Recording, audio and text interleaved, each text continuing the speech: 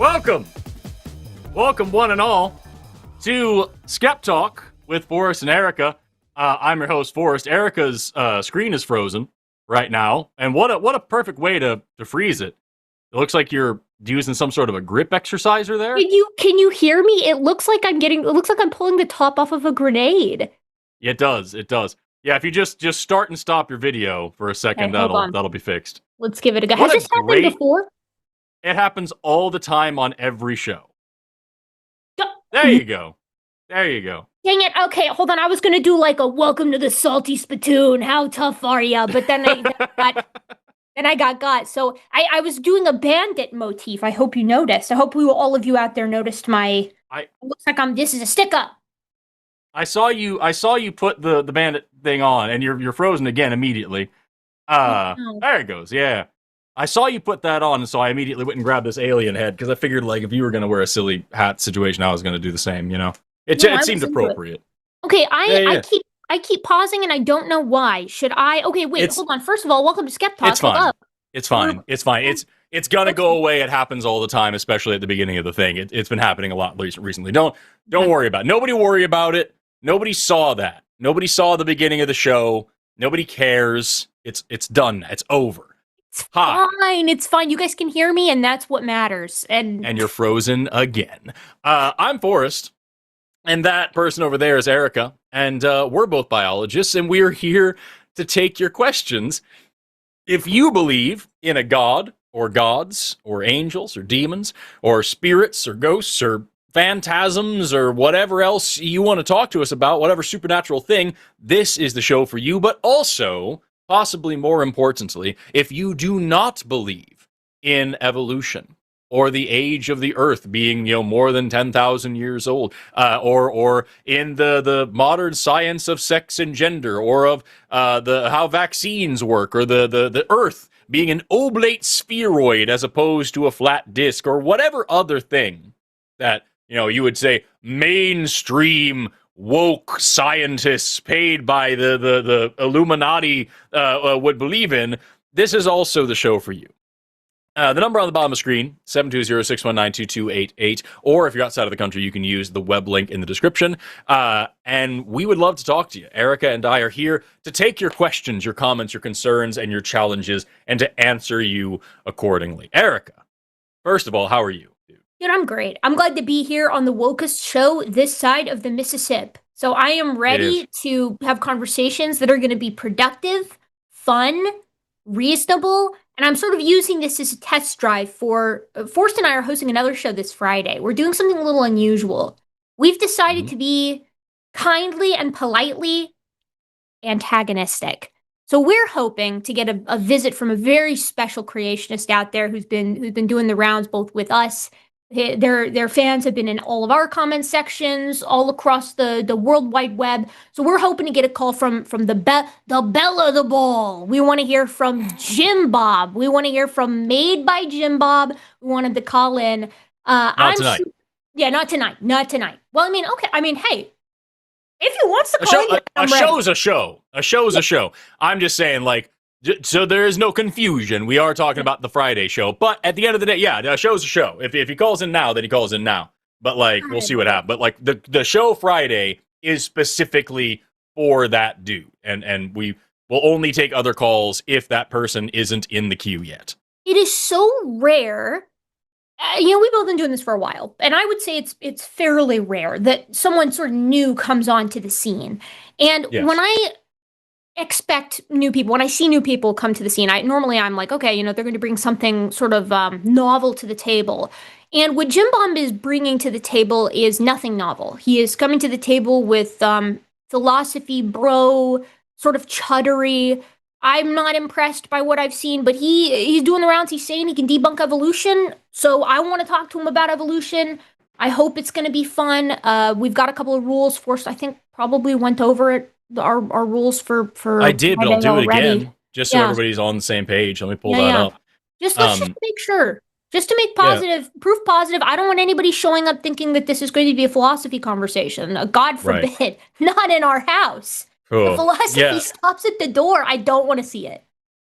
Yeah, so Jim Job, as Erika said, is a newer creator and has a fan base that is as toxic and obnoxious, so toxic and obnoxious that it kind of belies the size of his actual platform. For a smaller creator, good gravy. He's got some people who are real persistent at telling us that he can smoke us, and of course, a lot of his content is also based on the line. He watches our shows and he takes clips of our shows and he reacts to them and he calls the host slurs and drops a bunch of weird sexist and anti-Semitic lines here and there. It's whatever. And he is all of the phobics as usual, homophobic and transphobic and just shitty in general. And we were talking a little bit today, Erika and I, Erika made the insane choice to scroll through the man's Twitter.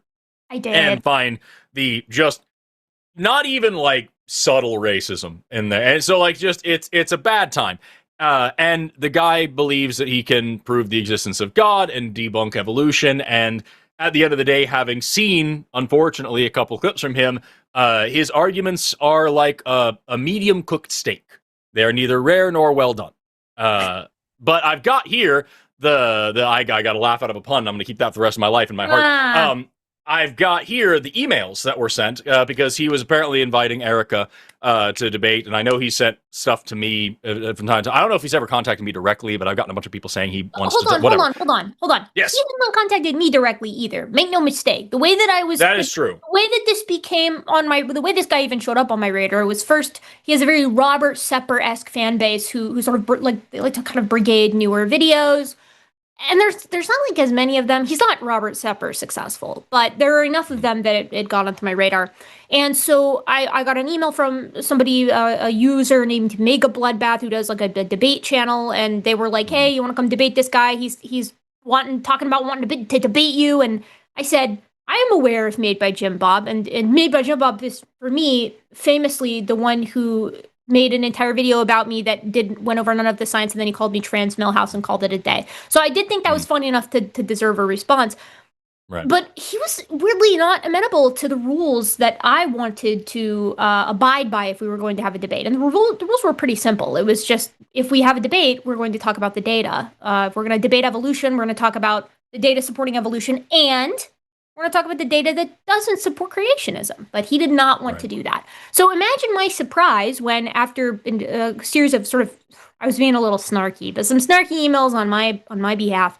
Imagine my surprise when just a few days ago he shows up in a stream with Professor Dave, with Dave Farina, talking about evolution. And so I thought to myself, surely he must have changed his mind. And so Forrest and I, we put our heads together. You know, our collective 8 neurons were rubbing together at a furious pace, and we decided that, well, if he's willing to talk evolution, we've got a platform. We can provide him an opportunity. Let's do it.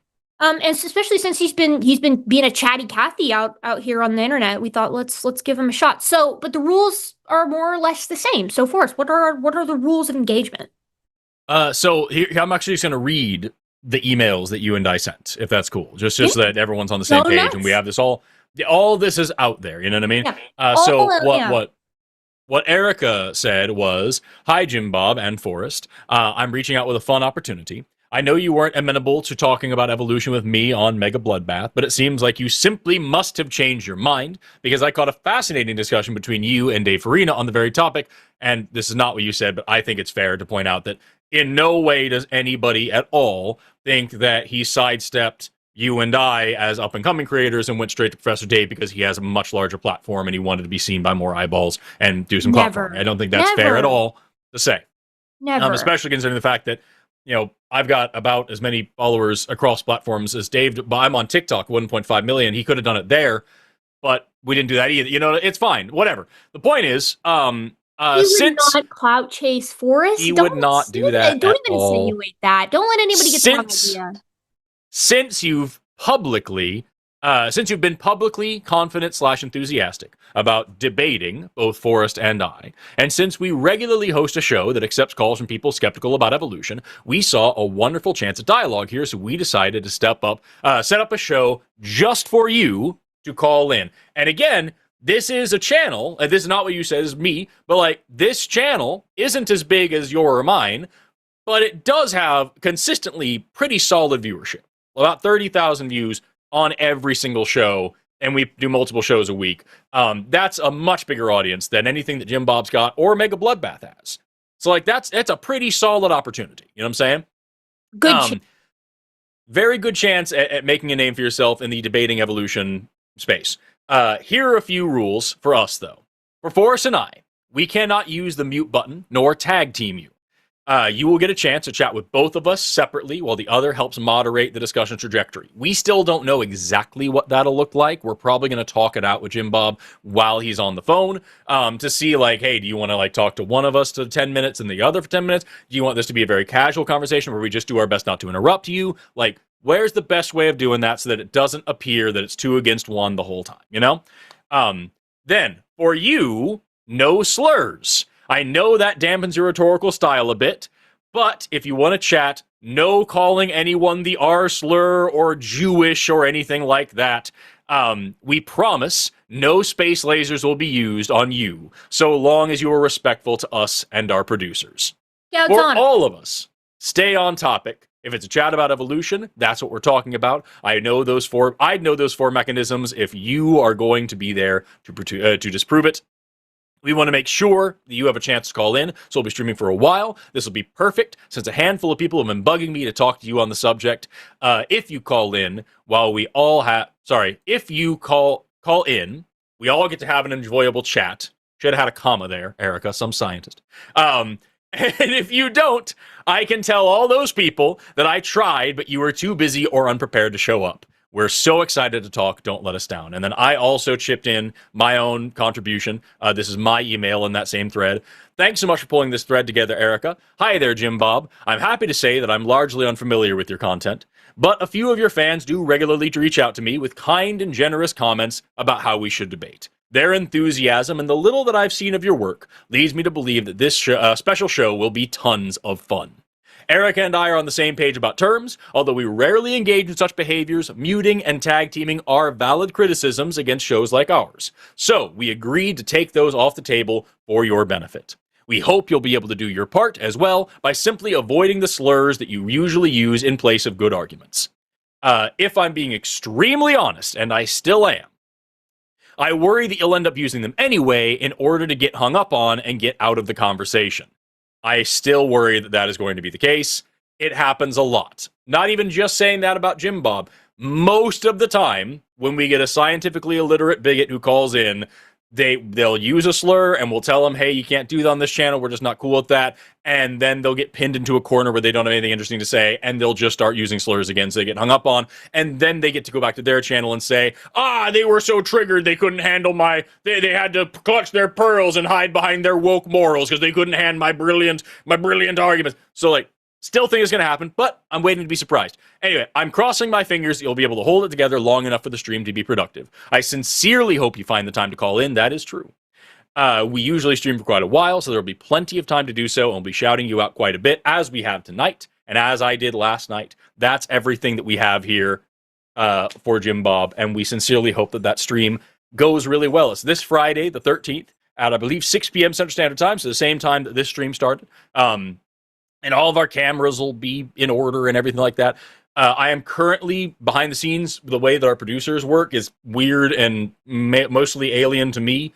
But I'm trying to figure out if we can do a 3-up instead of just the 2 hosts and then him on the phone. It would be kind of cool to get him in the middle. That too. Yeah, I would really like that to happen, but I don't know if that's possible. And so we're trying to figure that out right now. And it's just because the producers have their own magical way of doing things with vMix or whatever programming they're using. And I hear that it is a monumental pain in the ass to change things like that, even for just a special. So I don't know how that's going to work.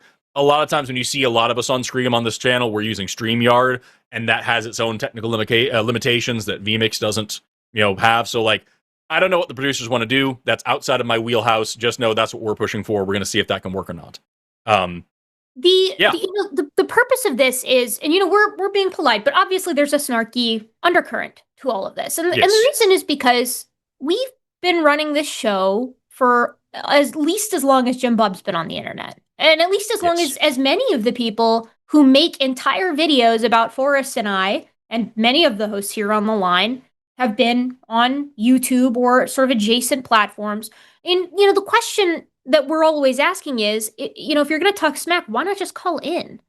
You know, why not Right. just call in and defend the perspective? And so this is sort of one of the first times that there has been sort of a concentrated, at least it feels more concentrated fan base for somebody saying that we won't debate, or that, you know, we don't have the guts to debate, or that we declined the opportunity. I had somebody who today in a comment section was like, we saw, this is what they said. They said, we saw the leaked DMs. I've never DM'd Jim Bob, so I guess they're talking about emails. I guess they're referring to the emails that Jim Bob maybe went over somewhere, which is fine. I wrote my Maybe. emails with the intent of showing everybody. That's why they're Yeah. sort of in my snarky, my characteristic I even snarky used stylings. my more or less throwaway business email and all that. I was glad you included that one and not the other ones, Yeah. No, with intent. just Um, in case.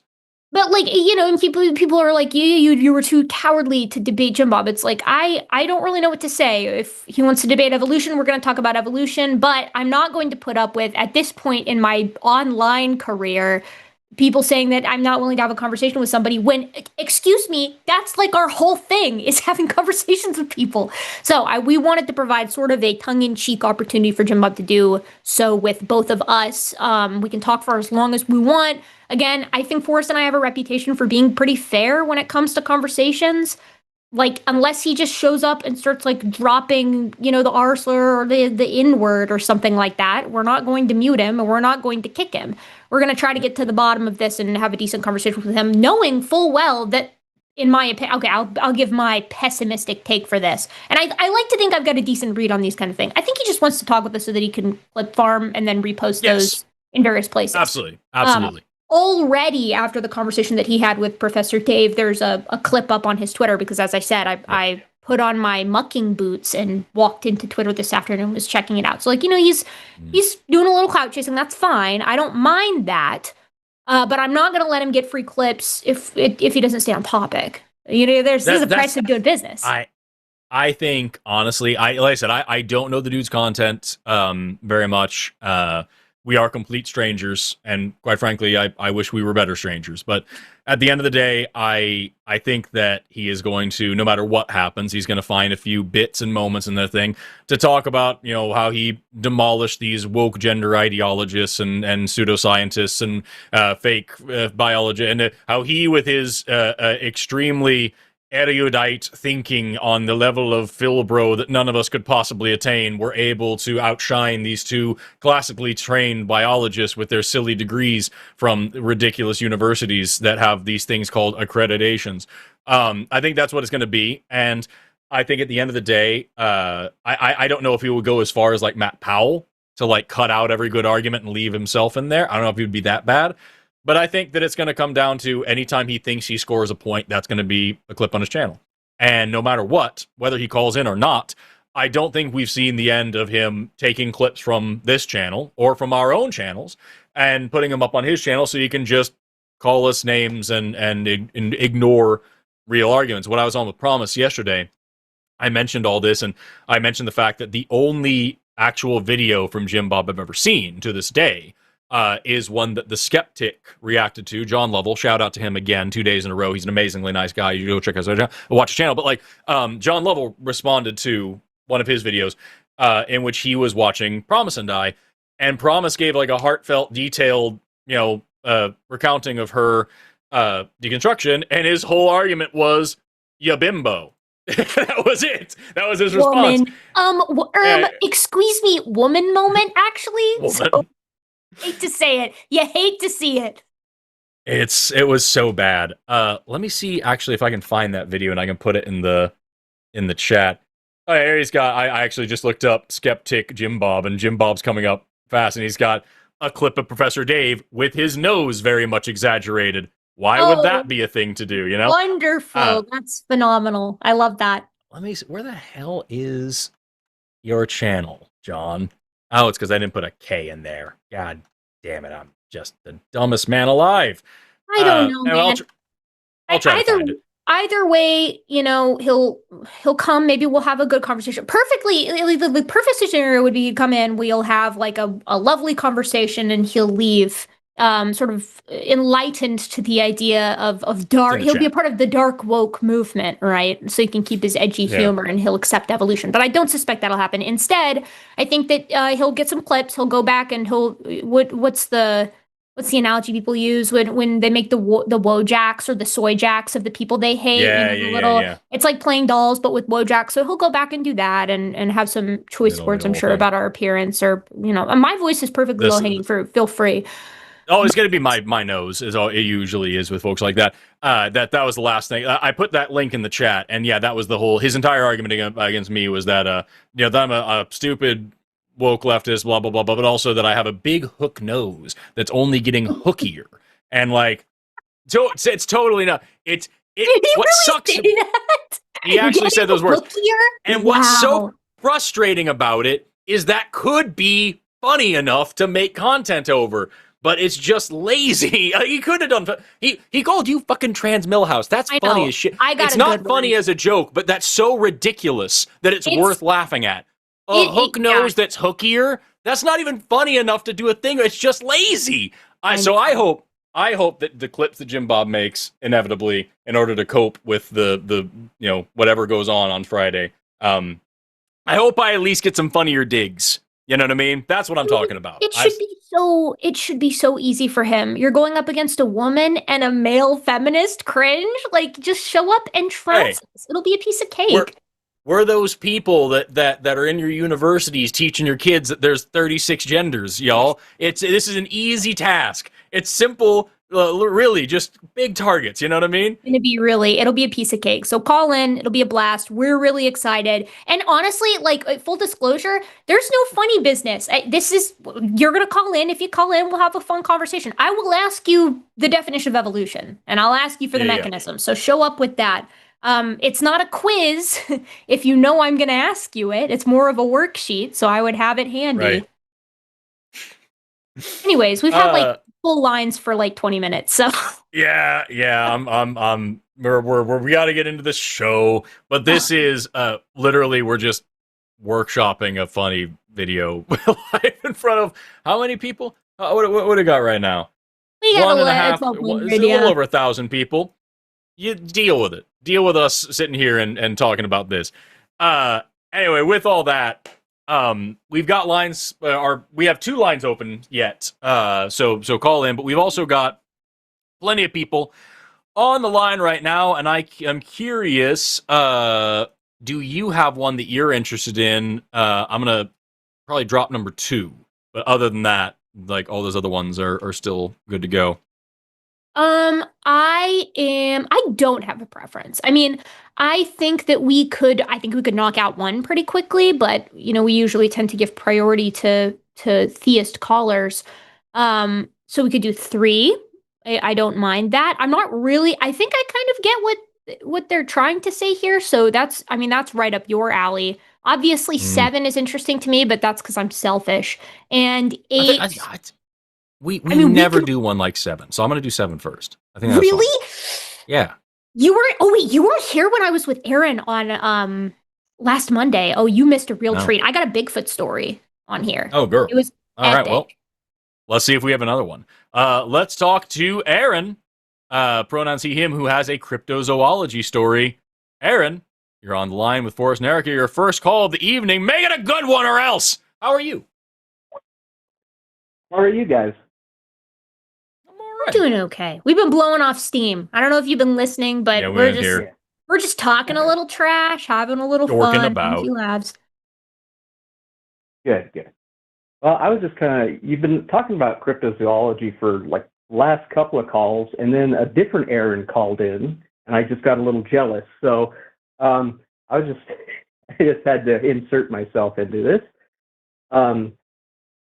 So I mean, I feel like there is a place in science for a multidiscipline thing that combines psychology and zoology, history, and cultural anthropology, where we can kind of look at these stories and maybe we're not always looking for an actual animal, but occasionally we come across one.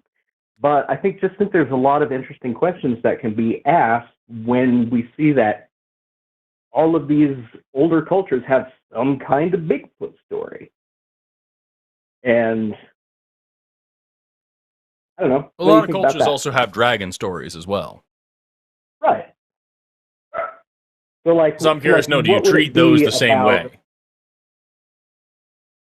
Yes, probably, because then you would be asking questions about what is it about these cultures and just people in general that makes them want to create dragons. Like, we're not necessarily going out there and looking for dragons. Maybe there's something that inspires it, like, Egyptians really revered the crocodiles, and they have crocodile gods. Anyway, we can make this as brief or as long as you want. I know you like to keep your streams really short. Yeah. I just... Yeah, so I mean, I have thoughts about that. I think that there's a lot of filling in the blanks that we tend to do when we look at cryptids from different mythologies of different cultures, right? I think a lot of times the sort of every culture has a dragon story, every culture has, a Bigfoot, etc. That's sort of us looking at mythical creatures that don't exist, and if there's even remotely a scaly component, we're like, oh, that's their dragon story. Because when you break it down and you look at what an Asian lung dragon looks like versus what a European dragon looks like, they're very different hypothetical animals. One has 6 limbs and breathes fire, and the other looks like a snake with a bunch of different body parts from a bunch of different animals and flies and lives in the river and stuff like that. So I mean, we tend to connect the dots, I think. I think the same is true with hominids or like big hairy ape men style things in a lot of different cultures. I think that we do the legwork there and then step back and say, wow, there seems to be a sort of wild man or wild woman motif or archetype that spans across a lot of different cultures. I don't think that necessarily speaks to, I mean, I think it doesn't, unfortunately, as much as I hate to say it, it doesn't speak to the reality of the creatures because, as Forrest said, I mean, we could sit here and talk about how multiple cultures have trickster gods. That doesn't mean that trickster gods are real, or like human animal hybrids, like a minotaur, or like Anubis or whatever. That doesn't mean that those guys are real either. I do think there's something interesting to be said for like a cultural reason as to why that might be. Like, why do we as humans converge on similar archetypes? I would say probably because there's so many of us and we've been around for so long, and there's convergence in the worlds that we live in. So there's apes and primates that live in human areas all over the place. So naturally, we make up stories about that. We make up stories about tigers and about crocodiles and about great floods because those were part of the worlds that we've lived in for so long. I don't think I think that it speaks to more of a shared experience that is then exaggerated independently rather than maybe necessarily a sort of a Jungian collective unconscious or something like that, or the reality of these things as real creatures. So I think it can be a little bit of everything. Aaron, I have to confess, I was hoping you were calling in with a cryptid story that you experienced because those are my favorite. Do you by chance, have you ever seen? I'm sorry. So, no, dang. So I have seen a lot of very strange things, but I'm also a scientist, and so I'm less inclined to go for the fantastical because I do have a very strange experience where I was play stalked by a coyote, and there was something very wrong with it. It was either sick or injured or a combination of these things. And if I was more inclined, I could very easily have turned this into a skinwalker story. Right. Yeah. But again, I'm leaning more towards the fact that these are going to have logical explanations, because if you're just out in the wilderness a lot, you just see weird shit all the time. And you can explain it, or you can just shrug your shoulders and go, I don't know. There's nothing wrong with looking at something weird and saying, no thanks, I'm good. Like, that's weird, and I'm gonna go over here instead because it could be something scary that is explicable but still scary. I mean, still, I like your coyote story. I think that's pretty cool. Yeah, I'm sorry. I thought this was going to be more interesting, but I'll just it was let super you guys interesting. get on more. It was super interesting. I think it was very interesting. Any excuse that I have to bring up a cryptid is a good day by me. So thank you for that, Aaron. I appreciate it. Okay. I was just I would really love to talk about this kind of stuff, but then I always forget that I'm socially awkward and You're doing great. probably. So okay, all right. But just before I go, Forrest, Yes. can you do something for me? If you have a bad day, just try it out, see how you like it. Why would you wish that upon a man? That's like a hex. You just hexed him. He does not like that. Don't hex me, bro. You're scaring him. Okay. You're scaring him. All right. Thank you. All right. Take care of yourself, Aaron. Bye-bye. What looks good? Okay, wait, actually, Forrest, have you ever had a weird experience? Have you ever had like a, oh, that was spooky, I don't know what that was, kind of funky type of experience? Nothing worth writing home about. Like, the thing is, like, if you go out and, like, I remember one time, like, my wife called me. She was driving home. We were still dating at the time, and it was middle of the night driving down the road. And she's like, I just saw this crazy thing. It was on 4 legs, but it was like mostly hairless and it had like this really long face and these teeth that were all weird. And it just like scrambled out at me. I didn't look like anything. And it's like, okay, was it a skinwalker or a chupacabra? Or was it a coyote with severe demodectic mange? Yeah. You know, like, what's going on? It's the same thing with, like, I had a million experiences when I was a kid of what I thought were ghosts. Probably just me getting a vibe or the air hitting me weird or whatever like that. Or, you know, if I have, real hiccupy right now, weird, unexplainable experiences in my house. One of the examples that I frequently give when people give me ghost stories on this channel is that right behind this wall, there's a hallway. And I've got a door on this side, and when I walk down that narrow hallway, the air pressure changes, and it slams that door behind me if it's just right. Like, if the door's already kind of closed, it just knocks it closed, and it's loud. And if I didn't understand fluid dynamics, air pressure, whatever, I would think that there was somebody back there slamming that door. There was a ghost, somebody living in this house wanting to scare me away, and something else. And so, yeah, I don't have anything interesting to say about inexplicable cryptid experiences that I can't reason my own way out of. It just doesn't happen.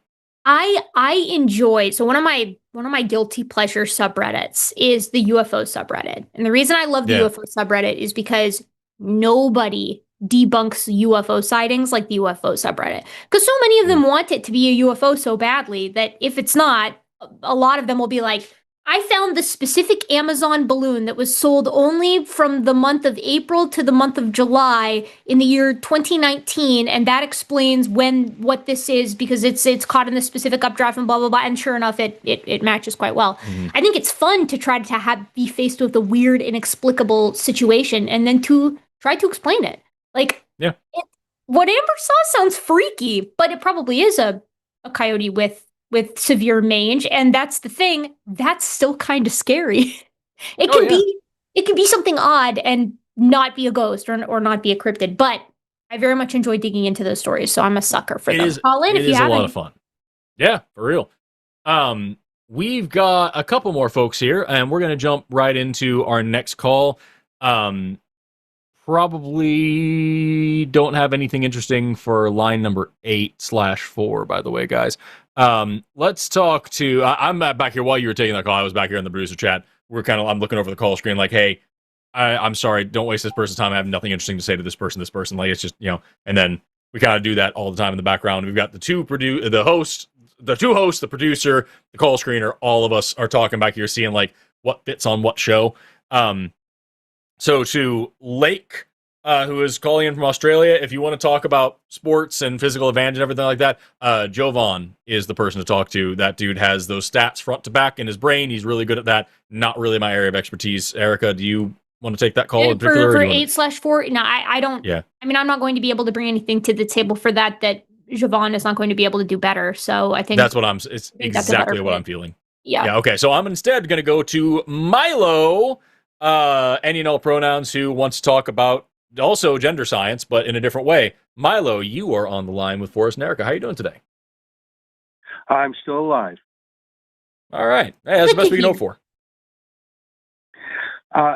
So I may just totally be misunderstanding. So could you give me a summary of the scientific version of gender?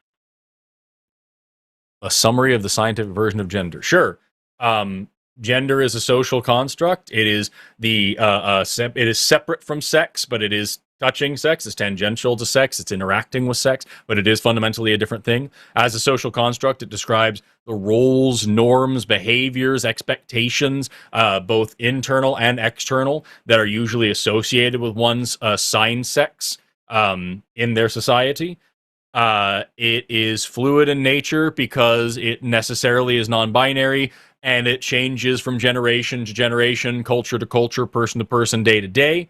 It is deeply personal, and it's the way that it manifests, and therefore, just like sexuality, it's often difficult to find a way to describe one person's gender in a way that could accurately fit with another person's gender and have like one succinct word for it. It is historically more associated with socioeconomic status and power than it is really with sex, in terms of the way it's constructed and the way that it's interpreted and the way that it's used. And those are the major bullet points. I'm sure there's more, but like those are the long and short of it that I can think of, just off the top of my head, is like the rounded kind of overall holistic view of it. Okay, that seems very jingoistic to me. Okay, explain why. First, explain the word jingoistic, and then explain why it is that. Okay, so I don't have an exact definition of the jingoistic, but viewing the whole world from the view of the U.S. rather than recognizing that different cultures are just as valid and that kind of thing. So I just looked it up, and the definition that I've got is that it is a derogatory term describing extreme patriotism, especially in the form of aggressive, warlike foreign policy. The aggressive and proactive foreign policy, such as countries' advocacy for the use of threats or actual force. So it seems like aggressive ethnocentrism or aggressive nationalism is what you're describing. Is that what you're going for? Not quite as harsh as that. Same general okay, so what do you mean? But not that What harsh. do you mean specifically? That it's very much centered on the English language, especially as it's spoken in the U.S. Okay. More than half of all languages in the world have no gender. Okay. So the issue and is languages that we're not languages that do have gender. The most common combination is animate and inanimate genders. And then there's the groups where the animate genders are divided into masculine and feminine.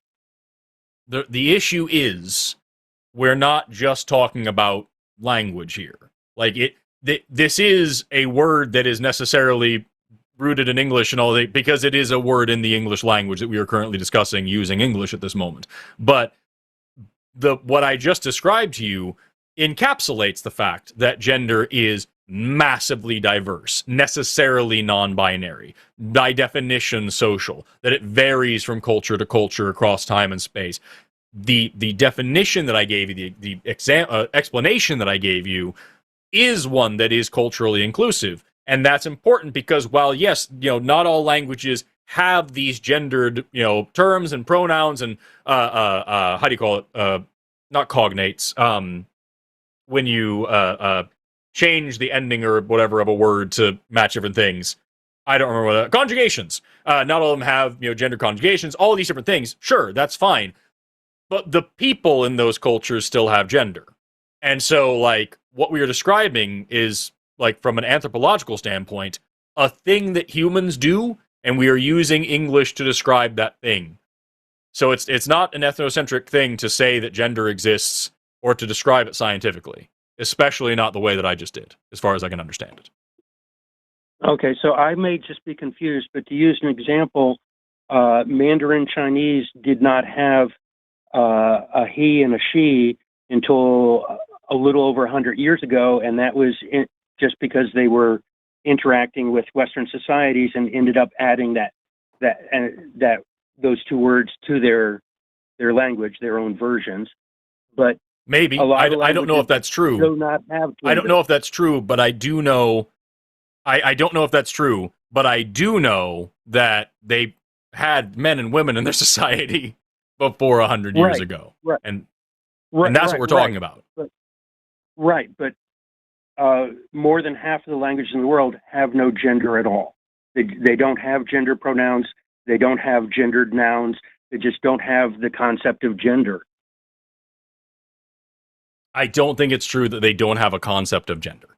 I think what you were describing back and forth here is them not having words for something or a specific linguistic like tool for something, as opposed to actually not having any concept of what that thing is. And those are very different claims. Forrest, can I ask Milo a question? Milo, Yeah, when please. you say they don't have gender, do you mean they don't have gendered nouns? Like they don't give a feminine or a masculine to That's what it sounds like. words? Or do you mean they don't have pronouns that are linked with a given gender expression?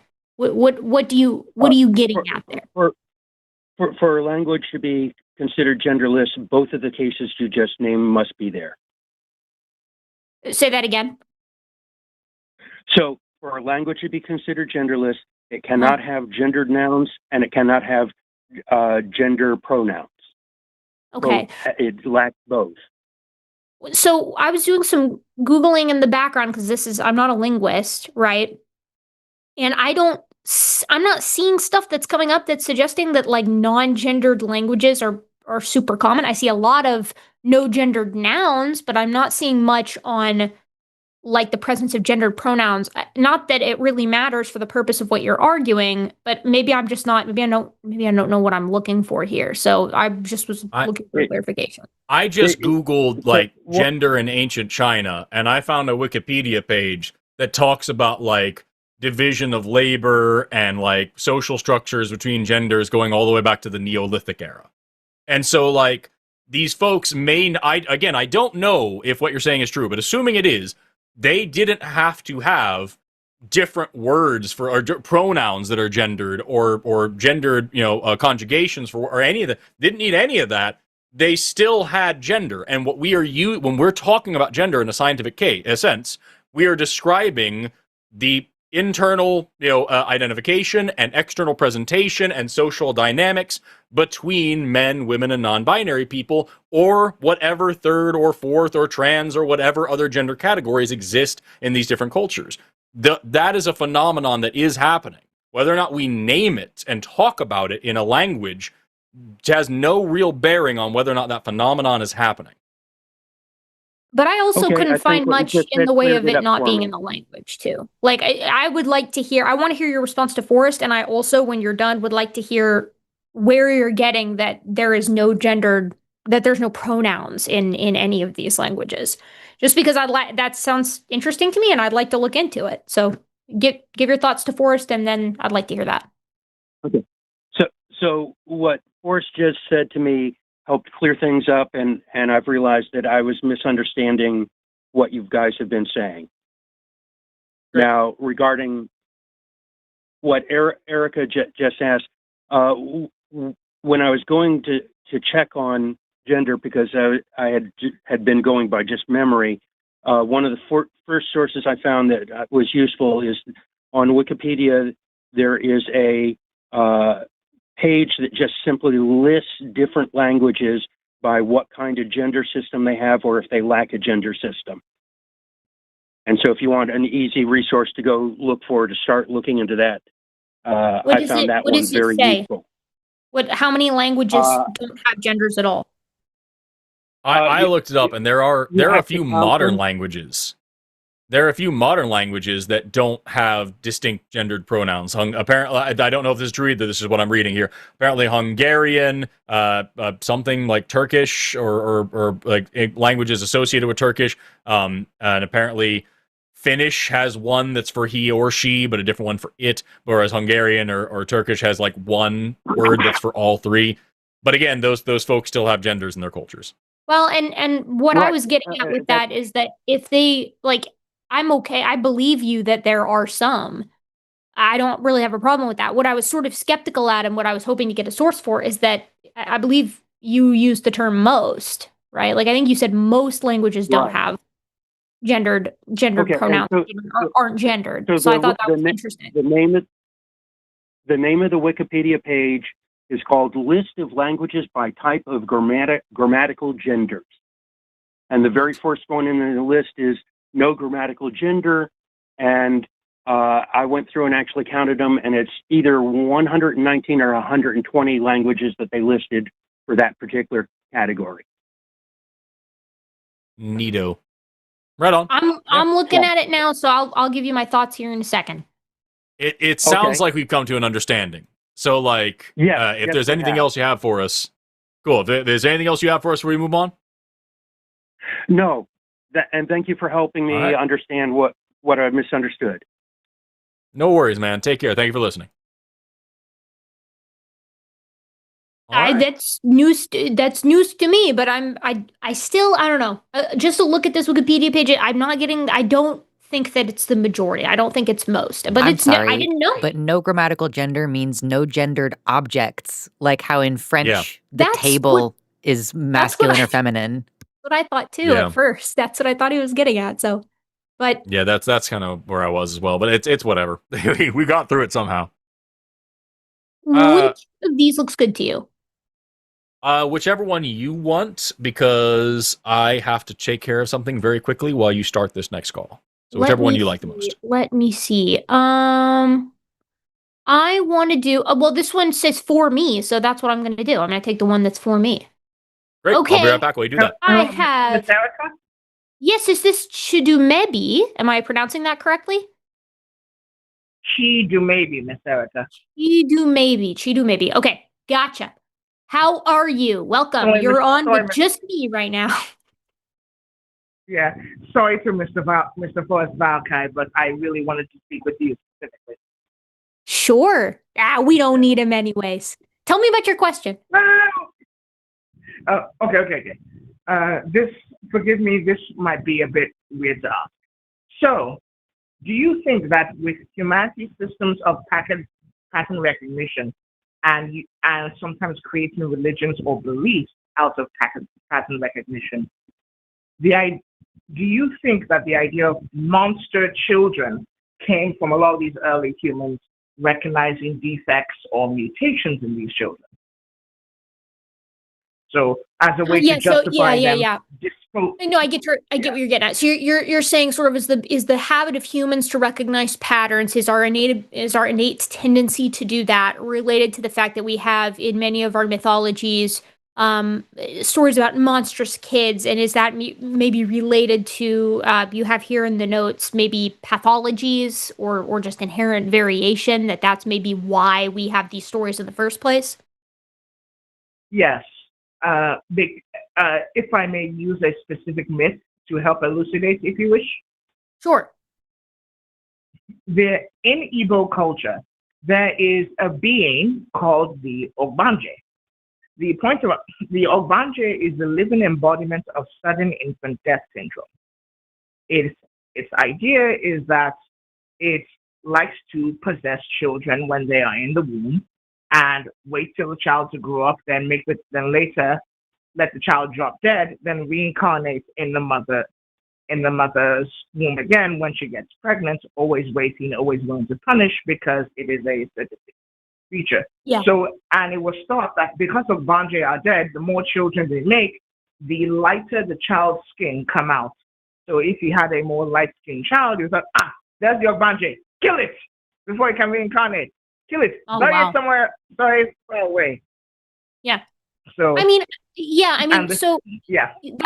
wouldn't be the first person to propose this, right? Like this, people have pitched before this idea that, and I think it makes intuitive sense that we as people, we try to make sense of the things that we don't understand, and that is especially the case when it has to do with stuff that's particularly scary. One of the most scary things that can happen is something happening to someone you love, right? Especially for a parent and their kid.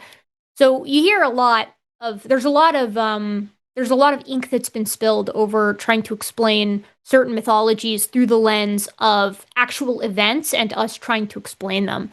So it wouldn't surprise me if, at least in some cases, that's true. right? From what you're saying here, that does make sense to me. Like, it makes sense that sudden infant death syndrome, which is something that's been around as long as infants have been around, that when that happens, because it feels so senseless, that people are trying to come up with a way to make sense of it, right? Especially within the context of their spirituality. So it wouldn't surprise me if this aspect of this mythology is trying to sort of parse out sudden infant death syndrome and take away some of its power, maybe by giving it a name. The one that I've heard too, and this I've only ever heard in passing, because this, I'm not a cultural anthropologist, so this some of this stuff is just stuff that I've heard secondhand. But birth defects, excuse me, birth marks. Usually, people say that they've been touched by something, or the gods have looked down poorly on them, or finely on them, or like changeling mythology. Some people have tried to link that to the autism spectrum, that kids start to when they exhibit characteristics that are found in various aspects of the autism spectrum, that because that is different from what parents are used to, that they try to make sense of that as their kid is aging and starting to exhibit some of these behaviors. And so that's where the changeling, I've heard this secondhand, but that's where like the changeling mythology comes from, that a fairy has basically taken the place of the child. I think there's a danger that's probably pretty obvious when you're playing around with that kind of stuff, because it starts to it pathologizes people, and at worst it can actually demonize them, right? If you're saying that an actual demon is responsible for the condition of a kid, or just a person in general, regardless of what that condition is, that can have some really nasty consequences down the line. But the vibe that I'm getting from you is that you're saying, this might just be an explanation for some aspects of our mythologies, and I think that probably has some merit. I'm not an expert enough in this subject to be able to say specifically which ones have roots in actual conditions or pathologies and which ones don't. But it wouldn't surprise me if many of them did. Oh, okay. Thank you. You answered my question thoroughly. I was debating whether to ask you this or a hominid-related question. No, But no. Here, you can ask me your hominin question too, since Forrest isn't back yet. Okay. So, with the recent papers showing that tool use might be older than genus Homo itself, that there might be a tool using Australopithecine, would you define tool use then as a human trait, or just an ape trait? That's a great question. So actually, this is fresh on my mind because I just finished a video today on Homo habilis, who's named, that name means the tool user, right? A man, the tool maker, the handy man. So back in the 1960s, really it was like 1959, before Homo habilis was discovered, right? We thought that tool use and tool manufacture, so tool manufacture and then use, was the thing that defined humans. For a really long time in paleoanthropology, we thought it was brain size, but then we started finding these really small-brained Homo erectus specimens and the Australopiths too, and so people were like, okay, well, probably it isn't brain size per se, but maybe it's what you're using your brain for. And so then we pivoted to saying, okay, it's tool use, specifically the making and manufacturing of stone tools. So Lewis and Mary Leakey in 1959 are bumming around in Tanzania, and they're looking at this place called Olduvai Gorge. And Olduvai Gorge is just producing tons of fossils and tons of stone tools. And Lewis and Mary look at this and they're like, okay, well, there must be a hominin here somewhere, right? Looking for hominins in Africa had only recently come into vogue because we'd been fighting tooth and nail to get people to see Africa as the origin for our lineage for a long time, but that was slow going because of, surprise, some pretty racist ideas in the United States and in the West in general. But people were finally looking there. So Luce and Mary are poking around and they find this like massive molar. And very shortly after, they find the remains of Paranthropus boisei, this super big-faced, big-toothed, massive sagittal crest, small-brained hominin that we now know as a cousin of ours, but not a member of our genus, not a member of genus Homo. So Lewis looks at this and he's like, no shot. Herbivore one. Sorry, say that again. The obligate herbivore one? Yes, the very same. Well, and there's probably some wiggle room there as well, because we now know Paranthropus probably used tools too. At Nyayanga, I think, is the site where we find stone tools associated with Paranthropus. But basically, Lewis and Mary looked at this thing and they were like, this is not the tool user. It can't be, because you have to have a big brain to be a tool user. Shortly after that, two things happened in the year 1960. So they discover in 1959 Paranthropus boisei and these stone tools, and then the very next year, two really big things happened that change a lot of our understanding of early genus Homo. The first is that we found Homo habilis. Homo habilis handyman. This was the one that Louis Leakey was like, okay, this is our tool maker. This is the guy that was making these tools because the brain was quite a bit bigger than what we saw with Paranthropus. The teeth were smaller, the jaws were smaller. This could feasibly be our tool maker, and that was a lot better to everybody than giving Paranthropus that mantle. But not so coincidentally, the second thing that happened is Louis gets this call from Jane Goodall in Gombe Stream National Park, and she's reporting on tool use in chimpanzees. And so Louis Leakey famously says, he's got this quote where he says, we need to redefine man, redefine chimp, or redefine tool, or accept chimpanzees as human. Because it's like, we found out that you can't define a hominin by its ability, or you can't define membership to genus Homo by tool use. So very shortly after that, we realized that the tool use isn't going to cut it because we started finding out that all of these animals use tools. And in fact, now we know that the animal kingdom is just rife with tool users. But we still held on to this idea that we're like, okay, well, but manufacture and use of stone tools in particular is still unique to humans because chimps use tools, but they don't like manufacture stone tools and then use them for a specific purpose. They use them for specific purpose, so they don't shape them. And then after the year 2000, at a site called Lamekwi in Eastern Africa, we found a new hominin called Kenyanthropus platyops, or some people just call it Lucy species or Australopithecus afarensis. And even more primitive stone tools than we'd ever found before. Basically something that bridges the gap between what chimps are doing now and what Homo habilis was doing.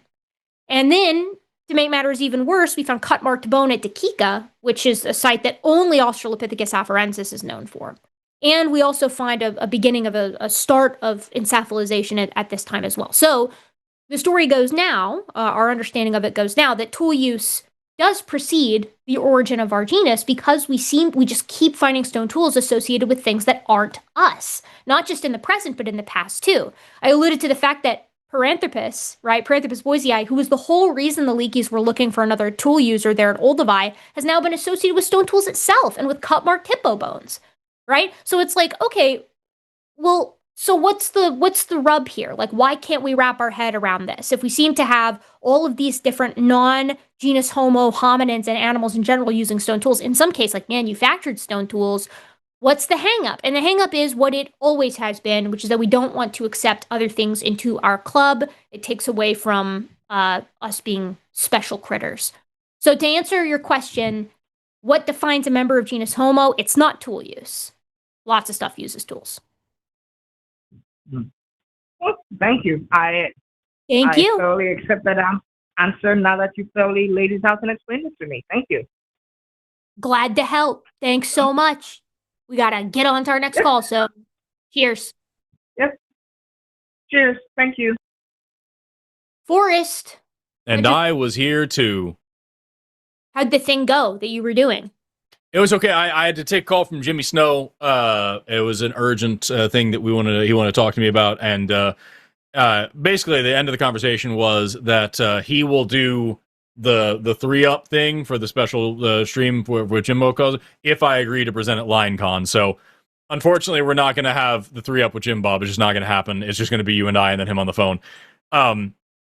Anyway, with that, let's talk to Chris. Pronouns them and they, calling in all the way from Poland, who wants to talk about evolutionary psychology. Chris, you're on the line with Forrest and Erika. How are you doing today? Hey, how are you guys? How are you, Erika? Forrest? We're doing well. How are you? I'm surviving. Yeah, story it's of the best my we can life. do. Story of my life. Yeah, exactly. So what do you want to talk about? Okay, before we get to that, I have like a few things I noted down listening to you guys right now, and to you, Forrest. Like the previous time or twice before you were on, there was this guy that called in arguing about the word theory and things like that, like theory versus scientific theory. Oh, Erika, you were there too. Sorry. I was there. No, I was there. How could I forget? Yes, yeah, exactly. And there's this thing in linguistics called morphology, like morphology, the study of words themselves and their internal structures, not important. But there's this thing called folk morphology, where people would use a morpheme or something incorrectly so frequently that it actually becomes quote unquote law. And like an example of this is the word hamburger and cheeseburger, because hamburger was a sandwich from Hamburg, and ER, like copy, and ER, like copier. So like Hamburg Salzburger and or ER, Wiener, like, yeah. Yeah, exactly. And folk morphology came in and detached ham and attached cheese. So hence you have cheeseburger and all the derivatives. But even if you think of it, a hamburger doesn't even have ham in it. So yeah, that's one thing It makes even less sense to say that. Yeah, exactly. It's just cool that something like folk morphology exists. And yeah, I think correcting and saying like net theory and scientific theory is the way to go. But at some point, it just may happen that the meaning will change, and it's just not even an inherent thing regarding languages, but it's rather an inherent human thing more than anything. So yeah, that's one thing I wanted to say, and I wanted also regarding monster kids and things like that. Erika, you mentioned changelings, so yeah, that's the thing that came to my mind. Also, there's also this thing with people who had some not even regarding kids, but had some afflictions, like for example, and there are quite famous burial grounds here in Poland regarding quote unquote monsters. If you were an anemic ginger woman, you wouldn't make it to adulthood, basically, because why would you? And there are these burials where you have, for example, a sickle placed on top of a dead person's neck, because should they rise from the dead, they would cut Just their in throat case. and remain Yeah, dead. just in case. So yeah, exactly. So those are cool things also. So yeah, and the main things I wanted to talk about, or rather ask you guys, is I'm sorry, I have notes that I've been collecting for some time now, and okay, yeah. Erika, more for you. Do we have do we have any like proof or something that would indicate things like addiction or depression or things like that among other apes? Like I don't know. I heard at some point that there was research, rather experiments on chimps, that one was nurtured and the other one was not, and the one that wasn't nurtured had more greater inclinations towards substances or something like that. I don't know if that's if I recall correctly or not. But do we have actual? Yeah, sorry.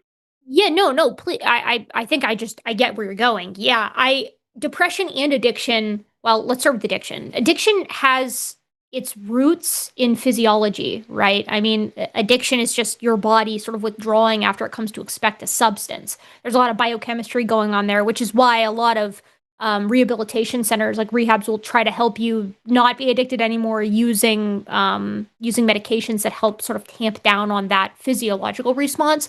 So because of that, yeah, other critters can get addicted. The saddest and also kind of morbidly funniest, I guess, is that there's a chimpanzee who's famous I think they're in North Korea for being a smoker. They smoke. They can light up and they smoke. And this has been a known thing for quite some time now. You can find videos and they are not AI. They're actually older videos of this chimpanzee smoking. I'm sure he's going to have respiratory issues, or she. or they. I don't know the chimp's gender expression, but they are addicted to nicotine, just as we get addicted to nicotine.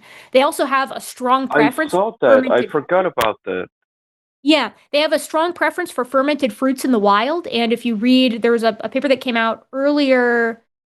I think it was early. No, you know what? I think it was late last year, like just in December. I think November or December, on chimpanzee preference for fermented fruits, where they essentially eat the equivalent of 2 alcoholic drinks, like in fermented fruits. The specific study population was per day, which is like that's crazy, but you have to imagine that if you're living in the wild, fermented fruits are really energy dense. So they're sort of working that off. It explains why we have a predilection for fermented fruits, though, too, because they're sweet, so they're energy packed. But these guys also get a little drunk, and they get addicted to that feeling because it feels kind of good to be a little drunk sometimes. So, yeah, addictive behavior is in other critters, is in other primates for sure. You can actually, there's some sad videos from St. Kitts of vervet monkeys, because there are some vervet monkeys. Actually, they might be grivets. They're Chlorocebus, that's their genus, but they're this old world monkey that is invasive on St. Kitts in the Caribbean. And some of them are addicted to like stealing tourists' alcoholic drinks and getting like hammered on the beach. So they exhibit alcoholic behaviors for sure. Darwin even brought up a specific case of a baboon that was addicted to alcohol in Descent of Man, which is funny to me. I think it was Descent of Man. But anyway, so addiction, check. Depression, absolutely. The easiest way to see depression, you don't even have to go to primates. You can just watch your dog when you leave, or you can watch your dog when another family pet has died. They exhibit behaviors that are neurologically, physiologically, and behaviorally identical to depression in humans. Or you can look at grief and depression behavior in mothers that have lost their offspring, who will, in the case of some cetaceans, they'll nose around their dead calves for weeks because they can't let go, right? I mean, that's a lot of these behaviors are super, super familiar and just go to show how deep the roots for these feelings are in us, because they're just so commonplace as long as we know where to look. Does that answer your question? Yes, it does. Very much awesome. So. Thank you Sweet. For that. Hey, I'm glad. I have just 2 more questions. One is really quick and short. The other may be a little bit packed.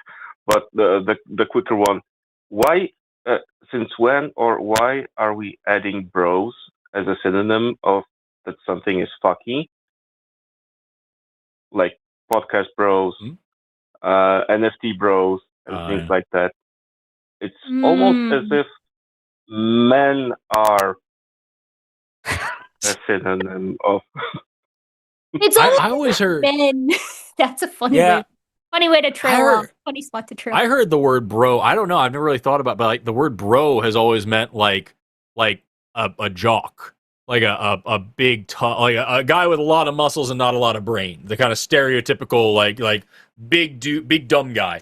And then I heard that incorporated into like science bro or bro science, which is when you have those dudes who try to cosplay as physiologists while telling you, you gotta chug enough blah blah blah to get your gains up, and you avoid seed oils because they're gonna cause you, and if you eat soy, it's gonna create estrogen and make you more feminine, and blah. That kind of like, it's bro science. It's not real actual science, just what some gym bro said. And then that kind of started spreading from there. Again, this is just my experience, the way that I've been exposed to these things. It then spread from there to be anytime anybody is seriously underdeveloped in a certain area of expertise and yet claims great expertise in it, especially to go against mainstream academic opinions, they are that kind of bro. That's where I've seen it. But I don't know. There may be more to it than that. There's but a I think at the end of the day, men are just terrible. That is the lesson here. There's a feminine version too, right? The like the MLM ladies that you're like a hun or something. Like there's a term for it. I've never heard hun, but I know that is the stereotype. It's like, hey, here's a white woman who is telling me that germ theory is wrong. I'll bet $1 million that I can check her bio and there will be a link for supplements. Guarantee it. Yeah. You know what I mean? Just lest the boys feel like they're getting, because I know we're awfully mean to men and they have it very hard these days. So lest they feel like we're playing favorites, the most ladies, depressed group in America, white men. The ladies aren't getting off scot-free. Yeah, but I still think the majority are men, are bros. Yeah. Oh yeah, You said it, not me. the ones that are the loudest in my comment section certainly are. Yeah. Okay. Another thing that came to just now came to my mind regarding gendered languages and things like that. English also has like or had it disappeared or is just somewhere hidden deep under the surface. Don't really remember. But Old English, as a Germanic language, had all the gender declensions and conjugations and whatnot. It had a masculine, a feminine, and a neuter. Also, just like Polish still has it, also has gendered nouns and verbs and everything in between. There's masculine, feminine, and there's neuter also. So yeah, it just popped into my head right now. And the last thing, the meat, so to speak, is evolutionary psychology a thing, or is it just something for the because the only way I've come across this is from like Peterson-esque or other podcast bros trying to justify that men should be or are naturally attracted to young, fertile women and things like that. So that's the only thing I've come across. And I started thinking, is this really a thing? Is evolutionary psychology a thing? And what does it exactly study? What does it entail? And yeah, that's basically my question. So, evolutionary psychology is a thing. It is a subfield of psychology that is trying to understand the ultimate biological reasons behind human behaviors.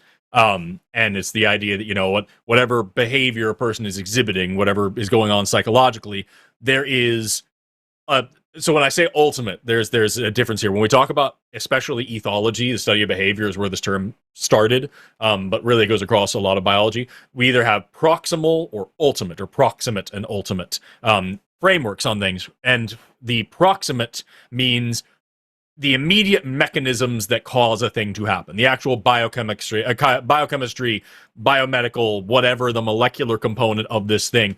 This molecule, this organ, this hormone, this whatever, does this thing, and that causes this response. That's a proximal thing, is the mechanistic side. The ultimate side is the adaptive side, the evolutionary side. Why does this trait exist in the first place? Why is this characteristic here? What is its purpose in the long term? What benefit does it confer? What does it help abate? What danger? Whatever. So when we're talking about biology and we're talking about why things are happening, there's a proximate side and ultimate side. Evolutionary psychology is the ultimate side, where we're looking at, okay, every single bit of our behavior could potentially be boiled down to a genetic component, and saying, well, millions of years ago, all the way up to maybe a couple 100,000 years ago, this kind of thing was advantageous, and so now that behavior in our social context expresses itself as, I get more work done at this time of night than that time of night, and I don't like to do dishes on Sundays, or whatever other neuroses you have. You know what I mean? As far as I know, it's not a diagnostic thing. It's not like something that's used for like psychiatry or for like psychoanalyzing somebody. It's really just like understanding where our behaviors come from in the first place. What's tricky about it is that it is absurdly difficult to tie especially a human behavior into a gene, because you can't do like knockout experiments or transgenic experiments or anything like that on humans. It's really, really difficult to do, and a lot of the times you'll find people who are kind of satisfied with just showing probable links, and you have, for the lack of a better word, I hate this phrasing, but like a very theoretical approach to it. And the other issue is that it's because psychology isn't this thing in a bottle. We're talking about our social behaviors, we're talking about mate choice, we're talking about kin selection, we're talking about altruism, we're talking about all the weird things that humans do that are really difficult to look at in the broad context of all of biology, it makes finding that experimental correspondence between like the observations we see and the expectations that we can set with this field really, really, really, really critically important. And that's where they're at right now. It's just finding those correlations and finding like what that actually means when we're talking about things like what do people look for in a partner or how do people go to work in the morning. The key that you're talking about here is that, yes, there are a lot of, cycling it all the way back now, psych bros out there who will take that and apply their misunderstandings of evolution into their misunderstandings of psychology. And what they come up with is a pseudoscientific justification for their cultural and sexual preferences. And it just becomes this thing of, well, you know, I know in biology that there's the problem of sex, that there's a mismatch between the energetic investment between male gametes and female gametes. That's the and so there's this used to. Yes. And so there's this reproductive disparity here in terms of energy, and therefore there is evolutionary, reason for females to be choosier, and that's where we get like different kinds of sexual selection patterns. And so now I'm going to apply that to my bullshit sexist Eurocentric framework and say that if a woman has a high body count, she's evolutionarily not advantageous anymore. As if that would matter if it was the case, but it's also not the fucking case. And now I can devalue women and call women whores and all these different things because I don't understand biology and I don't understand psychology and I hate women. And now I feel justified in doing that. And that's what it ends up being a lot. Or basic cause and effect, right? So the word for what Forrest was talking about just then, and I this is on the tip of my tongue because it's in my dissertation, is called anisogamy, which is like the differential energy investment in gametes, which reflects typically along sex lines in ecology, right? So females have to be choosy because it's expensive to make an egg and it's expensive to have babies, and so you usually see the RK selection diverge here, where females will be like, okay, either I'll have an absolute shit ton of babies and invest in none of them, or have a couple or even one baby and really, really invest in them so they survive and pass my genes on. Of course, a lot of times these psych bros will leave out the other side of the coin, which, they like to talk about how, females are very disadvantaged in this whole deal, and that's why the body count thing reflects on them morally. But they rarely talk about how the other side of the coin is this aspect from evolution, which is that it's guaranteed parentage, which is a huge boon. If you can guarantee the offspring are yours, that's massive. So there's pros and cons to either evolutionary strategy. But as Forrest also pointed out, this is the kind of like ecology that we use on critters in the wild. We aren't exactly living under those conditions anymore. The entire reason why females tend to be choosy, and again, we're making generalizations here, in the wild is because there's that risk of investment. You don't want to be, stuck holding the bag with a bunch of kids with a male that wasn't very, fit or healthy or whatever, because then you're putting in a lot of effort for kids that might die, and that's going to take a lot out of you. But we have this wonderful thing called free will and choice and also birth control, which means that a lot of those consequences can be alleviated in modern human populations, which absolutely does away with this logic and its application to humans. Lots of stuff still applies to humans, and certainly there is an evolutionary basis for aspects of our psychology and psychiatry, obviously. The question is, where is that actually at play, and where's the utility in it? Because even if you can make these large-scale generalizations, and I'm sure you can, using them as the rule will not work in biology, and you can just put that across biology. That's the tagline for biology. There's exceptions, right? Always, always, always. So never apply these bullshit generalizations to individual people, even if they have wonderful support for them, which most of them don't in evolutionary psychology. For sure. Cool. Does that make sense? Okay. Yes, it does. It makes perfect sense, and it does clarify things a lot, actually. Okay, just one more thing. Two more things. I'm sorry. I'm taking a lot of your time, but you're fine. Shout out to the person in chat. Shout out to the person who chat who just quoted me. I don't understand biology and I don't understand psychology and I hate women. Forrest Valkai 2026. Damn, they got him. They got you dead to rights. They got you dead to rights, dude. Miserable. Canceled. Yeah, that's gonna get clipped. That's gonna get clipped. I'm sorry. It was all a ruse. It was all my plan to destroy my reputation among the woke feminist community. Exactly. You can forget your woke privilege. There's already people going in trying to take away your woke passport, and I'm not even sorry about that. I have no choice but to become a right-wing grifter. We are Charlie Kirk, y'all. Yeah, it's exactly. God, you're gonna be so rich. Exactly. You're gonna get so rich, Forrest. It's actually insane how rich you're about to get. It is sad how real that is. Anyway, Chris, what's going on? What's the next thing? There's unused potential when it comes to the logo of Valkai Labs, because if you put Valkai on top and Labs at the bottom, you can use the A to make it like long and phallic and go across both words. So that's unused potential in that. Yeah. I've got my logo on the wall over here, and I'm looking at it. I can see I could stretch that. Yeah. I saw it. I saw it at some point, like just when you set it up, and I was immediately like, "You missed it. You missed the perfect opportunity to express your inner 12-year-old boy." But yeah, I'm usually so good about that. Yeah. And okay, and this is, I won't promise, but this is the last thing. Every time I read something about biology, I hear, Forrest, your fucking voice, you son of a bitch, you ruined biology forever for me. And yeah. I hate that. Not only do I have to listen to my own voice. I hate that for you, Forrest.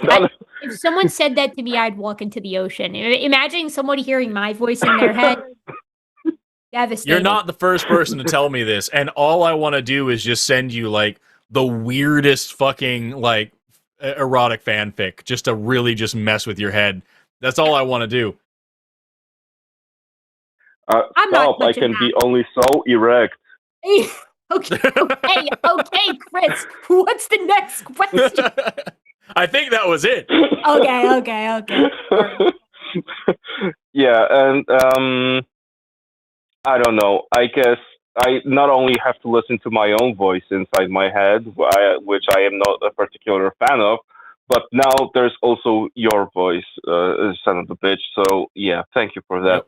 Okay, I won't be taking up more of your time. I think I've covered what I wanted to talk. I wanted to hear your thoughts on at this point. Thank you so much for having me.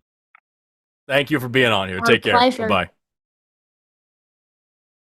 Our extreme pleasure, as I now read for you, Sonic the Hedgehog and Harry Potter crossover erotica. No, dude, you did not pull that up. We could do that as a fundraiser. You know what I mean? I read the whole thing, and then Sonic, with lightning fast speed, traced the outline of his scar with his sultry fingers and gloved hand. Now, this goes to show just how not online Forrest is compared to me, because I know that any porn or erotica involving Sonic is going to have an inflation aspect to it. That's just how it goes. That's just the way the world works. Sonic's going to trip and fall on a bike pump and then get inflated to the size of a blimp. Yeah. And then Harry Potter will, I don't know, have to expelliarmus his prostate until he fucking deflates somehow. Yes. Something like that. Absolutely. And we'll leave that to the experts. You know those feet are sweaty in those shoes, and we're going to be talking about it. Oh. You know what I mean? And they're detailed. You can always tell, as somebody who is an ex-member of the art community, when I was in high school and I still did cartoons, and I still had an idea that maybe I was going to do something art-related, you can always tell where an artist is making their money depending on the details of the foot. If the foot has, like, every curve and crease, And the nails are wonderful. You can see the cuticle on those bad boys. You know this person is wealthy. You know that they are living in LA, that they've got a ton of money, that they've got a beautiful, beautiful apartment complex. They're living large. They're going on vacations. They are making more money than I will ever see. You can clock that right away. There was this person on TikTok. I wish I could remember who they were because their video, they made one video a few times and it was just fantastic. They were an animator. They were a cartoonist and they like made really good art. Like they would make like fan art of like different characters. And it was really good. And then they'd make this video of like this like dark creeping like satanic music behind them. And it's like, you know what you have to do. You'll be so rich. Just pick up the pen. Do what you know what must be done. You can't afford groceries. Here it is. And they're like, no. It's just so good. The furry community single-handedly did away with the starving artist excuse because they could all be richer than any of us if they wanted to. I truly do believe that. I have seen some of the price tags on some of these pieces, and I'm just saying, man, it's your calling. There's an audience out there for everything. There's something for it. By the way, 2 quick things before we move on to the next call. No, 3 quick things, just tangents, really quickly. Number 1, because it all has to do with that last call. Anisogamy? You fucking psychopath? That's between that and niche, I don't know if we can be friends anymore. Wait, what do you say? What is either anisogamy or anisogamy? Anisogamy. Anisogamy. Not equal. And a hard I too. Yes, anisogamy. Yeah, because it's an as in not. Yeah, yes. ISO, like meaning equal. Right. Gammy, and then gammy, or gammy. Gammy. Because you have iso. You have isogamic, and then anisogamic, but anisogamic was what you. That's you put the emphasis on the sog. I don't know what to tell you. I learned these from other people. Wild pronunciation with other folks. This is just what it is. Hey, how do you say? Oh wait, hold on. How do you? Wait, let me. Yeah. I don't want to ruin it, so I have to spell it. Shite. Hold on.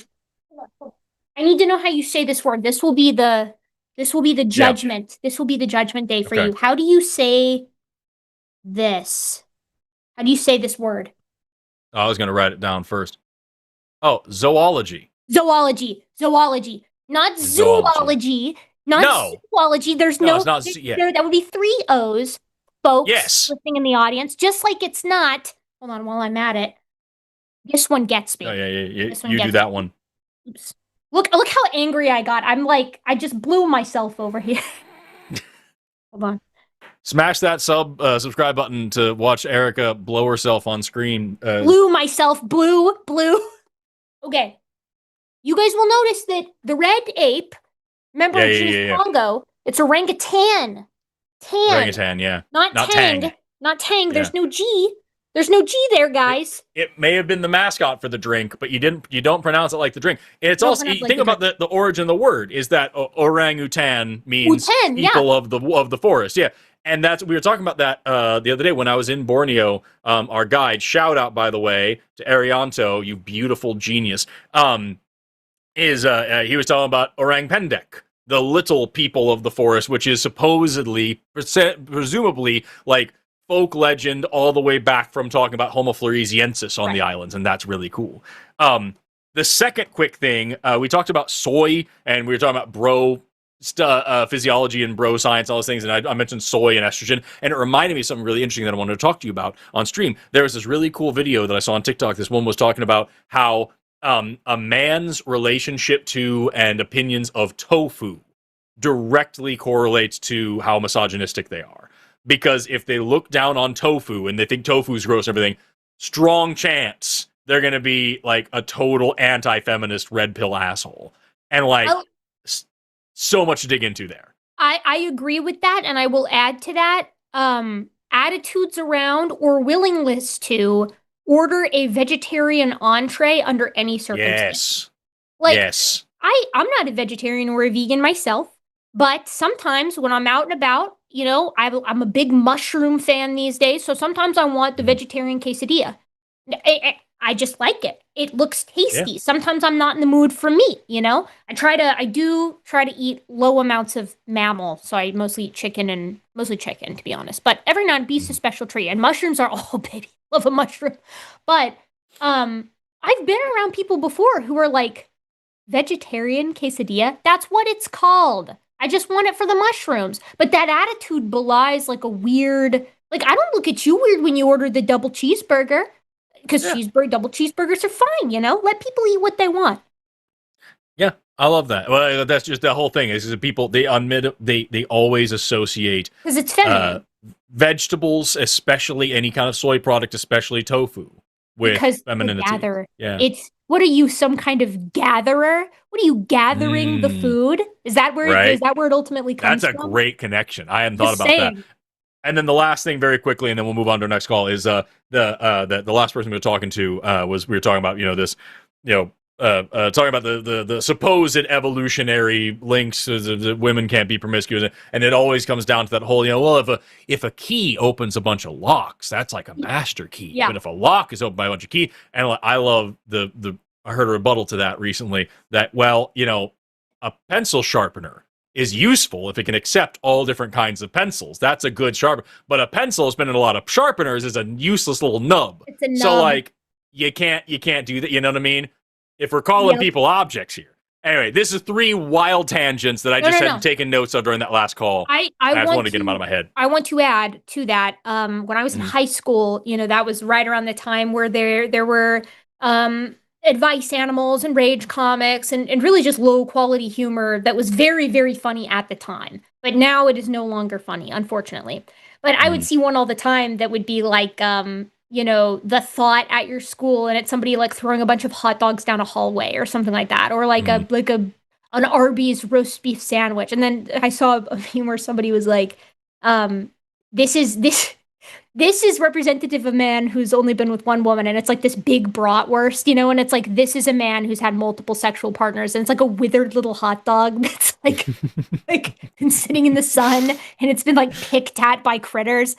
I would like to see more of that. And lastly, what I will say is, I should have mentioned this, promiscuity amongst females is a real reproductive strategy that exists in many, many species, for the simple reason that, and I hate to come after the boys again, they've been our punching bag tonight, but I'm going to have to, males will kill your baby. Infanticide is remarkably common in mammals. Well, I shouldn't say it's common. I should say it's startlingly not uncommon. But I think it's Sarah Hurdy. It's definitely Hurdy, but I can't remember her first name. I think it's Sarah Hurdy. She did her work on Himalayan langurs, and she noticed that langurs were super promiscuous. Like, now we call it a multi-male, multi-female group, but promiscuity is the sort of old term for it that I think gets across the point a lot better. And her question was, why are they doing this? Like, why do they sleep around with any male who's willing? And the reason is because it scrambles paternity. If a male has slept with all these females, he can't tell which kids are his, and so he won't kill the offspring because he won't want to risk it. So this is a very real and common strategy that you see in lions too, where females, if a new male comes into the pride, they'll all try to sleep with the new male as fast as possible, so he can't guarantee that the kids aren't his.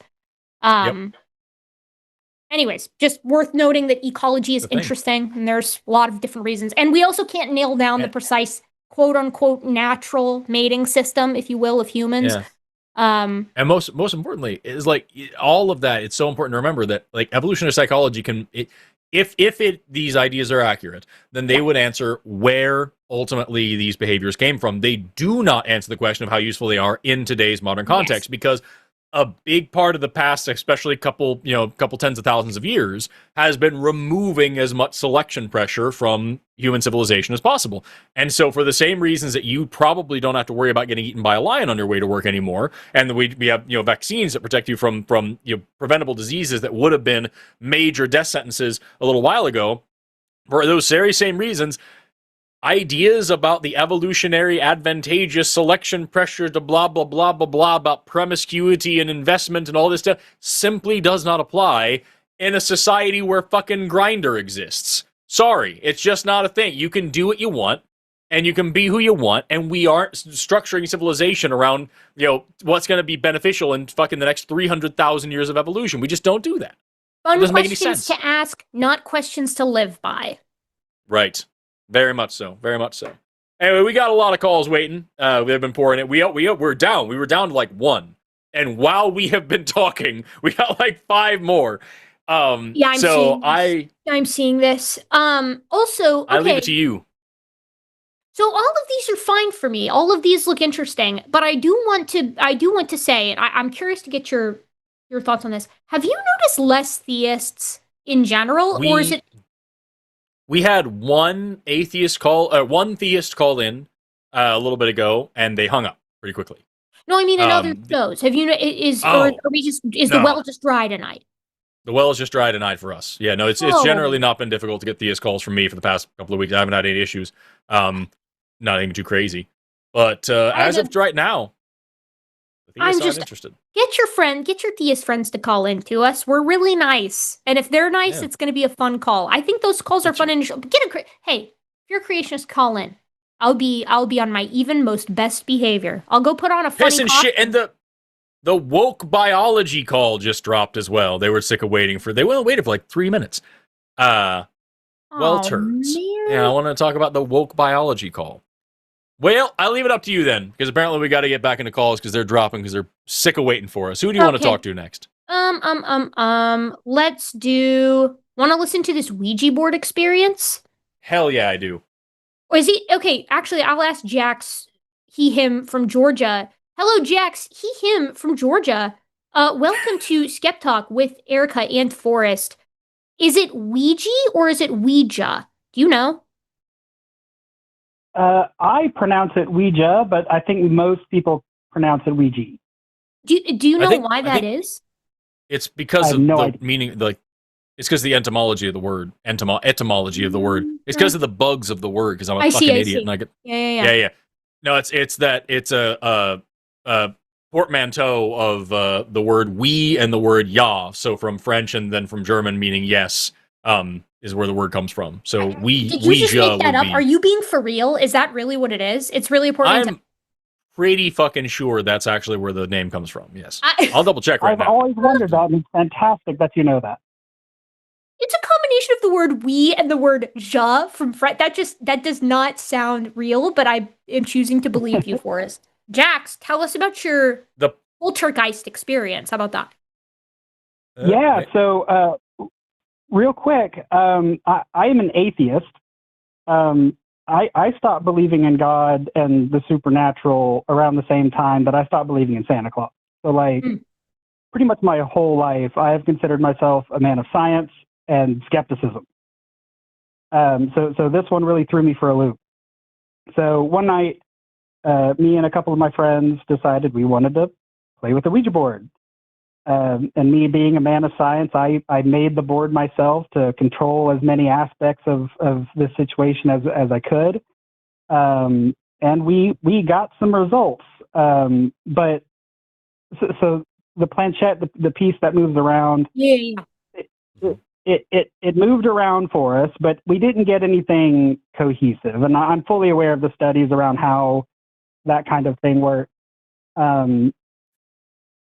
The psychology around, your subconscious is maybe moving around or trying to get certain answers. But we really didn't get anything cohesive. There was a few letters and a numbers, but nothing great. But we moved the piece to goodbye, and everybody said goodbye as the movies tell us to do. And all of our hands were off of the board. Nobody was touching it. And the piece moves from goodbye straight forward to 6. And then straight forward again to the center of the board, and then rotate it. And we were freaked the flip out. Wait, hold on. I need to pull up a picture so I can know how much distance that's actually covering. Hold on. While you're doing that, I would say it's about 3 or 4 inches. Okay, so it went from, I've got a typical Ouija board here. So it went from goodbye to 6. Yeah, so it was straightforward. 6 was immediately above goodbye, so it didn't move left or right. It went straight forward to 6, paused, and then straight forward to the center of the board over nothing, and rotated in place. Okay. Forrest, go ahead. You've got your entomology. Yes, my entomology. So 2 things. Number 1, I looked it up, and the Wikipedia page says the popular belief that the word Ouija comes from the French "oui" and German "ja" words for yes is a common misconception. In fact, the name was given from a word spelled out on the board when the medium, Helen Peters Noseworthy, asked the board to name itself. When she asked the board what the word meant, she said the board said it means good luck. So who knows if that's true.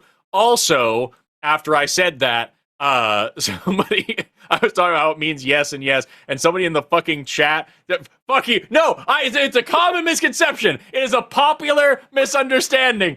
And someone in the chat was telling it the Yes Daddy board, and so I quickly went and got this Caillou sound. Oh, yes, Daddy. Oh. So I have that as a soundboard now.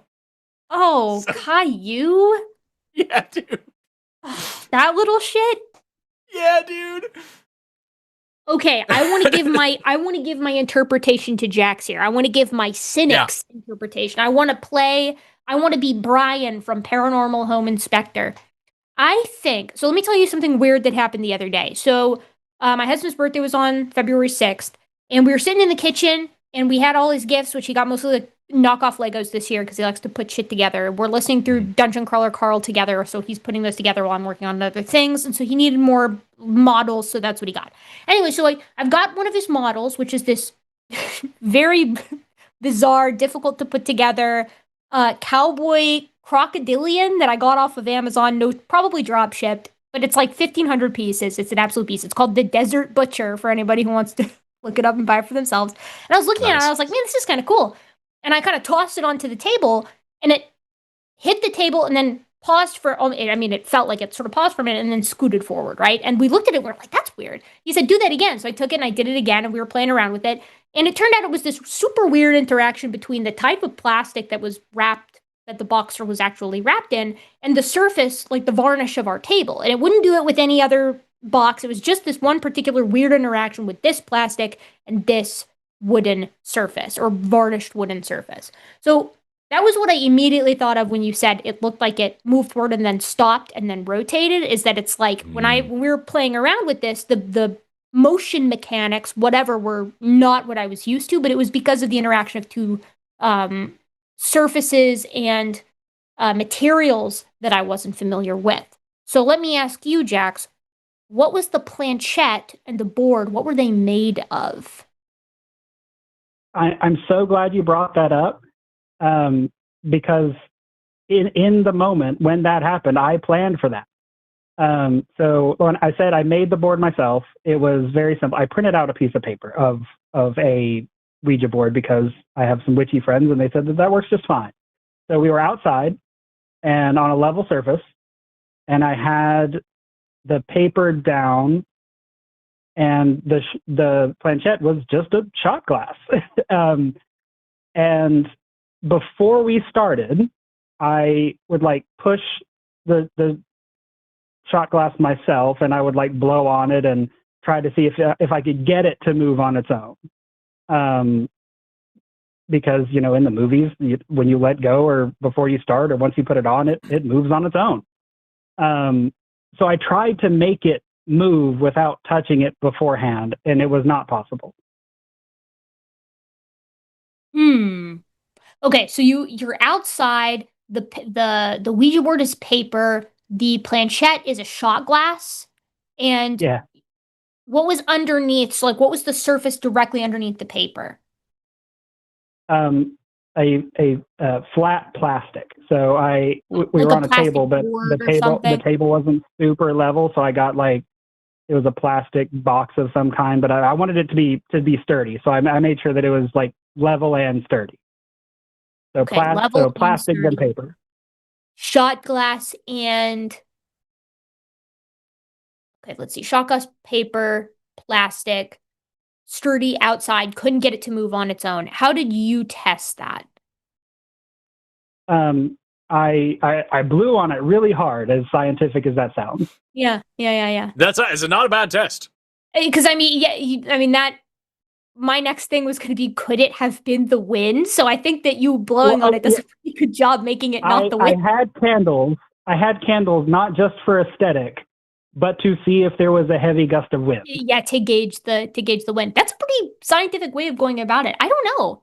I don't have an answer for you. I don't know how that would have happened. It sounds like, I mean, I have no reason to believe that you're being dishonest. If this is something that actually happened, then I believe you when you say that this thing moved and we don't know why it moved. So my next question is, okay, like if I can't say what it is, can I rule out what it isn't?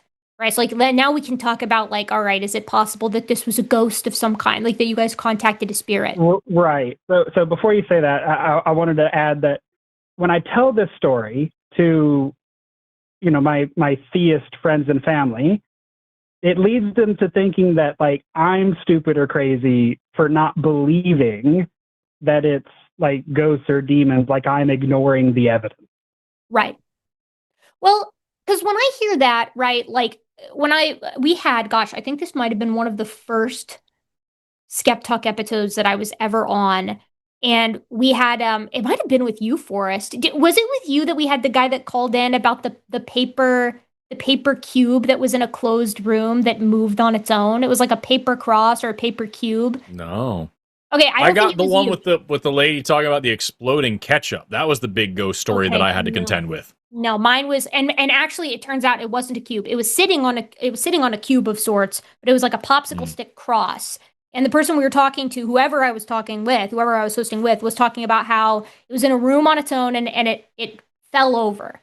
And I was like, so you were in a room with a popsicle stick cross, and then it fell over. It's like, but it's made of popsicle sticks, like that.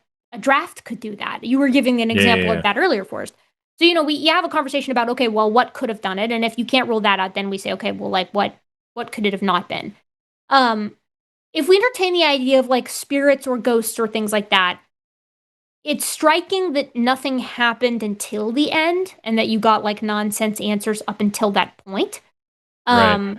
I'm trying to think of the significance of a ghost interacting with you in a Ouija board that would say, because I pulled up the picture of it, that would go from goodbye directly up to 6, as you said it. The 6 is directly above the goodbye, and then to the middle of the board, and then rotate, right? When I hear that, it reminds me of like I was talking earlier about how much I love the UFO subreddit because they spend so much time, like they have such robust debunks of their own stuff.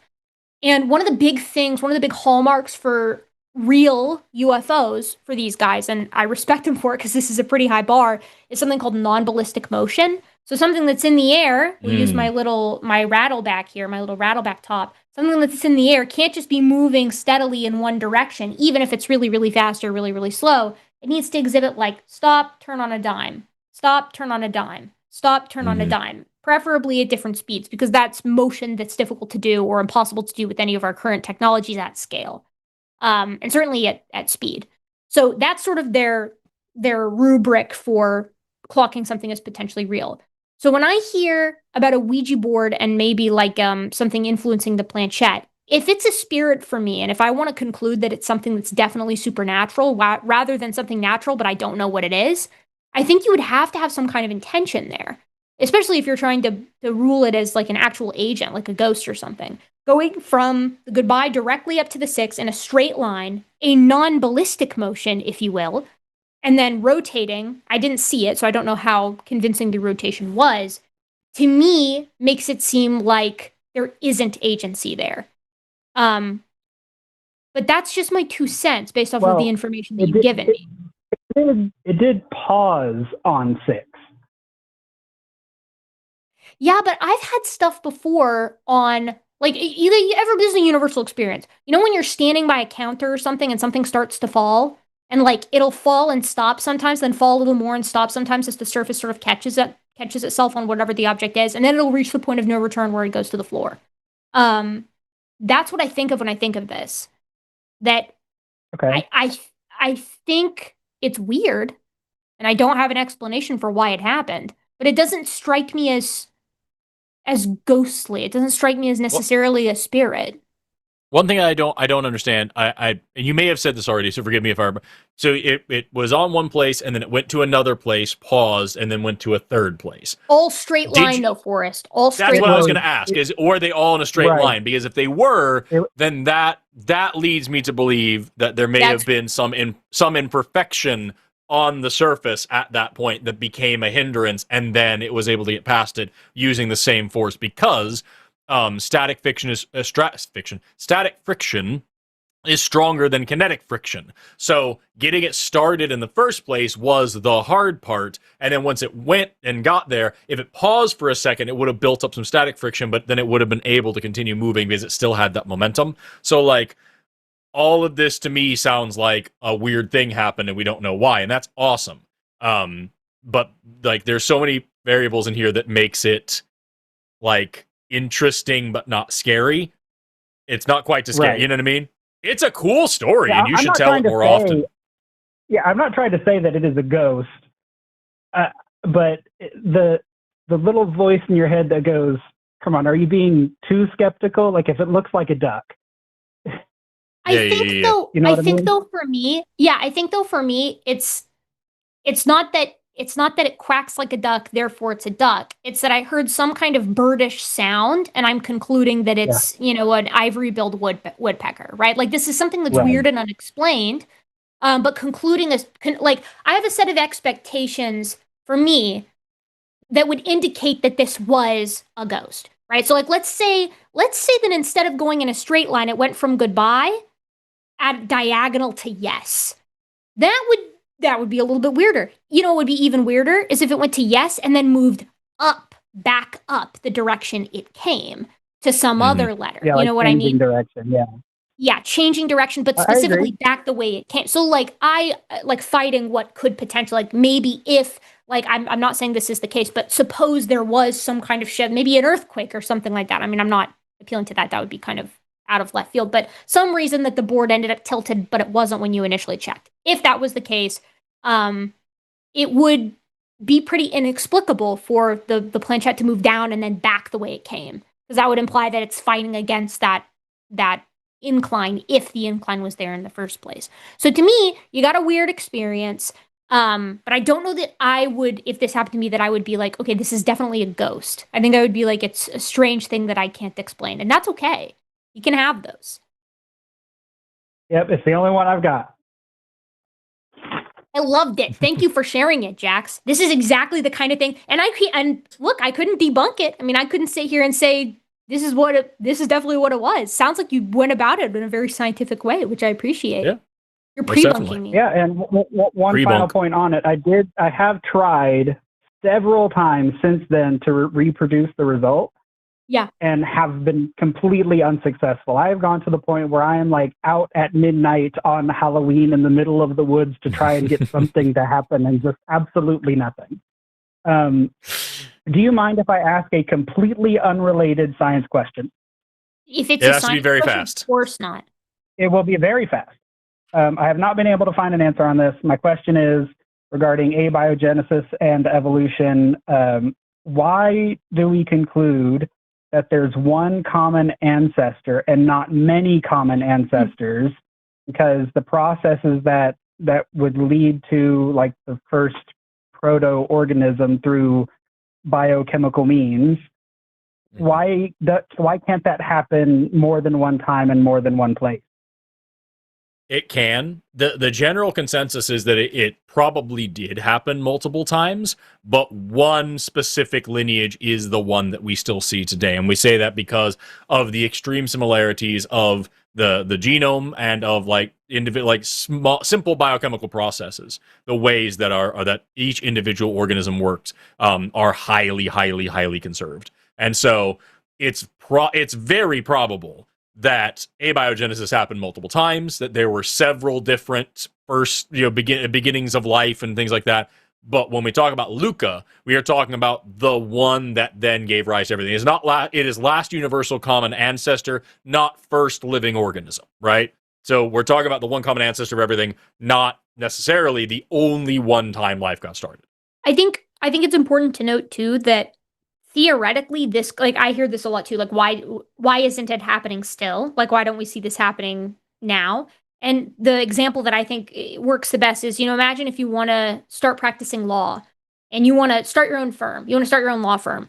Do you think you're going to have a better chance at monopolizing business if you go to a rural city that has no law firms whatsoever, or New York? probably the small town, right? Like when there's no competition, it's really easy to get your roots in and to actually like set up shop. But if there's already established life, it's going to be a lot more difficult. So, I mean, theoretically, there could be abiogenesis happening in places in the world today, although I think you'd be hard-pressed to find a place with no life already to immediately consume it. But even if it could get a foothold, it would be immediately outcompeted by everything else that's already there that's been honed by 3.8 to 4.1 billion years worth of evolutionary processes. It's going to be a tough sell. Does that answer your question? Okay, yeah. That makes a lot of sense. So basically, it was the only one that was successful. Yeah. Got it. Cool. Well, on your earlier topic of fan fiction, check out Bible Man x Bob the Tomato. Hate me about it later. Oh God. God, I don't want to, but thank you for the recommendation. Bob, Thank y'all for your time. A huge fan of the show. Take care, Jax. Bye-bye. How is that working? Like, is it an anthro Bob or is it just the tomato? Because you can put things in tomatoes and you can put tomatoes in things. I'm aware, Forrest. I'm just wondering for the purposes of the fic, so that I can put myself there mentally. I want to be able to I want a rich tapestry. Is Bob, does he have limbs and appendages in general? You know what I mean? You're asking me. You're asking me to visualize and contextualize the cock of a tomato. That's precisely what I'm asking. Yes. Yeah, that's what I'm getting at. What I'm putting down for us. And your son will I'm smelling what you're stepping in for sure. And I don't want to think about it, but it's inevitable. And we live in this world where we have to think about things because that's our jobs on the internet. This is the wonderful termination of a curious primate, as we get to the point where we have the time and security to wonder about such things. Somebody look it up and let us know in the chat. What's Bob the Tomatoes Johnson look like, or if it exists at all? Yeah, I got a question. The world wants to know. How come we have all atheist callers? Where are the theists? We have 7 goddamn atheist callers. Where are the theists? None of them are even combative. None of them, they all have questions. None of them are here to tell us we're wrong. Yeah, they're good questions, but they're just sweet questions that we're going to be able to mow through quickly. I don't mean to sort of paint you guys as grass that we need to mow. Right. I enjoy these conversations, but, I would love to fight with someone tonight. Yeah. I'm ready. Look, sure. I put on my ball cap hoping that would summon somebody to come and... When I turn this cap around, it's like a switch. She's like Ash. Yeah, it's Pokemon. In the Pokemons. She's gonna fucking... I'm ready to go. I'm doing this little number. I'm going... Zoom in on your eyeball when you do it. Get the whole... It's like getting my... It's like messing my hair up. Just mixing up your hair. Anyways, what do you want? What's your poison? We're professional streamers. Let's talk to somebody who's been waiting for, we have 2 that have been waiting for about an hour, so let's dig into these guys. Let's talk to Rich, who wants to talk about the mud problem that you have proposed. Let's go! I read Rich, talk about the mud. The exuberance twins. What? The mud. I've been listening to Erika's series on the mud problem. And I think there's one piece that's missing out of that, and that is the clay. How long does it take to form the clay from the source minerals? Yeah, so those numbers come from Scott Dunn. He's a guy who does a lot of fluid and soil dynamics. Not a creationist, but he managed to publish in a creationist journal with this critique that I think is pretty dang good. He basically goes through the amount of time that it takes, because making a rock is a hard nice try. Making a rock is a tough business. How about that? I'm not gonna let you guys sneak Rocks up on are tough. me. Basically, what has to happen is you have to have layers that lay down right on top of each other. They're wet and full of water. Because they're full of water, they can't become stone. In order for them to become stone, that water has to squeeze out. The amount of time that it takes for that water to squeeze out is dependent on its porosity, or how much space is in between the individual grains. But as these layers lay down on top of each other, you end up with this big column, and the layers at the bottom are basically getting squished by meters and meters and meters of sediment on top of them, which starts to expel the water. That takes a long time. That first the accumulation. So, Rich, as you were talking about, like getting the clay in the first place, that's the accumulation stage. That takes a long time. Then you have to actually squeeze all the water out. That takes a long time too. That's the compaction phase. And then you have to actually turn it into rock, the lithification or cementation phase. And that takes a long time too. So it becomes this big issue. Yeah. Vocab word, diagenesis, make rock making. Sedimentary rock, I'm a civil engineer, and one of the things was drilled into us in college was the formation of the clay minerals from the source rock. And you don't just grind rocks down to powder and get clay. There's also a weathering process that forms the rock minerals into clay minerals. And that's the additional time that we need to account for. It actually makes mud problem even more of a problem than the creationists think it is. Because you don't just take powdered rock and silt and mix water with it and that makes mud. You have to have clay minerals to make the mud before you actually start the compaction lithification processes.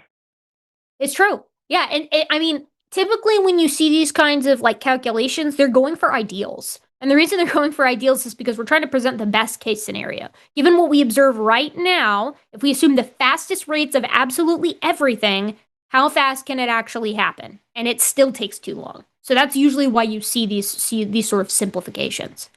Rich, does that answer your question? It kind of does. Did you see the announcement of the proto-TACIS? The fourth or fifth kingdom of life. It's not animal, plant, or fungi. I did see this. Yeah, from the it's like the Devonian Carboniferous. It's those big, tall. They thought they were fungus for a long time. These big, tall. What are they? Prototaxites, I think, is what it's called. Something along those lines. Prototaxites. Yeah. Yeah, and they're not sure if it's like what it belongs to, and so it may possibly be a new kingdom of life. That's crazy. Yeah, that sort of answers the previous call we were asking about another common ancestor of life. Yeah, that's let's say the prototaxites. They would still have the same Luca. They would still have the same common ancestors, everything else. It's just in that instance, it appears to be that they developed new tissues that we have not seen before, which isn't unheard of. That's how we got all new tissues that we have today. But like, it just seems that they had a new vibe going on, and then they died out. And yeah, for a long time, they were just presumed to be mushrooms, but now it is this, if I remember correctly, it is the histology, it's the looking at the tissues that is making it seem a little bit like they don't really fit in that clade anymore.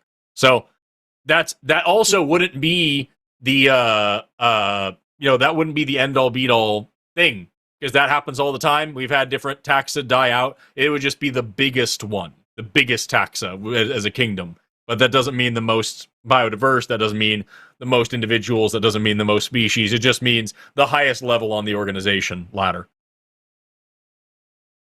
Okay, well, thank you. Yeah. Take care. Have an awesome day, Rich. Thanks for waiting for so long. Bye-bye. Hey, Rich. This is all the blood. This is all the blood being squished out of you. Is a gigantic. You know how much I don't have enough of that, and you know that. We talked about it today. I know. You think this was an accident? I don't have a lot of blood, and I don't have it to spare when that Godzilla-type creature steps upon me. You're hitting me right where it hurts. I know. I was making it personal on purpose. Right in the blood. You brought it to that place.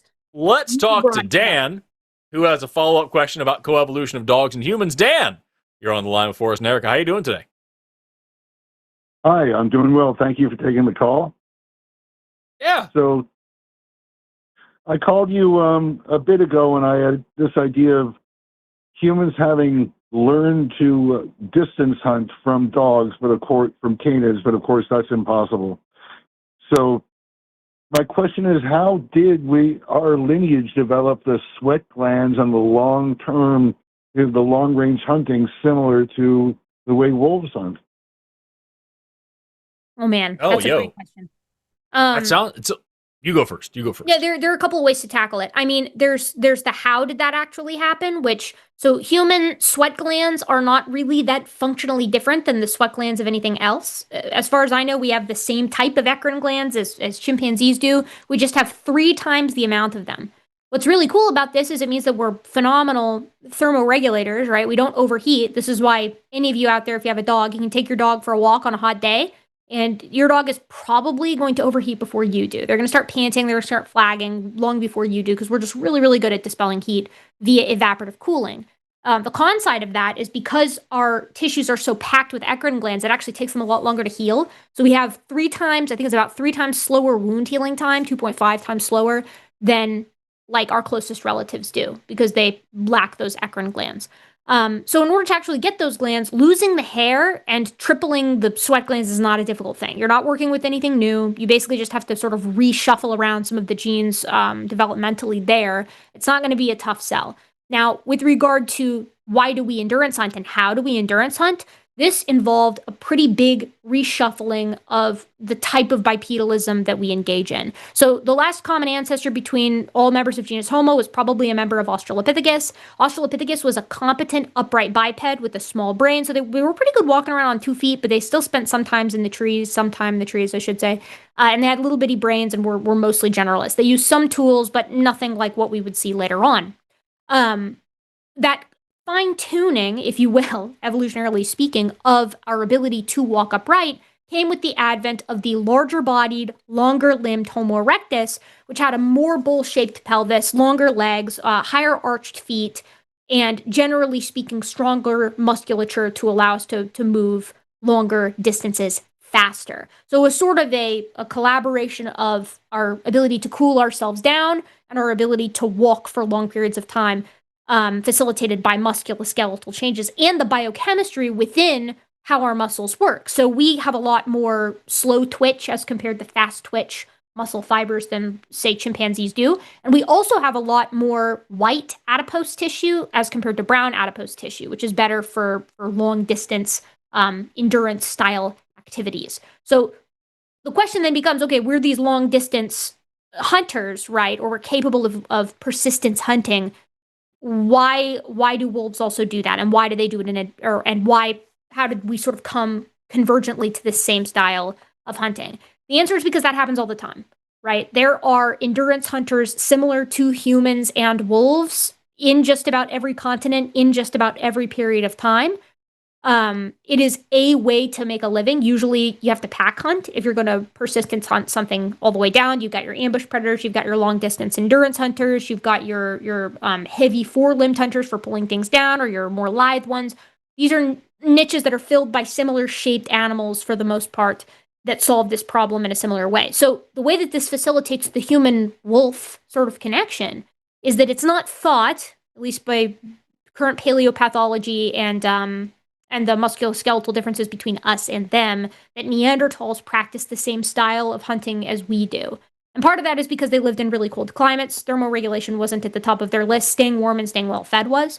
So it's thought that they were more up close and personal with their prey than we were. That made them not as ideal for domesticating wolves in comparison to humans. Humans roll up into an area. We're persistence hunters. Wolves are persistence hunters. The flight distance hypothesis suggests that they start hanging around our encampments and specifically our refuse piles. We grow tolerant of them because they warn us of predators. They're tolerant of us because we give them free food. And eventually this tolerance turns into a mutual appreciation, and we start selecting for specific characteristics in them once they're living in our camps. But that first contact was necessitated by again, them approaching our refuse piles. The hunting compatibility is really just a bonus. Like, I don't think very many people propose that that's the reason we domesticated wolves. Instead, it was just an additional perk after they were domesticated, or after that process had at least begun. That's my 2 cents. I also say convergence, and I drew a little drawing about it. Wow. Yeah. Man and dog? That's beautiful. Yeah. You should make a show for it. That was the whole thing. And like, honestly, at the end of the day, that was going to be my answer, but in a much less articulate way, is that persistence hunting and like pack hunting and all these things that we see, this is typical of not just to say this is a typical thing that we see in canines or a typical thing that we see in hominins or a typical thing that we see in whatever. It's a typical thing we see in social species. It's a thing that we see in species that are able to have that kind of coordinated effort going out into the wild and getting what they want. And we see even in, chimpanzees, they don't do the same kind of persistence hunting like we do, but they absolutely do like coordinated warfare. They absolutely do planning and kind of pack hunting that you could kind of draw analogs between both wolves and humans with. And so it's not too crazy to say that, like, in this species on the savannah, as opposed to that species up on the steppes of Eurasia or that species out in the islands of Indonesia or whatever else, in this one in the savannah, you've got a lot of dudes that are willing to just run for a few dozen miles to make sure this one antelope is just dead tired. They have the space to do that. They lack the body hair to do that. They have the functional skeleton to do that. It is a good system. And it works really well. And it improves your cardiovascular health. So even if it wasn't good for food, long-term cardio care, and it's good for your overall health, and it keeps you free of heart disease. Hey, big thing there. Excellent. Well, I certainly appreciated the technical drawing there, and it brings thank you. Back, I hope that helped. Yes, and earlier in evolutionary history, I guess the question becomes, how reliant was our lineage on animal flesh or products versus mostly plant products, and how much, I understand that the British diet of meat at every meal is not how our lineage evolved. So no. How reliant are we on animal flesh and stuff like that? Even when we weren't eating the animals, we like humans have used animals for all sorts of really cool things. And every part, it's not just when you think of every part of the animal like being used. People often even don't go as far as they should. So like hides can be used for clothing and for making shelters and for making. I love that. Again, more. Every scientist should have good figures in what they're presenting, and that's what we have here. But you've got, just clothing and shelter and everything. You've got, hair and also products that you can get from plants, everything that can be turned into blankets and things for comfort. You've got a tail, can be a fly swatter, all the way down to, organs that you don't want to eat being used as bait to catch new prey, or even dung being used to make better baskets and things. You weave this together, but you need to make it a little bit more watertight. You smear dung in there and let it dry, and cow dung is mostly just grass and stuff anyway, and so, like, that's a lot of people still do that kind of thing today. So, like, there's, the way we look at animal products and plant products today is a very modern invention. And, like, keeping, like, separating yourself from that and separating yourself away from those dualisms is really important when looking at, like, the history of how humans have had a relationship with nature. I'm a big proponent. hunting. I'm sorry, I'm gonna add my 2 cents here super fast. I am a big proponent of the necessity of meat for breaking the gray ceiling at a very specific stage in human evolution, right? And the reason is because metabolically, you have to expand your niche in order to have the calories to feed a growing brain where and when it shows up. You're not going to be able to do that without a dietary broadening. And the diet that we already see in Australopithecus is really broad. Really, the missing piece there, to me at least, seems to be animal products, so marrow and eggs and things like that, but a greater commitment to meat eating. That does not mean that they were eating meat all the time. They almost certainly were not. And that does not mean that we need to eat meat all the time now. And it does not mean that meat has always been a big part of human history or even of hominin history. But it does mean that at least in my opinion, and I think there's decent support for this, that initial hop required a massive expansion of resources, energetically speaking. And the only thing that I can think of that would have been on the savannah and capable of doing that, going from, a roughly 550 cc brain case up through what we see in early genus Homo and to Homo erectus in a broad sense would be animal products. But that's my opinion. Some people disagree with that.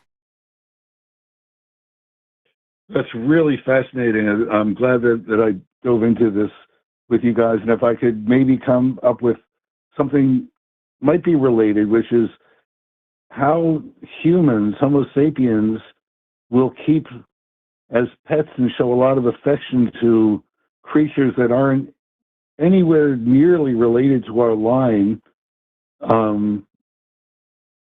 We show I know that we are highly empathetic, and I know that I know that other animals will play with other animals, like monkeys, etc. Will find a bug or a mouse and play with it till it's dead or something. But as far as how much energy we are willing to put into keeping other animals alive and well and happy is unusual, I think. Yeah, I think that it has something to do. I mean, I'm doing a lot of speculating here, but I think it has something to do with the fact that humans retain curiosity that I think is innate to everything more strongly in the young, in little kids, neonatal curiosity. I think humans retain that into our adulthood in a much stronger way than some of even our closest relatives do. And that's why, like, when you look at what types of critters are willing to play with members that aren't of their own species, it's usually youngsters. I think that's where the human ability to sort of cross that species barrier comes from, and to cooperate across species lines comes from. But mostly I just think that that's at its scale, because you do see animal cooperation. It's just not as systematized as it is in humans with domestication. But again, that's just a theory, a game theory, an evolution theory. Well, I like it. Very good. We're going to have Matt Pat on the show, and it's going to be really weird. Not a shot. So what I was thinking of was self-domestication, how when animals are domesticated, they retain juvenile characteristics, and maybe that's happening to us as we expand our curiosity and empathy. I think I'll leave it at that. It's been a pleasure to chat with you guys. Thank you, Dan. Dan. Talk to you as well, man. Take care. You're welcome. Bye. See you around. Banjos rock, by the way. Banjos? I'm into banjos. Banjos are great. I like a banjo. I can't play a banjo, but I like them. Yeah. Oh my God. We have two callers. Get them before they leave. Yeah, I'm genuinely sorry to say that this is the next TACIS caller, but it's the best one we've got as far as like fun conversations. Begrudgingly, let's introduce to the show Ulrich from Mexico, who believes that macroevolution is nonsense. Ulrich, you're on the line with Forrest and Erika. How are you doing today? Hello, Forrest. Yeah, I missed you too. And hello, Erika. Hi, Ulrich. I've never talked to you, but I'm excited to do so. You're in for a treat. Okay. So I think all the arguments you present show that microevolution is true, but there's never been shown macroevolution to actually be a thing. Can you explain, so just out of curiosity, can you please define the terms evolution and then distinguish between microevolution and macroevolution? Okay. Evolution means like in progressing, like, let me explain it with something else, like language. Language evolved, like Spanish evolved from Latin, and also Italian and French, like that. So something becomes... Sure, but like, I would like an actual functional definition, because to say evolution is when things evolve doesn't really help me. So, like, can you please tell me what you mean by the word evolution, and then distinguish between micro and macroevolution? I just tried it by giving an example. It's usually better than just using technical terms which nobody understands. And you've got two biologists on the line. I'm sure we'd understand it. No, but also the audience, which are not biologists. Neither am I. So. Okay. Let me go ahead and give you one then. The definition for evolution is any change in the heritable characteristics of a population of organisms over the course of multiple generations. That is the actual textbook definition. And I think everybody can understand that. Great. Now, can you please distinguish between micro and macroevolution for us? Yeah, microevolution are changes within a species, like ears getting bigger, or a tail getting bigger or smaller, or getting lost. Things like that, but it stays the same thing. Like a rabbit getting bigger ears, but it's still a rabbit. That would be microevolution. Like we've seen small species changes form that today, we Ulrich. observe. We've watched speciation happen in the lab and in the wild today, just in the 100 years since humans have been watching. So would you agree that evolution happens and we've watched it happen since we've seen speciation occur? But because you call it a species, that doesn't mean that macroevolution is true. You categorize men as women and what? But wait, Ulrich, you just said that that's the definition. It's a change in species. That's what you said, right? Mm-hmm. You said microevolution is a change within species, so macroevolution is a change between species. Which is the correct definition. And we have seen changes in species. Look, that's why I didn't want to give a definition. Now you're going to hang me on this definition, okay? Because that's why it's important to give a definition, Ulrich, because now when we tell you the thing that you say is impossible is not only possible but has been witnessed, you can just change the definition and say, well, it's actually that, because at the end of the day, it's something different. So now we have to define species. So what do you think a species is? Probably things that can have intercourse and produce offspring together or of the same species. But I don't know if that's the official definition. That's close to the biological species concept, which is one of the most popular species concepts out there. The truth is, there's no such fucking thing as a species. That we have a bunch of different concepts of species. The biological species concept is if they can reproduce and produce fertile offspring, but that doesn't always work. There's a lot of situations where that doesn't apply, and we have to use different species constructs to define what a species is. And so we're at this crossroads here where you're saying that if something changes species, that's macroevolution and that's impossible, unless it does change species, in which case you just say the meaning of species is arbitrary and we can't know what a species is anyway, and it's like it's a hair's breadth away from the argument from kinds that creationists like to make. It just sucks, dude. Can I just say, Ulrich, I'm gonna intervene, if I may, and you can correct me if I'm wrong, but I'm gonna intervene on your behalf here. I think that you don't have a problem with anything with relation to microevolution or macroevolution, not really. I think that you accept that both of those things happen. I think you're okay with it. I think that what you have a problem with is common descent. I think you don't like the idea that all species on Earth, however we define them, share a common ancestor, and that you can sort of trace them all back to a single last universal common ancestor, and as they sort of descend out across hundreds of millions or really billions of years, you see a tree of life. Is that a fair characterization? Yes. Okay. That's exactly it. So what about that do you find, what about that makes you incredulous? Because it would declare us to be animals. And I think it's gross and disgusting to declare humans to be animals. So this is just the argument from personal preference. You find this thing gross, and therefore it cannot be scientifically true, despite the fact that humans are absolutely animals, and there is no way to get out of that at all. Look, you can degrade yourself as you want, but I think we are humans. We have certain standards, morals, and we have certain consciousness that animals don't have. Are humans mammals? Are humans mammals? Yes.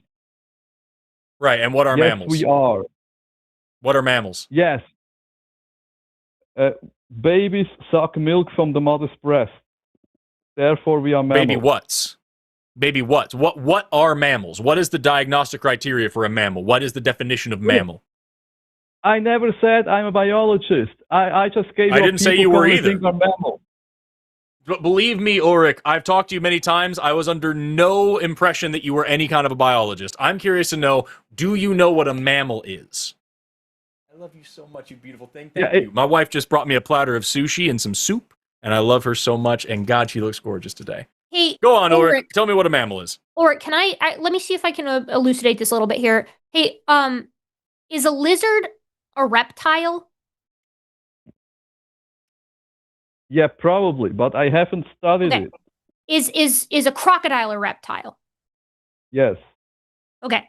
Is a snake a reptile? Yes. Okay. Are reptiles, that means snakes, crocodiles, and lizards, are all of those animals? Yes. Okay. True. All of that is correct. Mammal works the same way. So mammal is on the same class. A mammal is a class of organisms, of living things, but it nests within a group called Animalia. So mammals are animals, as you correctly said, which feed from their mother. They breastfeed. Go ahead. I did not say mammals are animals. Some mammals are animals and some are humans. No, all mammals are animals. Mhm. That's the definition I did not of say that. animal. I'm telling you that that's what's true. Like that would be like you saying reptiles aren't animals. All reptiles are animals by definition, right? An animal, to be an animal, right? You have to have a set of characteristics, and all mammals have those characteristics, including humans, right?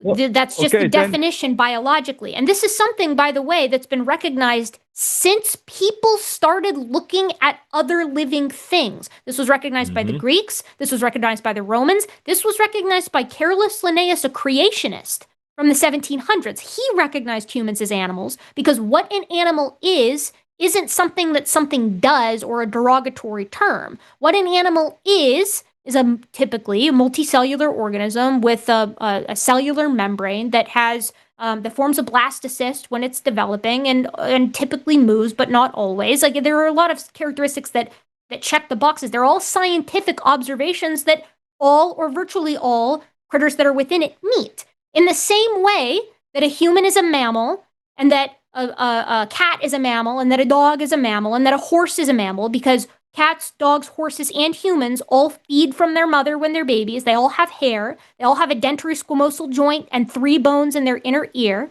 right? In the same way that they have all of those characteristics, all of those guys have the same characteristics that animals have. It's kind of like how you can create, God help me, I'm going to make a vehicle analogy here.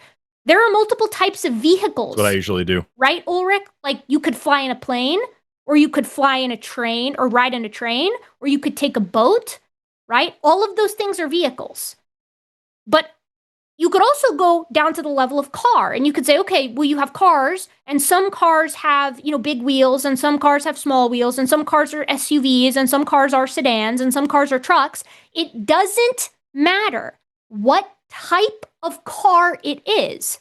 All cars are vehicles. In that same way, it doesn't matter what type of mammal it is, all mammals are animals. Because in the same way that you could define vehicle as something that a human can get in and ride around in to get from point A to point B, you can define an animal using those characteristics that I gave you earlier. And all mammals fall into that. So it doesn't matter if you don't like it. Like you can not like it all day long, but that's like saying that you don't like that humans typically have 2 eyes. They just do. Yeah, we are similar to animals. That's not even controversial. We have similar aspects, but that doesn't make us animals. I don't know where to go with this, Ulrich. Like, I can't change the definition. I didn't make the definition of animal. No, this is what all of Ulrich's calls are. All of Ulrich's calls are, I'm not a biologist. I don't know anything about this, but I know that I'm right when I say that all biology is wrong. So, like, yeah, no. Here's the thing, man. I never said all biology is wrong. You're arguing from the point that this is uncomfortable for you to think about because you use the term animal in a derogatory sense, and so it's difficult for you to think about humans as animals. In the same way that a lot of creationists are upset about thinking about the fact that humans are great apes. We are great apes. And people think of apes as stupid, belligerent, evil, monkey things that don't have any brains. And saying a human is an ape sounds derogatory. And it's not. It's simply not. So it's just, you have a preference for your language, and you have a way of looking at the world that is very much shaped by your culture and your linguistic relativism. That's fine, but it doesn't change scientific reality. And this is just a basic lesson in biology that you can get over and change your perspective of humanity and of life and of your place in the natural world, and you can be a better person for it. Or you can dig your heels in and do what you usually do and say, I have no understanding of this, but I know that I'm right about it, and the people who study it are wrong. Can I try something else first before we go? Let's let him respond, and then yes, I would love for you to try something else. Okay, it will make me a better person to believe what you believe. That's interesting because I don't think so at all. Yes. Yeah, I know, but like that is a subjective statement, but yes, I think that understanding biology does make you a better person, and understanding that humans are animals and not separate from the natural world definitely, I think, is part of that. It also teaches you about evolution, and it makes you understand, like, you can't be it's incredibly difficult to be a racist if you understand human evolution and that humans are animals, and understanding human common descent, and understanding that, like, when we say humans are a family, we really mean that in biology. Like, it makes it very difficult to be that kind of a piece of shit, right? So yeah, I think these kinds of lessons do make you a better person. The Nazis were Darwinists. That they believe in evolution. They became Nope. because of that. That is objectively and historically untrue. And not only that, but when the theory of evolution was first put forward by Charles Darwin, his biggest detractor was Louis Agassiz, who was a creationist from the United States, and one of the primary reasons, as outlined in his own writings, that he didn't believe in evolution was because it grouped all the humans together. And he thought that humans, all the races, were distinct creations by God. That is straight up just a belief that he had. You can read his work. But I want to ask you a question, Ulrich. And that said, if you don't mind, I'm sorry, Erika. No, just no, like go ahead. that Go said, ahead. there were assholes early on that were very racist and used early evolutionary theory to draw back with her. Haeckel was a great example. Haeckel was a complete piece of shit, and he used evolution to justify being a piece of shit because he believed that some humans were more evolved than others. Darwin didn't believe that. Darwin had some stupid fucking bigoted racist ideas, but they weren't based on that shit. He advocated for the position that humans were all equal. That's why he was so anti-slavery. But beyond that, what's more important is the fact that if we're just saying here's this evil group that believed this thing, guess what? The KKK is Christian. The Confederacy is Christian. The Nazis were Christian. So we can't say these bad people believe this bad thing, therefore science is wrong. That's just not how it works. And if you understand biology properly, you will understand that racism is fucking stupid. That's just the reality of it. I know racism is stupid, but racism is based on Darwinism. You are on the wrong side here. You're on the racist side. Nope. Louis. I was just going to say Louis. If that were the case, slavery and racism wouldn't precede the theory of evolution. But it does. Slavery and racism have existed through all, and I repeat, all of human history in every part of the world. Because humans can be really, really shitty sometimes. If it was linked to Darwinism, to Charles Darwin, and to the theory of evolution, then two things can't be true. One, we can't have seen it before the advent of the theory of evolution. And two, Charles Darwin, the guy who came up with the idea, wouldn't have been one of the biggest abolitionists in his crew at that time. As Forrest said, he was greatly flawed, but he was not a pro-slavery guy. And guess what? Neither was Huxley. Neither was Thomas Huxley, who was an atheist. He wasn't just an evolutionary theorist. He was an atheist as well. Ulrich, this is just historical, but I have to ask you a question. Going back to the animal conversation, I want to hear you define what an animal is in a way that includes all life on Earth, all the animals, but excludes humans. How do you group it? How would you define animal? What is an animal in your opinion? And how do you prove it? Okay, but first, let me say there is a speech of Hitler where he directly refers to Darwinism and says humanity have escaped that and we have to correct that. Look for the speech, it is there. Hitler was a Darwinist.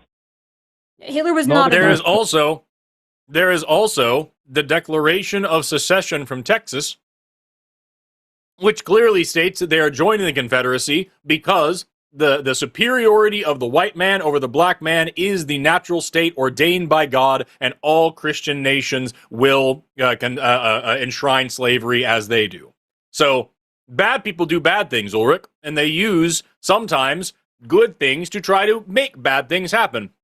Here's these guys that are Christians that are using a Bible that lots of people think is a good book to say horrible, evil things. Here's this guy who's an asshole who's using science to justify his bullshit. It's like social Darwinism. Social Darwinism is pseudoscience that is using a misunderstanding of biology, a misunderstanding of Darwin, a misunderstanding of evolution to back racist and ethnocentric ideals. It is pseudoscience, and it's the kind of pseudoscience that the Nazis liked.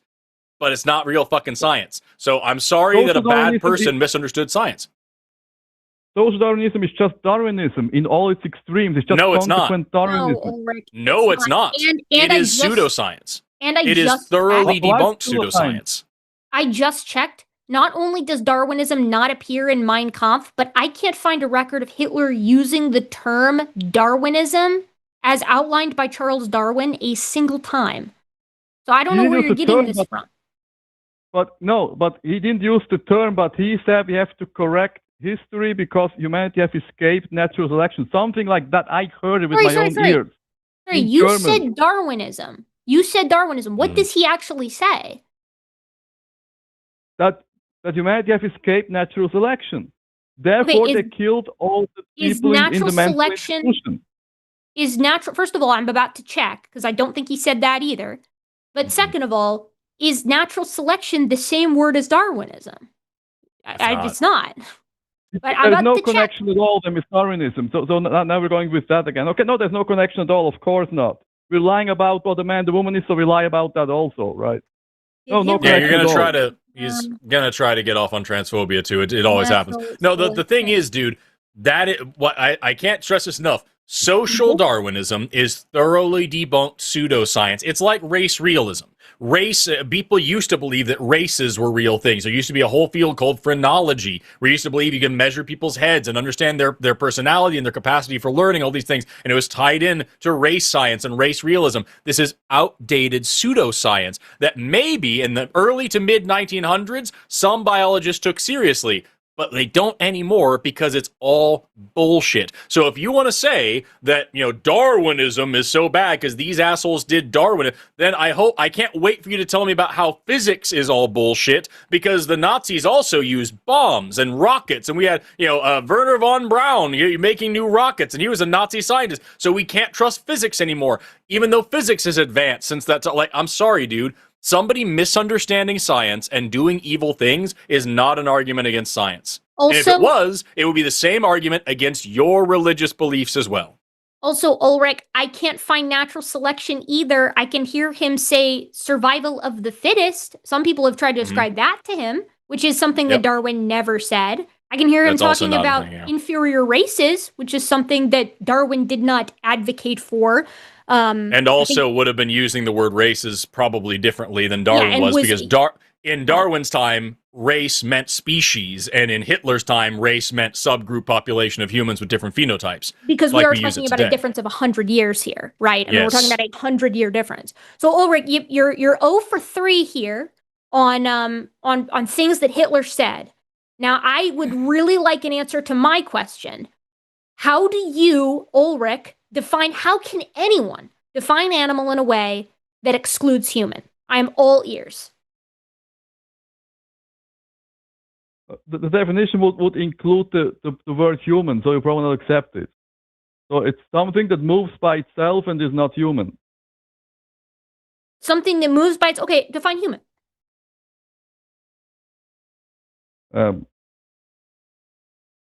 Define human. Thinking people who are conscious of themselves, who can think about the future. That might be a difference to animals. Other animals do that. Okay, you're taking notes now to anybody in a coma is no longer a human, according to Ulrich. Yeah, you need to come up with a way. You need to define animal in a way that includes all animals and excludes all humans. So being able to think and plan for the future doesn't work as a definition for human because some humans can't do that and some animals can do that. Look, would an animal have a conversation like we have right now? Have we ever observed that? Have we ever observed animals discussing these things? Other animals do that. They use what we call a proto-language, but in my opinion, it is not different in any degree to the types of communications that humans do. We dial it up to 11, but it is not categorically different, in my opinion. Well, it's not different.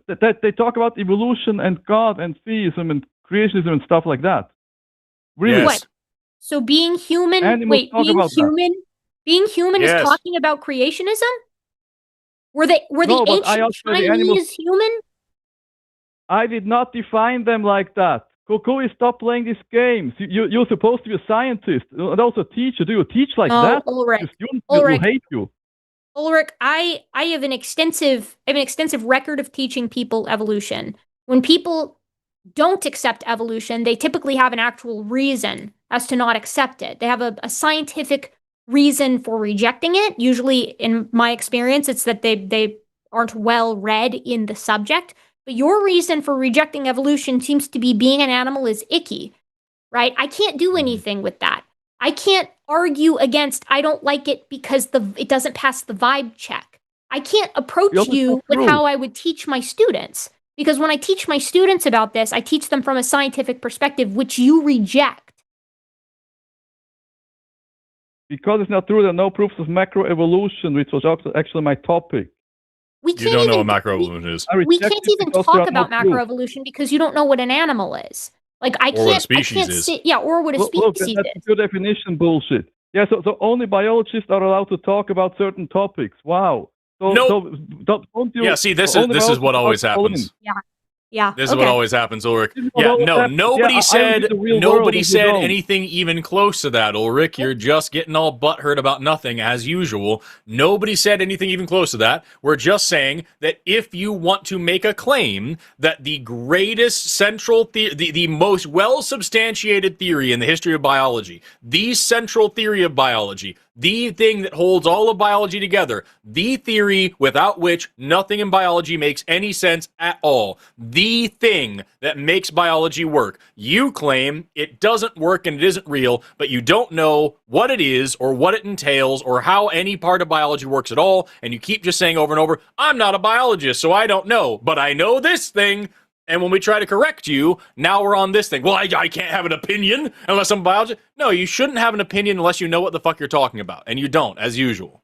I mean, I'd like to add to this. This is analogous to a flat earther saying that the scientific community won't take them seriously. And people are saying that only scientists can talk about the shape of the earth because they don't know the definition of gravity and want to use a different one from the one that the scientific community is using. If you're going to approach the scientific community or anybody and tell them that they're wrong about something, you must understand what it is that they're arguing. That's just good rhetoric. That's just good form. You need to understand the topic that you're trying to debunk. This is why I make it my business, by the way, to know the minutia of what it is that creationists believe. It's important. I need to know where they're coming from if I want to tell them. If I expect to tell them why I think they're wrong, I better know what it is that they're actually saying. But Ulrich, you don't know the definition of an animal, and you also won't provide a definition of animal. Because then when you try to define it, you make it contingent on human, which you also can't define. And then you get mad when we point out that definition doesn't work empirically. Like, it doesn't match what we see. Like, I can't do anything with that. I can't help you from that perspective. I like to think I'm a decent teacher when it comes to this kind of thing, and I like to think I'm a decent scientist. But if I run into a wall like this, where I'm talking to somebody who just doesn't accept basic definitions and also won't provide their own, that's what I like to call a classic impasse. And I'm going to have to call it on that. Yeah, dude. All the arguments you said that microevolution is true, I do not negate that. So tell me why macroevolution is true. But you say, the basic of biology, yeah, it's microevolution. We observed that. But give me the arguments for macroevolution. They've never been found any proof. Let's try a couple. No proof. Let's try a couple. So first of all, you don't know what science is because science doesn't deal in proof, it deals in evidence. Second of all, you don't know what the evidence is for macroevolution. We have literally told you that it is something that we have actually observed and also have massive amounts of evidence outside of direct observation, and you reject it. Third, and most importantly, if I walk 5 feet and I can prove to you that I have walked 5 feet, if later you come up to me and find that I have walked a mile, you don't have to wonder if I farted my way there by magic. You can just assume I did the 5 feet thing a whole bunch, right? So if you accept microevolution, but not macroevolution, it's sort of like saying you believe in pages, but not books, or atoms, but not molecules. It's just ridiculous. And if you knew what these terms meant, you might have an easier time getting along with them. But as of right now, you're making it very clear that you have never seriously learned about this stuff outside of whatever some lying creationist told you to believe. I don't even think that he's reading from the creation sources. I think this is a vibes-based argument only, because usually a creationist will at least come with familiarity of the basic vibe of evolution, and a creationist can typically define for me what an animal is. Now, what Ulrich, pro tip, if I were you, what I would have done is and if I was a creationist, is I would have said a human is an animal with a soul. There you go. Oh yeah, that'd be fun. Yeah. That's a great way to differentiate it. Humans are animals physically. We have all the same characteristics that all other animals have. In fact, we're not just animals, but we are mammals, we are primates, we are catarrhine primates, we are hominoids or apes generally, and we're also great apes, and we're also members of genus Homo, and we're also humans. Like, we're all of those things, but it doesn't matter because God gave us a soul and he didn't insult them. You could just say that, and that could be your differentiating factor. Now, it wouldn't be science because we can't test for it, but that would at least be some way to differentiate humans from other things. But if you're going to come to the table with humans do this and other animals don't, you're going to have a bad time. Just last week, we had a paper come out of documented behavior of pretend play in an adult bonobos and Kanzi in particular. Of course, we'd seen this in the wild beforehand, but it's nice to have it empirically shown in a lab setting to show that this is repeatable. One by one, the dominoes fall of human exceptionalism. Humans are cool and we're interesting and we do neat things, but as I like to crib from Darwin, it's a difference in degree, not one in kind. Mm-hmm. Any other nuggets of wisdom you want to grace us with here, Ulrich, before we move on? Your analogy totally sucks because you cannot go a mile if it's impossible to go there. If there is something that separates you from the other side, you cannot cross it. Let's say there is a huge what separates species? That would be like I just defined before. If you try to multiply with them and you can't, you're not a species. Are lions and tigers? You cannot cross that. Are lions and tigers the same species, Ulrich? Or the same kinds. Are lions and tigers? You know what I mean? Are lions and tigers the same species?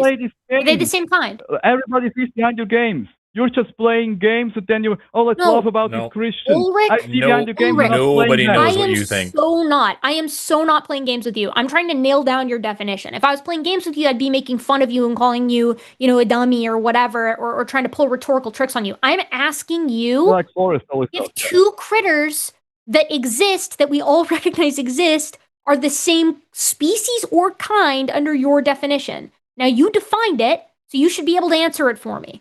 Are lions and tigers the same species or kind? I could give you an animal I know. The donkey and the horse are the same species or kind because they can even produce offspring. Here we go. They are of the same. Okay, but sometimes their offspring are infertile. Yeah, always their offspring is infertile, as far as I know. Nope, rarely you can actually have fertile offspring between a donkey and a horse. It depends on who's the parent, and it's also not always a given. So donkeys and horses, you say those are the same kind because they can produce offspring, but their offspring are very rarely fertile. You would call those the same thing? I mean, they descend from the same common ancestor, and that's microevolution. How do you know? So evolution is not true then. That's what all the theories of evolution, that's what they tell. Here we go. They have the same genes.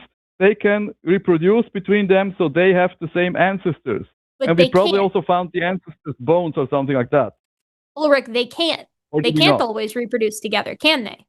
I mean, you just said they can't reproduce together ever, actually. I was the one that corrected you and told you that sometimes they can.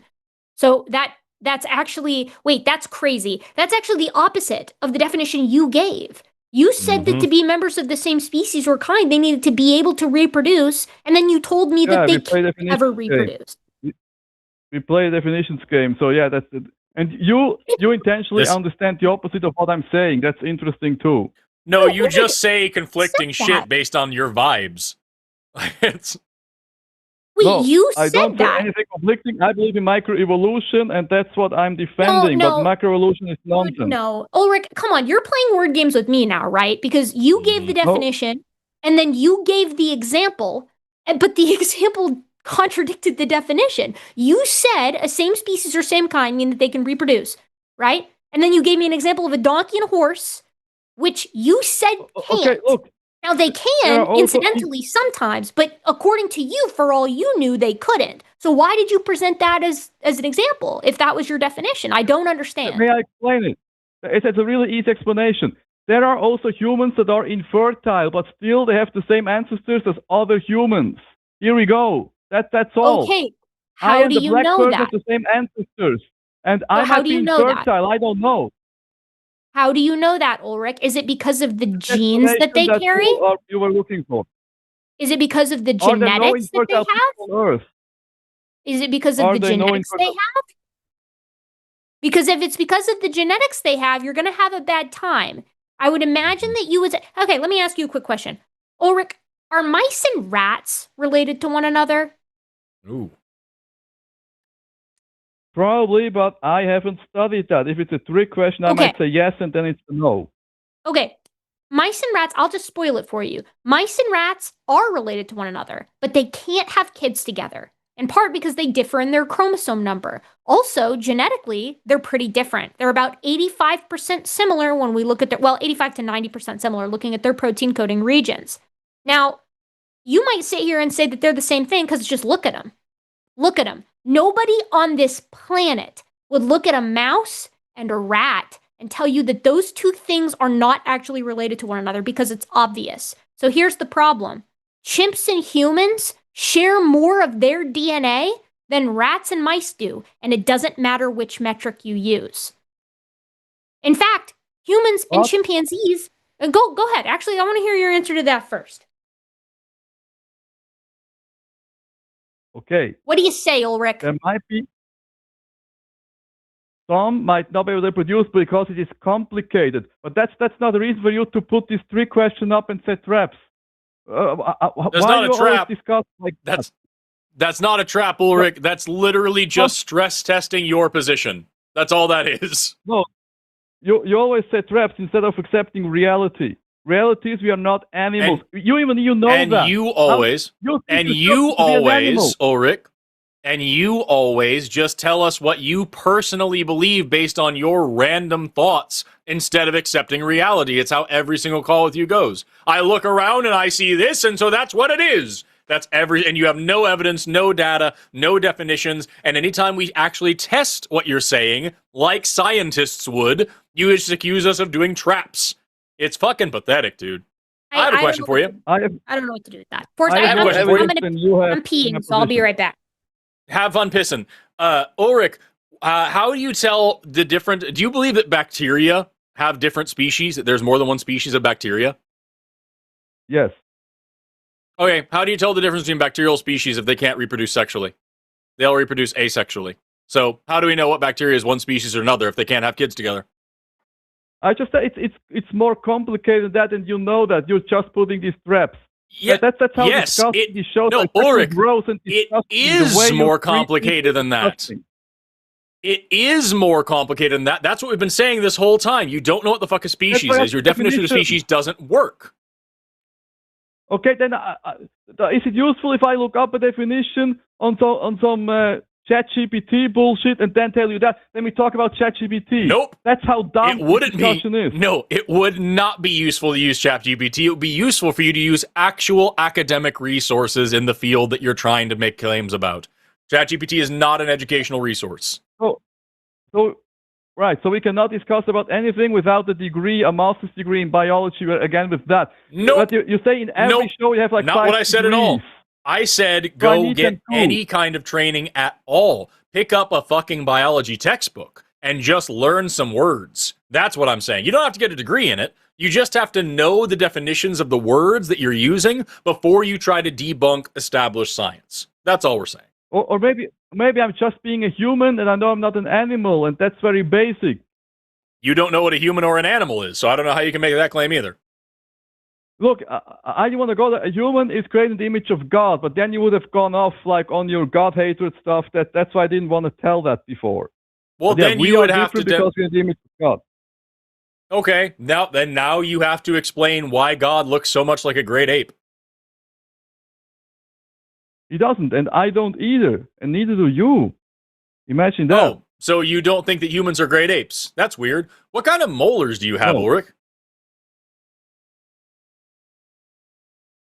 we have things in common. I just told you that before. That doesn't. So how do you think? How do you think scientific classification works? Too, right, and arms. And how do you think the taxonomy works, Ulrich? Look, now you like the philo bros. Yeah, congratulations. You throw some words around. I'm a real teacher. How do you think systematics works, Ulrich? How do you think systematics works? Do you know how to teach? Can you use simple words to teach complicated stuff? So, that's what a real teacher does. Taxonomy is the science of like classifying different organisms and learning like how they go together, and then systematics is expanding on that with modern genetic evidence and whatnot, actually building phylogenies and learning like who's related to who. So when I asked you, how do you think those things work? What I was trying to get at is the fact that we don't just use like, this is kind of similar to that. We actually go and look at like their genes. We look at like how these animals are developing and like what's going on with them in order to establish a hierarchy, a clade that we can then put them into.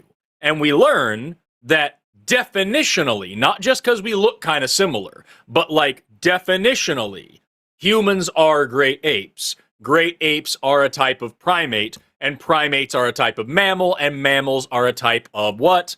Animal.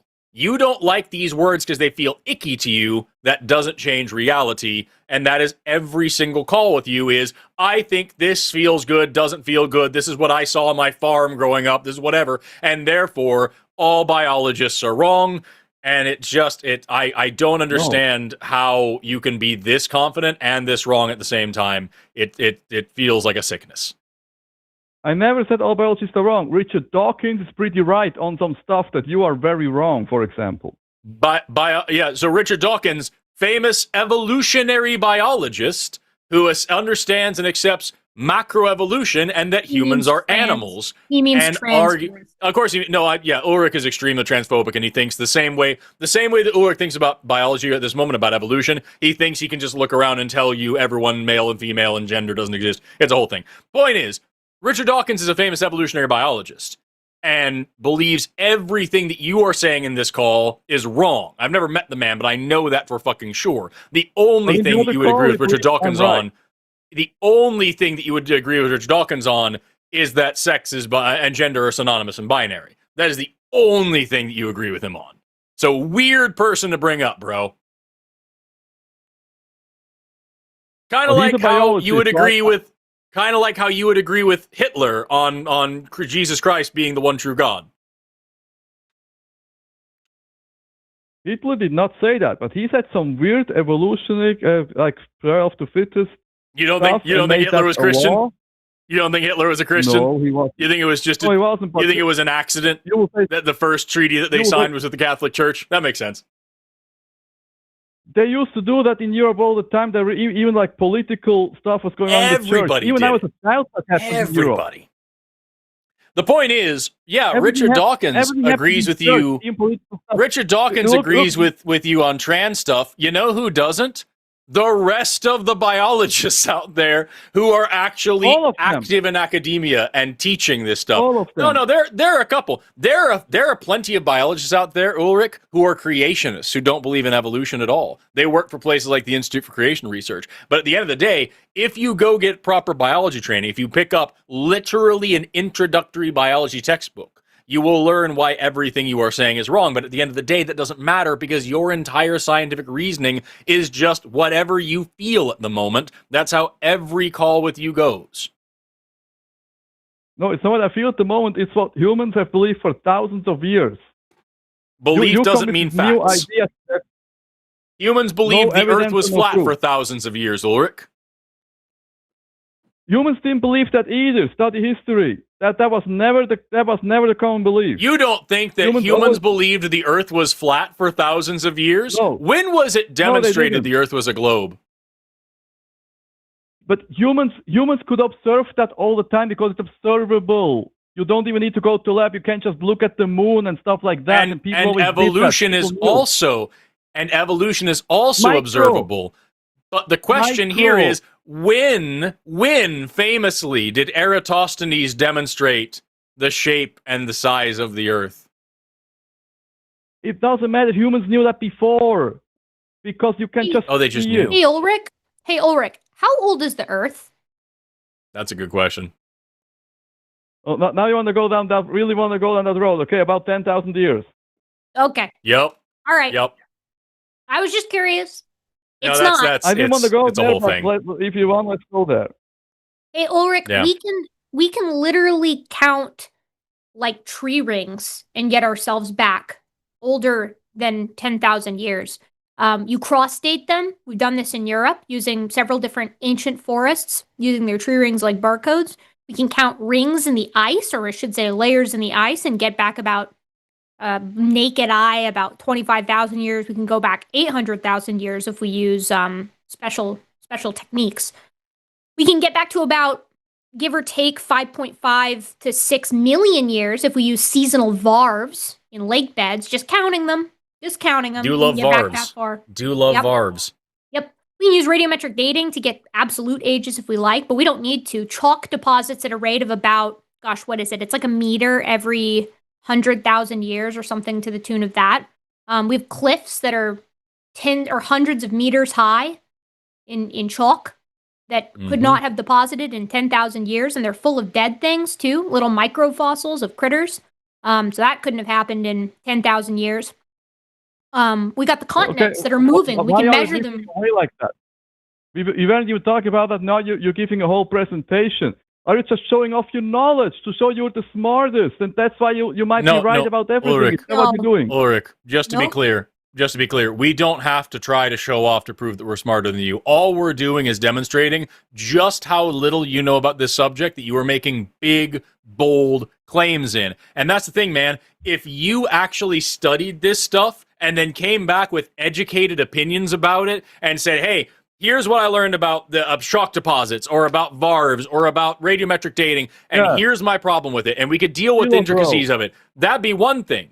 But at the end of the day, what you have is, I just think it's this way, so it is. And all of science is wrong. That's how it always is, dude. Every single call with you is the same. Just throwing words around. Wow. You don't like that guy either, right? But you are like him. I don't even know who you just said. Who do you compare me to?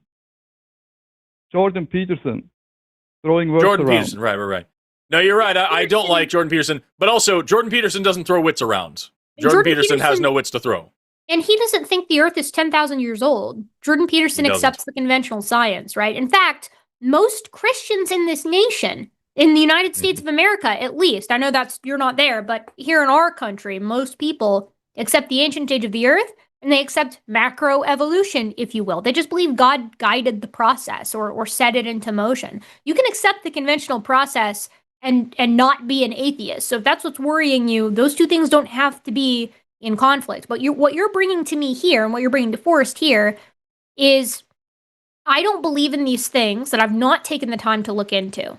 And when we try to tell you about them, you say that's like academic snobbery, right? Like us just telling you what the data said. That's not me trying to dunk on you. I'm just telling you what the facts are.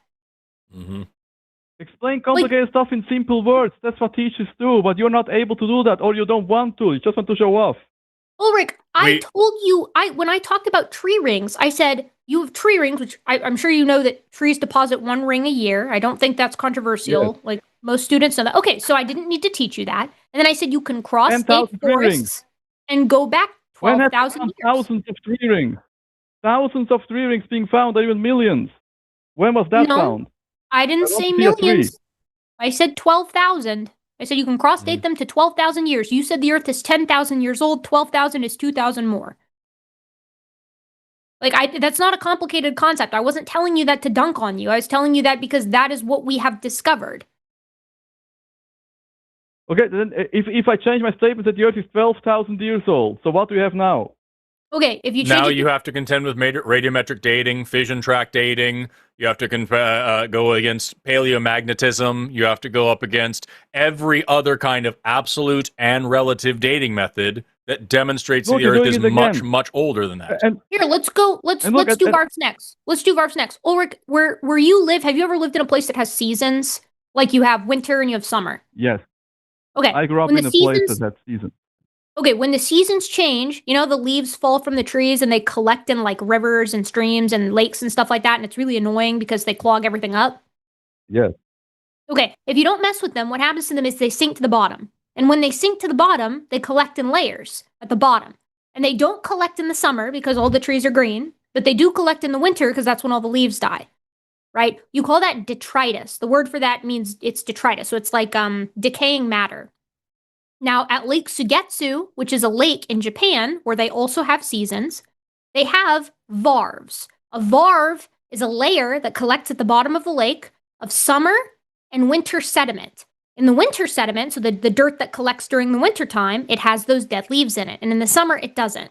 And you can count these couplets. A couplet means there's two varves, a summer one and a winter one. And you can count 31,000 couplets with your naked eye in Lake Sugetsu in Japan. So that's how you go from 12,000 years to 31,000 years.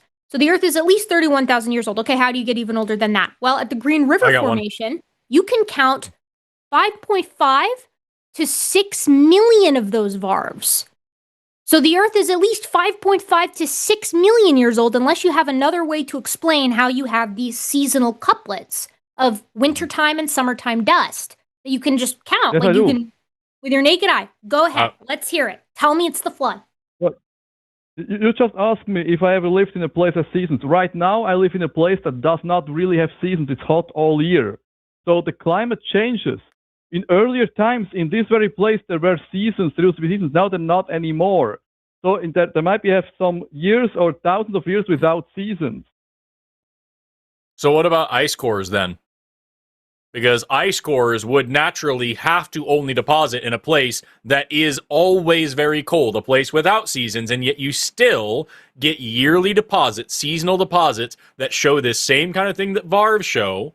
And we have ice core records that go back around 800,000 years, if I remember off the top of my head. So how did those guys happen in a place that doesn't have major changey seasons like that? It's cold all the time, and we still have regular deposits that happen today that we can measure, and they look the exact same as the measurements that we get 800,000 years ago, so we know nothing changed in terms of how they're deposited. How do we do that one then? Goes back 800,000 years. You won't like my response. Should I say it? Is it the flood? You probably know what it is. Yeah. Okay. Yeah. How did ice sink to the bottom of the ocean during the flood? Just out of curiosity. Ice doesn't usually do that. A lot of things happened during the flood. Including a change in the molecular dynamics of water? Did physics change during the flood? Yes. Okay. Ulrich, I want to sure. take it. I want to take it back to your varves thing, because that was a little bit of a lapse in the logic of the argument, right? Because I was telling you that varves deposit seasonally, and then you say you live in a place with no seasons. So what that would mean is that there should be no varves, not 6 million years worth of varves, right? If there was no season, then there should be no dead leaves at the bottom, not 6 million years worth of dead leaf layers, right? Yeah, actually, fewer. Yeah, right. That was. But what I want to say, it could go the other way around, right? There might be more seasonal changes than just 4 in a year in some place in some time. So, but that sets something, that's a great opportunity for science, right, Ulrich? Like, you as an individual or a scientist who's interested could test that, right? There would be a way to look into the past and look for signals of fast seasonality, right? The seasons are controlled. You know how the seasons are controlled? How they're controlled by the tilt of the Earth? Right? That's why when it's winter in the northern hemisphere, it's summer in the southern hemisphere, right? Yes. Okay. So when the seasons change, they actually leave traces of themselves in a form of isotope, a form of oxygen isotope called oxygen 16 or oxygen 18. These are chemical isotopes or elemental isotopes of oxygen, right? And what's really cool about them is they preserve themselves not just in ice cores, but in caves. So you can actually cut a stalactite, those little things that poke up from the bottom and the top, or a stalagmite, in half, and you can see yearly deposits, just like with varves, that have the preserved oxygen isotopes inside of them. And those oxygen isotopes will tell you what season it is, right? So if you're going to propose that the seasons actually happened a lot faster, you're not proposing that the environment used to be different in the past. You're proposing that the Earth was spinning around the sun and also through the galaxy at thousands, if not millions of times faster than it is right now. And in order to propose that, you have to have data to back it up. And that data doesn't exist. So you can have these alternative explanations, but that's not good enough. You have to provide support for those alternative explanations in order for it to be taken seriously in science. So do you have any actual support or evidence or data that the seasons used to be different in the past, that physics used to work differently in the past, that the oxygen isotopes were depositing differently in the past, anything like that? I just brought it up as a possibility. There might be other possibilities also. And do you have, look, you don't have that for what you're saying either.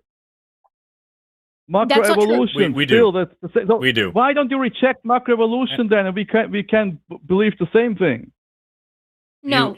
Because we have evidence for it, which is what Erika was just pointing out. Also, that whole isotope thing also works in ice cores. And also, the one thing I wanted to ask you about, in Clayton Lake, New Mexico, we have a big patch of dinosaur footprints and whatnot that are about 100 million years old. You would say that all the layers on top of this were deposited during the flood. Problem is, we also have, in Clayton Lake, fossilized mud cracks. So among the dinosaur footprints, there is cracked, caked mud that was then preserved under 100 million years worth of sediment. We had to dig down to find this dry, cracked mud that dried out 100 million years ago. So how do you suppose it is that this mud dried and deposited dry during the flood and then had all these other layers of sediment put on top of it while it was flooding?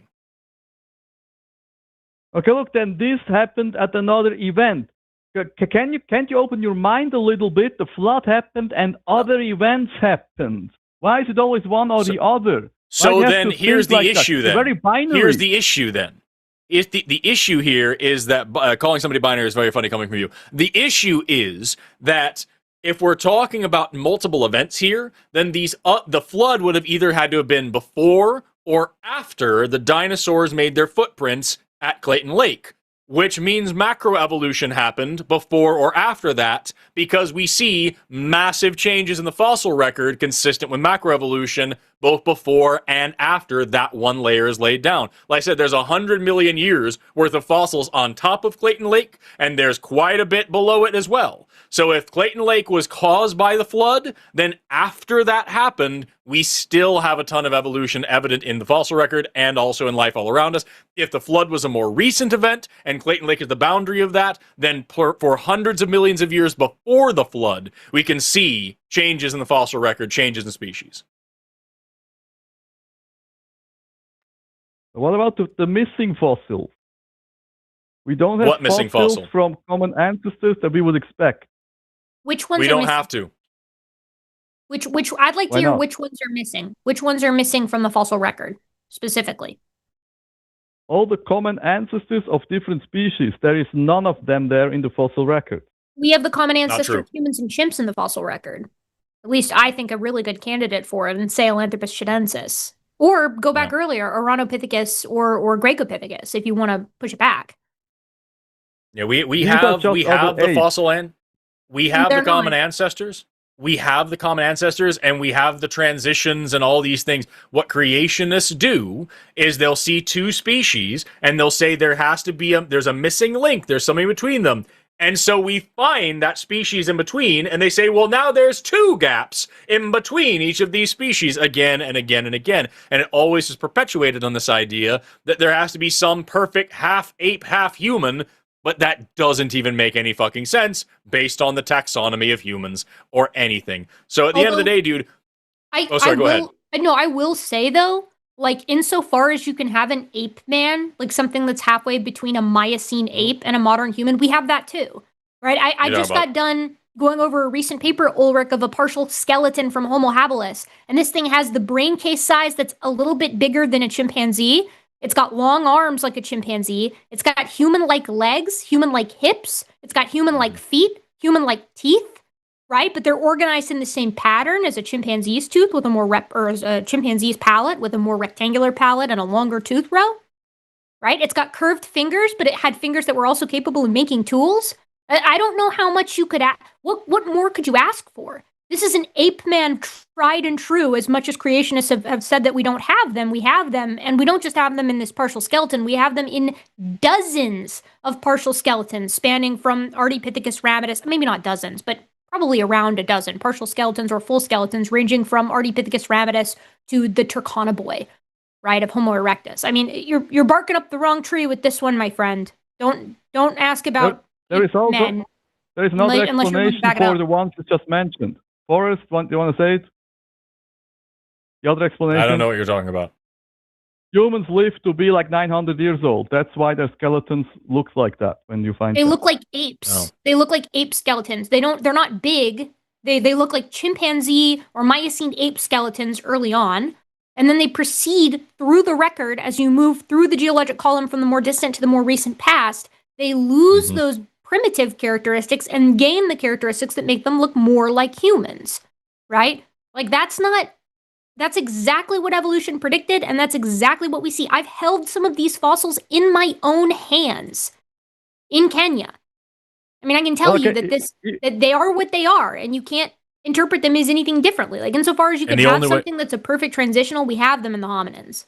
And the only way to say that these humans live for 900 years old and that's why they look this way is to also simultaneously make the claim that the shape and size of your skull dramatically changes as you get older so that your brain gets smaller and smaller and your cheekbones and brow ridges get bigger and bigger and also your hip bones start changing. Like, none of that makes any sense. Those are all massive claims that are incredibly lazy.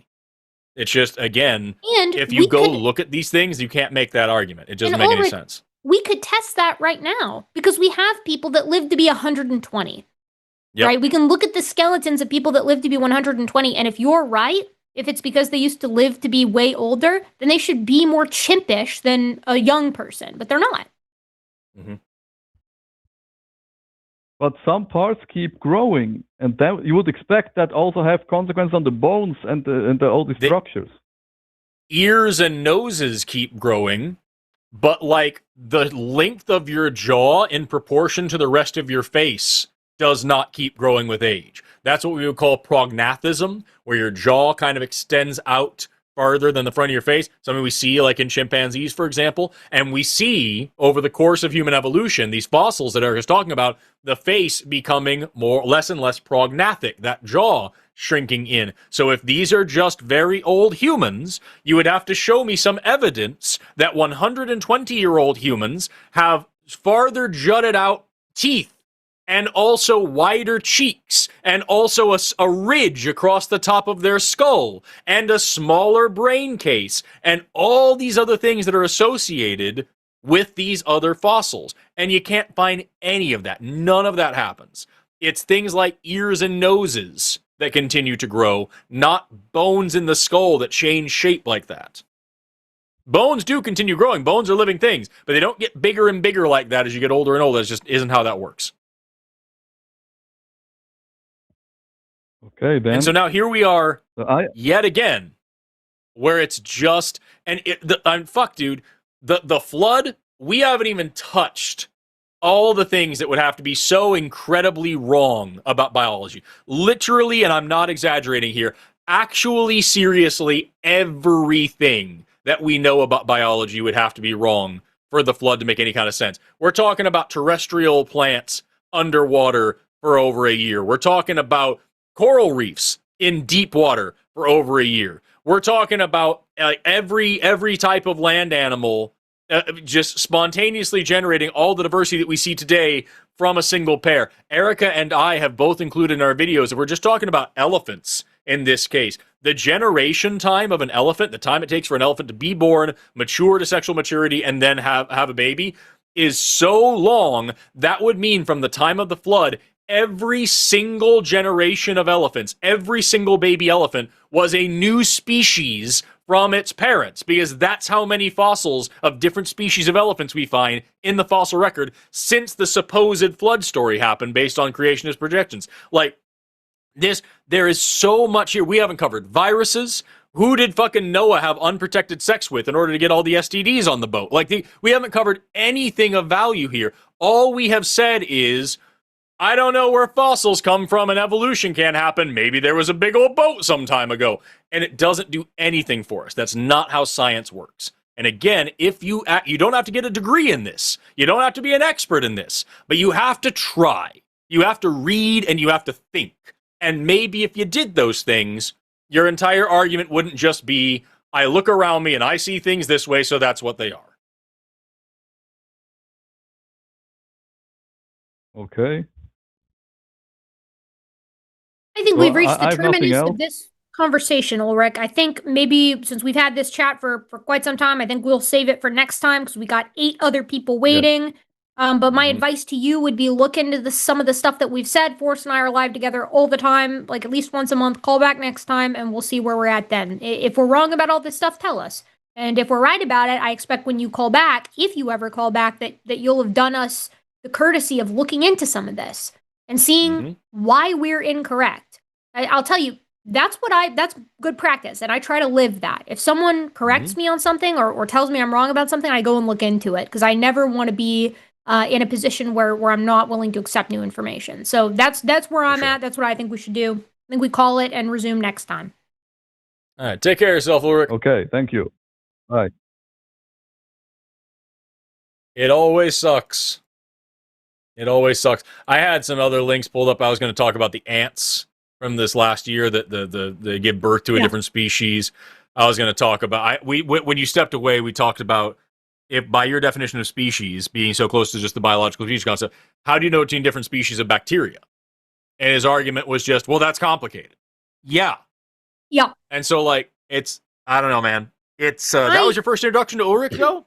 Yeah, that's my first time with Ulrich. I gotta say that's especially I used to have a higher tolerance for this kind of thing, and I think it's because I've been doing this thing with Will Duffy, right? And that's somebody who actually wants to understand what he doesn't buy, like what he doesn't believe in, and like to his credit, every time he comes back, he's like looked into the stuff that we've talked about, and he's been like, okay, this made sense and this didn't.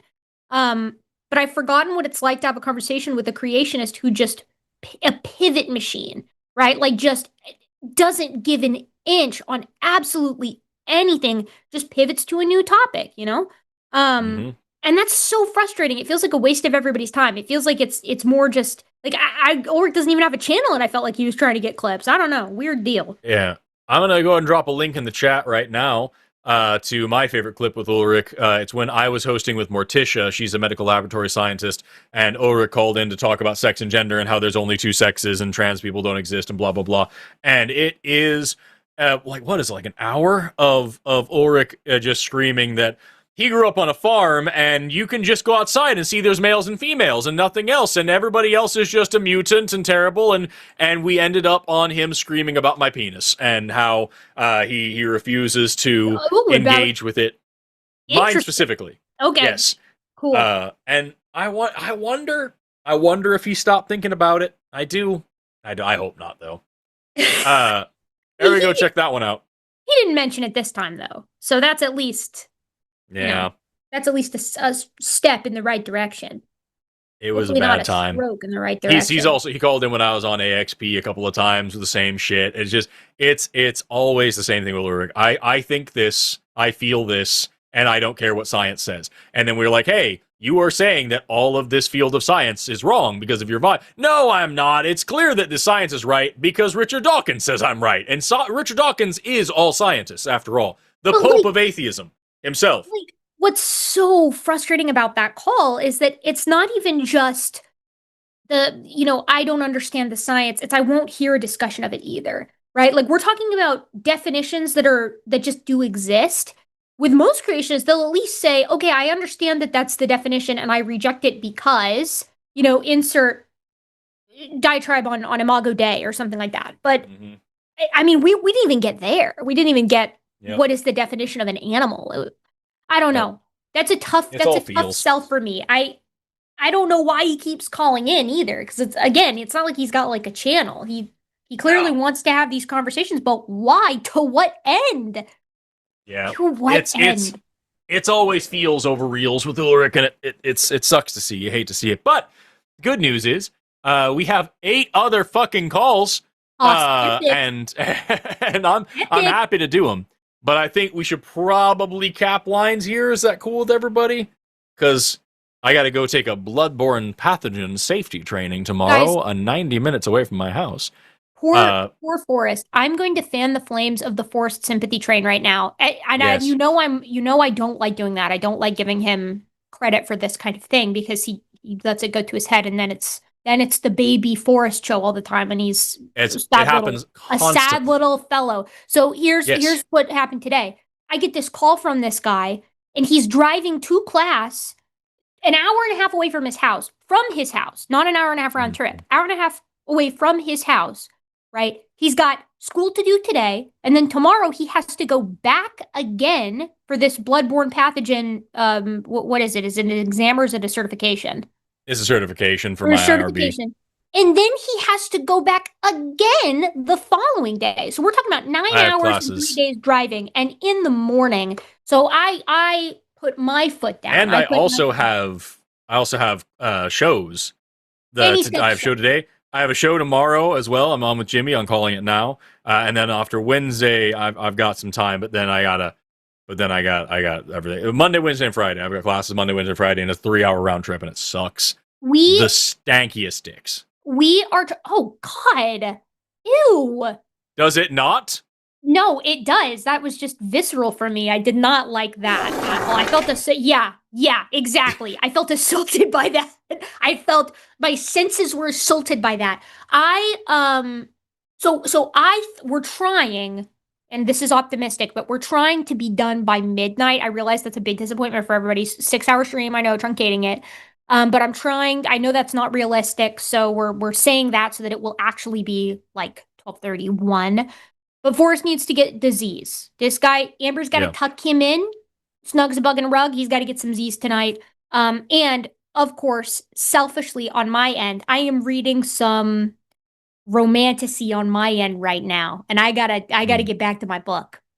And don't ask me what it is. You're not gonna like the answer. I don't like the answer. Tune in next time. Super chat in, and then I have to. Fucking romantusy. It's what a time on this show. Anyways, what should we take next? Let's talk about let's talk to Stephanie. Because we're gonna do Thea's calls. Let's talk to Stephanie, pronoun she, who wants to talk about knowledge and truth and cryptids maybe too. Stephanie, you are on the line with Forrest and Erika. How are you doing today? I'm so well. Thank you for taking my call. Thank you for waiting for so long. Yeah, no, that was really interesting. Y'all are really patient. I was a bit spicy with Ulrich because he calls in all the time and he's always a jerk. So hope you don't take that as a representation of how I usually handle calls. Oh, no, I was trying to solve the reasoning. Anyway, I was struggling. Even as a Christian who talks to people like that a lot. But okay, so sorry. My question is about how do you know truth? Because you guys are both scientists, right? So I'm assuming that the way that you know truth is through empirical evidence. But hearing you guys talk about cryptids and talk about the Ouija board, right? How would you know that something else didn't move it? I heard your kind of exploration of it. Is there another way that we know besides empirical evidence? Besides the fact that he saw it and everyone saw it and you're trying to figure out what the table is made of, is there some other way of knowing besides our 5 senses? So Does that make sense? Yeah, no, totally. I think this is a fair question. And I've had this conversation a couple times, or conversations similar to this on this show before. I am a big fan of methodological naturalism, and that's why I like science so much. Or rather, I like methodological naturalism because I like science. I'm not. It's a sort of chicken and egg thing. But the reason why I like this is because we can achieve, insofar as we can tell it, objective truths about the world that we live in, about nature, about reality, barring a solipsistic, we're a brain in a vat type thing, in which case I don't really care. To me, this is, if it feels like it's real, I'm willing to buy in on it. The rest I'm not really interested in that question per se. But when I teach this class to my students, we always start off. I for the record, Stephanie, I teach or I taught for 4 years. I'm dissertation writing now, but I taught biological anthropology, so it's the study of human evolution. But when we teach this, we start with like, what is science? What is it? How do we do it? What is the scientific method? How do we actually get at this methodological naturalistic truth that we try to get at? What is the process? What does that look like? And when we define science, I inherited the definition, but I like it very much, and that science is a way of knowing. And specifically, it's a way of knowing about the world that we find ourselves in and the reality that we inhabit. It is not the only way of knowing, right? But it is, insofar as I can tell, the only objective way of knowing. It's the only way of knowing that we can all independently reach, supposing we follow the same methods, right? That does not mean that there aren't other important questions we can ask. That's the realm of philosophy, which I hate because it's heady and it's hard for me to wrap my head around. But that doesn't mean that that stuff doesn't matter and isn't important and isn't fun to ponder and doesn't matter. And for me, questions about spirituality or about the nature of why things are the way that they are outside of how we can investigate them mechanistically falls into that category. So I admit that I prioritize methodological naturalism, which you heard when I was talking earlier about the Ouija board. Is it possible that there's a ghost or a spirit moving that thing? Yeah, I think so. I mean, I can't prove that it isn't, but that right there is the problem. I can't show that it is or that it isn't because ghosts, insofar as we understand them, are non-falsifiable. So they're outside of the realm of any kind of objective investigation. So are some anecdotes. I've heard some really wild anecdotes from people, and if the person is telling them as they happen, they are truly inexplicable. But I can't really investigate that outside of that person's word and that person's experience. So it becomes really, really hard to get at big T truth using these other methods. Now, I don't know if that means that it can't be investigating using those methods. I just know it seems really, really difficult. Case in point, we have so many perspectives across the human experience about the why of things, about spirituality or lack thereof. And they're all different. And I think that's a wonderful part of the human experience in that it's a fascinating part of the human experience. But I don't think that it's a very good way at getting at the capital T truth. And whether or not there are some truths that we just can't investigate with science, I don't know enough about it to say. I just know that the truths that I'm most interested in are the ones that we can investigate using methodological naturalism. So that's where I'm coming at from all of this. And maybe if I had an anecdotal experience, where God spoke to me, right, and said, Erika, I'm real. This is legit, and I felt it in my heart. I am sure that there is an experience out there that I could have that would change my mind on this. But it's not something I can. It's not something that seems like I can seek it out. It's something that just has to happen to me. And those kinds of things make me very wary as to the truth nature of them and how they actually reflect on reality because they're inherently so subjective. So that's my thoughts. Forrest? Ditto.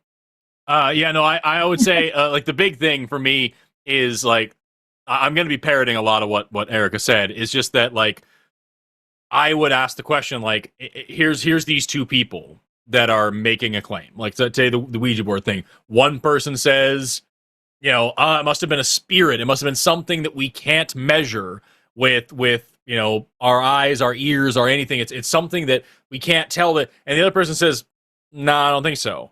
How do we tell the difference? And more importantly, how do you tell the difference between something that you cannot measure with empirical evidence and something that simply doesn't exist? I can't think of a way.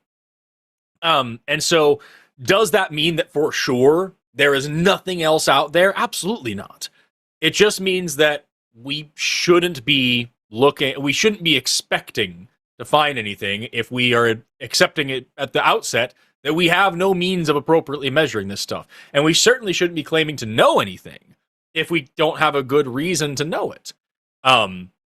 You can have a hunch before you have good evidence, and go out and seek that evidence and then prove your hunch right, that's great.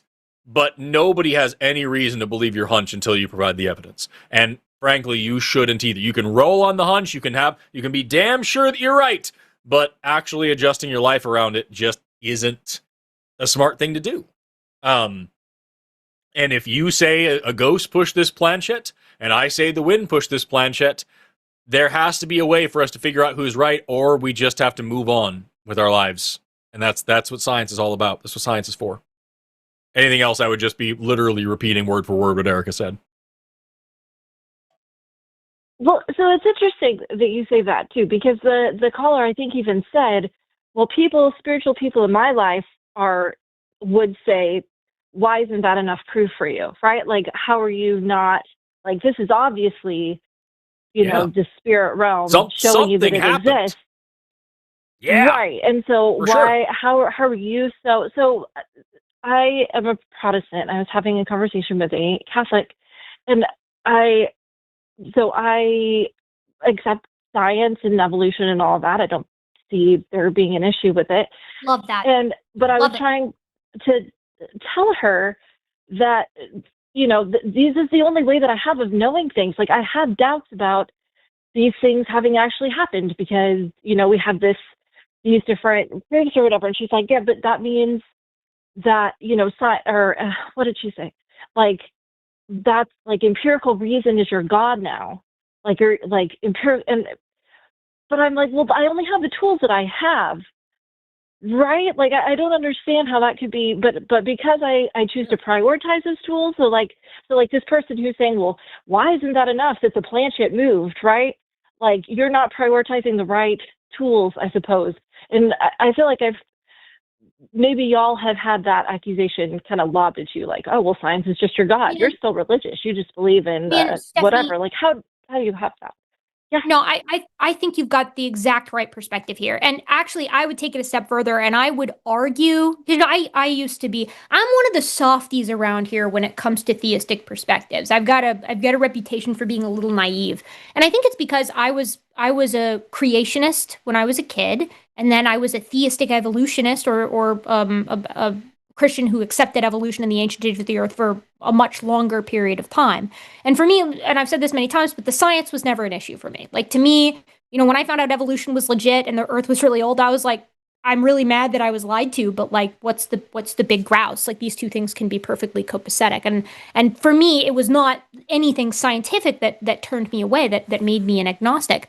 But that being said, because of that, I've got at least a little bit of experience with religion and with theology and with decent hermeneutics and things like that. And so I would even say that your Catholic friend's perspective is non-biblical, right? Like, I think if we look at what the Bible actually says about the world around us, I mean, the one that I always throw out is Romans 1:20. You know creation by studying it. You can see creation and the truth of God in the world around you, which would suggest that the world around you is not deceptive.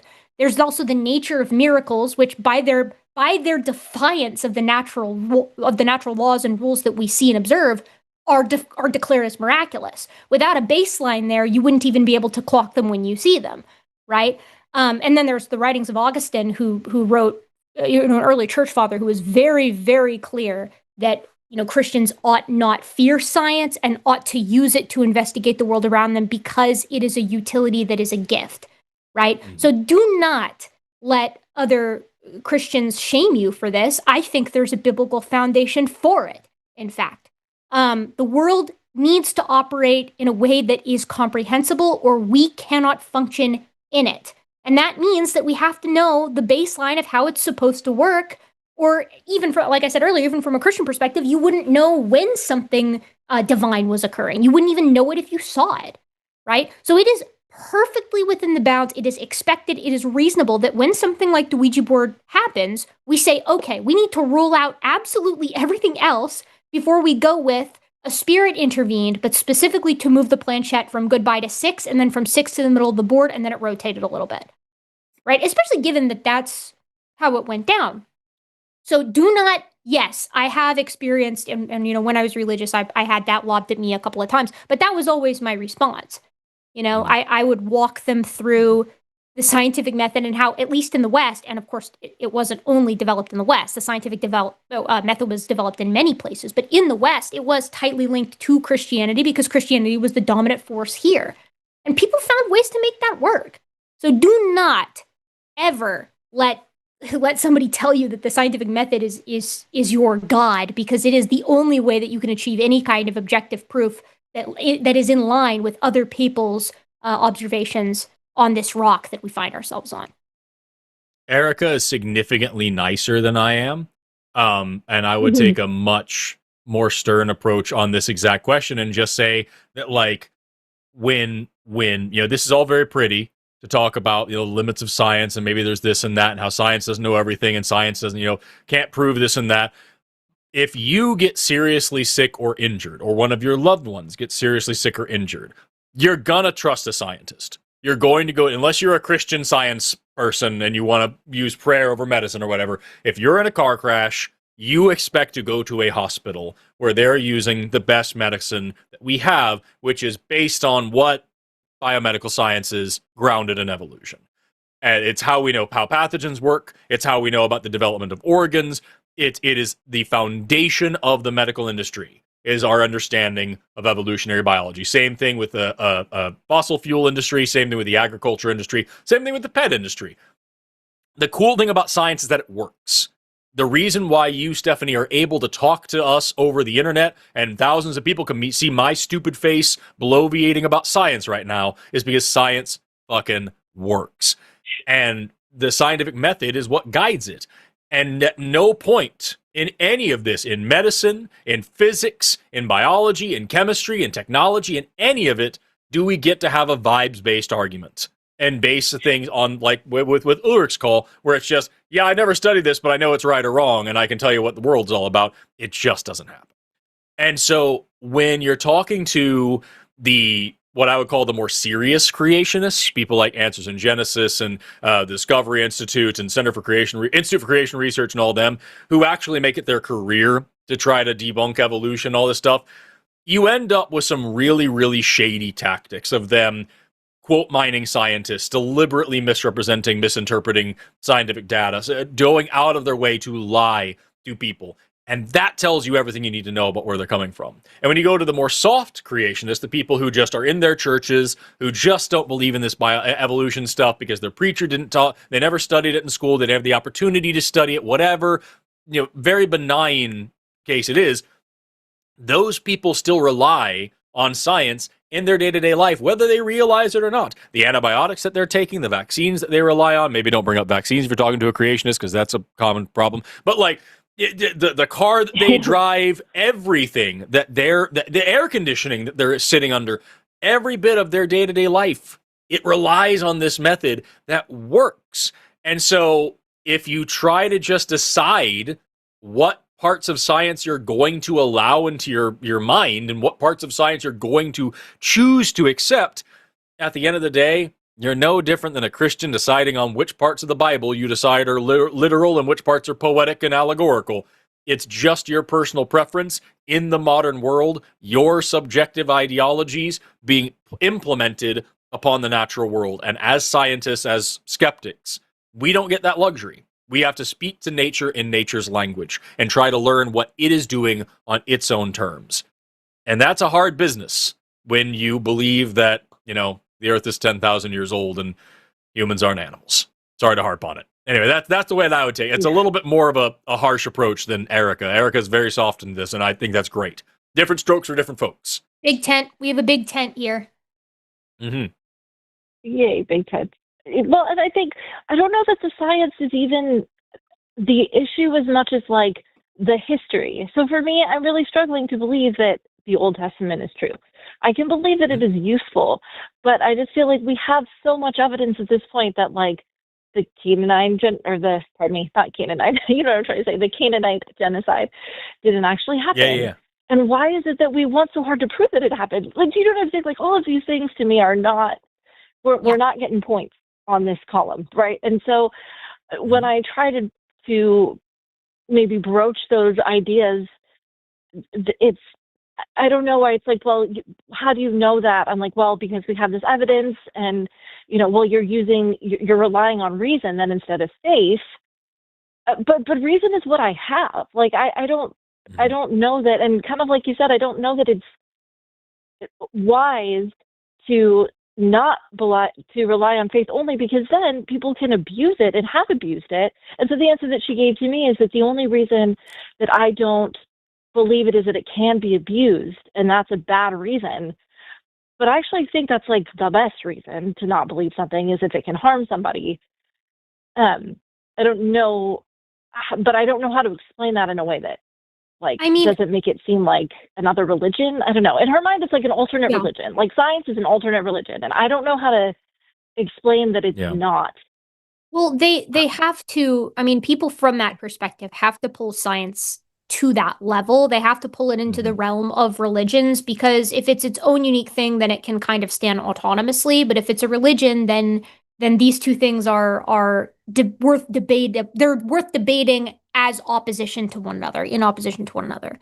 Now you were talking earlier about, there's a very the Ouija board situation and events of the Old Testament having actually occurred. These are two completely different things. Like I will sit here all day long and tell you that there are things that I don't understand about the universe. They're not compelling enough to me to make me be a theist, right? But there are things that I don't understand, and I'm happy to admit when I don't understand them. Now, that being said, that is extremely different. Like, as we say oftentimes on this show, the road to deism, is a lot shorter of a road than the road to Christianity or to Judaism or to Islam, like to any specific religion. And those specific religions hold a much higher burden of proof because they specifically say that things happened. This isn't just a vague, we don't understand, there might be a higher power, which, is easier to appeal to, is easier to consider. They're making very explicit claims about very explicit events, like the one that you mentioned with the Canaanite genocide. And those we can investigate and we can weigh for accuracy. Now, I'm no archaeologist, right? But what I do know about archaeology and what I do understand about Egyptology, because I took one Egyptology course as my cultural credit as my archaeology credit in my undergrad, is that there's a lot of stuff, that the Bible says happened or happened a certain way that doesn't seem to reflect in our archaeological record. And you have a couple of options when you're faced with that kind of disparity. You can say the data are wrong. You can say the Bible is wrong. You can say the Bible is misrepresented. You can say the data is misrepresented, or you can wash your hands of the whole thing. We've sort of expressed to you why we feel that a scientific approach is the best approach. And the reason why I think it's the best approach is in part because, again, it gets us to objective truth. Forrest and I can run the same experiment on opposite sides of the planet. If we're using the same data set and studying the same observation or observing the same phenomena, we should have arrived at the same answer, assuming our methods are identical. That's the wonderful thing about science, is that no matter where you are, no matter where you apply it, it's going to be consistent. Sort of a uniformitarian-esque look. I'm keeping things non-quantum, I suppose, because I don't know enough about physics to say how that interacts with that. But that is not the case with religion, and that is where science differentiates itself from religion, in its objectivity, in its empiricism, in its methodological approach, and in that anyone can reach the same conclusion as long as we share how we did it. That doesn't happen in religion. We could sit down and do the exact same prayer, and we might have completely different experiences. That has happened zillions of times across human history. So I think that that's going to be your differentiating factor, is not just the harm that being dishonest about religion or religious events can have, but also the good and the utility that science and the scientific method does have in all the ways that Forrest mentioned earlier. I would throw out a couple of things here, Stephanie. Oh, sorry. Oh, yeah. No, pardon me. I was going to do something slightly different, so please respond to that, and then we'll move on from there. Well, no, I mean, those are all really good reasons. Like, I'm with you. I follow. I think the only thing to me that gives me pause is that I feel like I have had experiences in my life that I would consider miraculous. But so to me, like you said, things happen, you don't know what to do with it. I feel like, and maybe this is just my social, cultural moment way that I was raised, that the only box I have to put it in is like the Christian box. And so, I mean, maybe that's not a very, like that's the only way that I know how to perceive it. And so I guess what I'm saying is, yeah, you're right. It cannot be repeated. Does that make it invalid? Right. If it was significant enough. Do you know what I'm saying? Like how, I don't know how to. And it doesn't make it invalid, but I think you're already on the right path thought process wise on this one. Because, as you said, you're putting it in the Christian God box because that's the box that you have. But does that mean that's the only box that there is? I think based on how you phrased that it isn't. There are many ways to explain a lot of experiences that we have, from other deistic experiences or religious, sources to irreligious ones, which, obviously everyone here is going to favor because I think they're the most explicable. They make the most sense to me. But that being said, I don't know. I know that it can be tough, especially when you've got the religious, and I'm going to use this word, I hope you don't take offense with it, but sort of baggage, right? Like the upbringing and the sort of way, the lens in which you view the world can make it feel dirty and ungrateful sometimes, ungrateful to like try to search for different answers for things that have happened to us.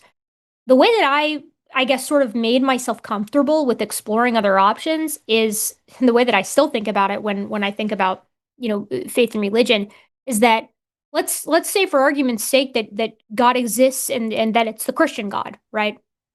If that's the case, he made you the way that you are on purpose, and he knows, every hair on your head and whatever, and like all that stuff. And he knows that you're a curious person, and he wouldn't have made you this way with this ability to question and this ability to be curious with no intent, unless he was just a Calvinist God and wants to send you to hell. So, rest assured that asking questions is safe. It's okay. It's normal. And you're sort of protected on both ends, because if you end up staying religious, then you're good and the questioning is fine because that's how God made you. And if you don't, then there was nothing to worry about in the first place. You need not have had any fear from the beginning. That's actually what I have on my notes over here. That the top thing that I have on my noteboard here is, why would God give you a brain and punish you for using it? And I feel like there's a famous clip from early episodes of the Atheist Experience, where one of the main hosts back then, that was his deconstruction story, is that he was absolutely terrified of hell, absolutely terrified to question God. And then he came to this moment as a Christian where he was like, why would God have given me this brain if he didn't want me to try it out and use the thing from time to time? And any God that would be so afraid of being questioned that he would respond with torture isn't worth worshiping in the first place. And so then that's certainly not the Christian ideal of God that he had. And so he gave his brain a try. And that's the crazy thing. There's that old adage that if you resist the devil and he will flee from you, question God and he disappears. And so like that's a big thing that I think is really important to remember, is that like as we're sitting here comparing, science and faith, or science and religious thinking, there's one thing about the heuristics of religion that I feel is so antithetical to science. And I feel like not a lot of creationists, especially, or just religious people in general, know this about science.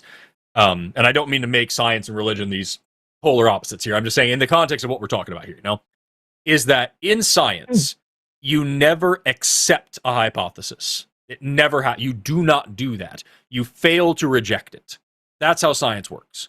So you come up with an idea and you say, okay, I think that this causes this. Let's say I think that this spirit exists and push this planchette, right? So I have a hypothesis. There's something here that happened, right? So what am I going to do? I'm not just establishing evidence for it. I'm testing other things. There's this old concept we call strong inference, where you're trying to rule out as many things as possible at the same time. So I'm trying to figure out what's every single possible explanation for this planchette moving, and which one is supported by the most evidence. And if none of them are supported, then I don't, what am I supposed to do? And the fact you get to this point where maybe I can say, all right, well, I can't rule out that a ghost exists, but I also, for the exact same reason, I can't rule out that it was a goblin that's invisible. I can't rule out that it was the CIA that has a piece of fishing line on this thing and moved it for the sole purpose of fucking with me so that I didn't vote some way in the next election or whatever. I can't rule out the fact that I was drugged or that I was high or that I had a gas leak in my house or I had a psychotic break or that it was a dream that I'm misremembering. I can't rule out any of those things for the exact same reason that I can't rule out that it was a ghost, because these things don't have any physical evidence that I can test. And so what do we do from there? You can't do anything. You have now a bunch of what we would call unfalsifiable claims. And there are things that are more possible. The most absurd, over-the-top, multi-billion-dollar, multinational conspiracy theory for the sole purpose of screwing with you and making you feel stupid is more likely, because we know at least all those things exist. You know, that's more reasonable than saying there's, you know, this other world where these creatures exist and it moved this thing in this really bizarre way that doesn't really mean anything, you know?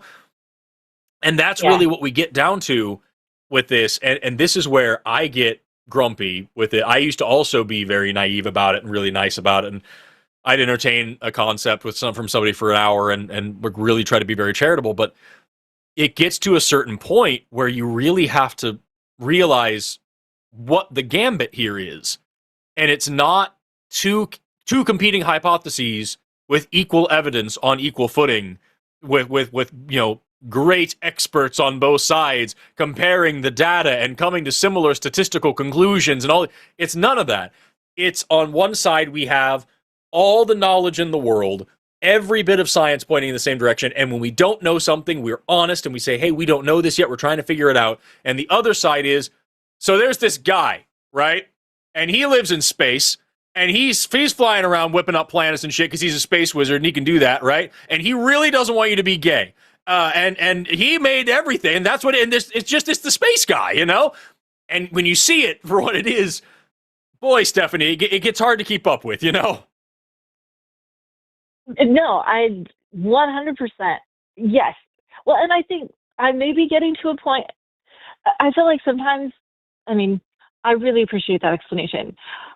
I wonder if perhaps there can be, it can be hard to understand religious people or people who grew up in a really religious way, because I grew up in a very religious way, and not even just like Christianity. It was very charismatic Christianity. It was very like the reason that I was given many times was an actual demon, and that was like just stated as fact. Yeah.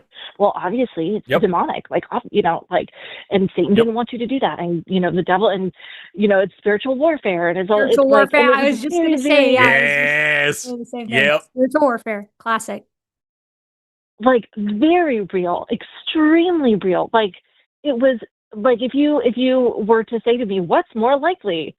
Like in my mind, the CIA would be a lot less likely than obviously spiritual warfare. I mean, come on, like you just don't get it. You know, and I'm not saying that I believe that now, but it's even for a reasonable person, it can be really hard to overcome that. It's like I started to realize that there was this baseline of things that I accepted, and that was one of them, and like having the self-awareness to be like, wait, maybe that baseline of things is not actually true. Like maybe there isn't.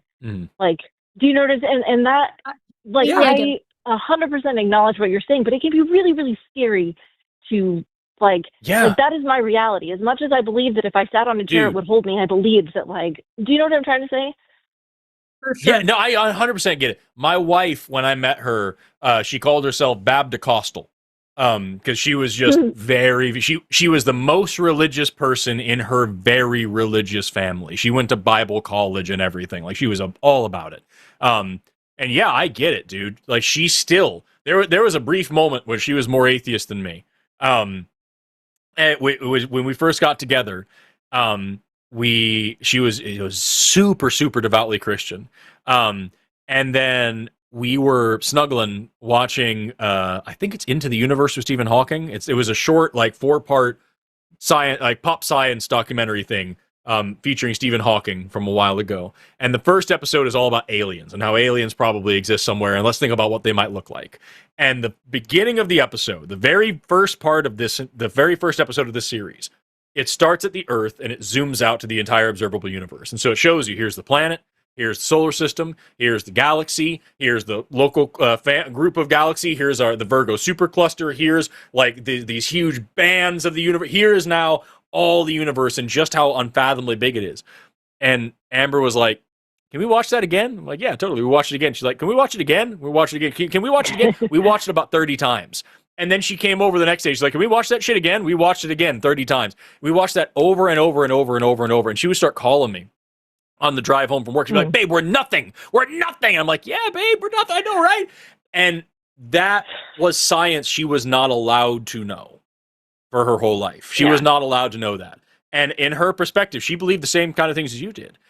And in her perspective, yeah, it made total sense. This was it. This planet was it. And yeah, there were some other planets and other stuff out there, but like the Earth was the point of the universe. And she then saw the scale of it, the size of it, the sheer vast, unbelievable size of outer space. And she was like, it kind of dawned on her, okay, I don't know what a person is anymore, because obviously there's other stuff out there. And do they all get a Jesus? And if so, why? And what's the point of me? And she dropped her Christianity overnight. At a certain point, it just broke.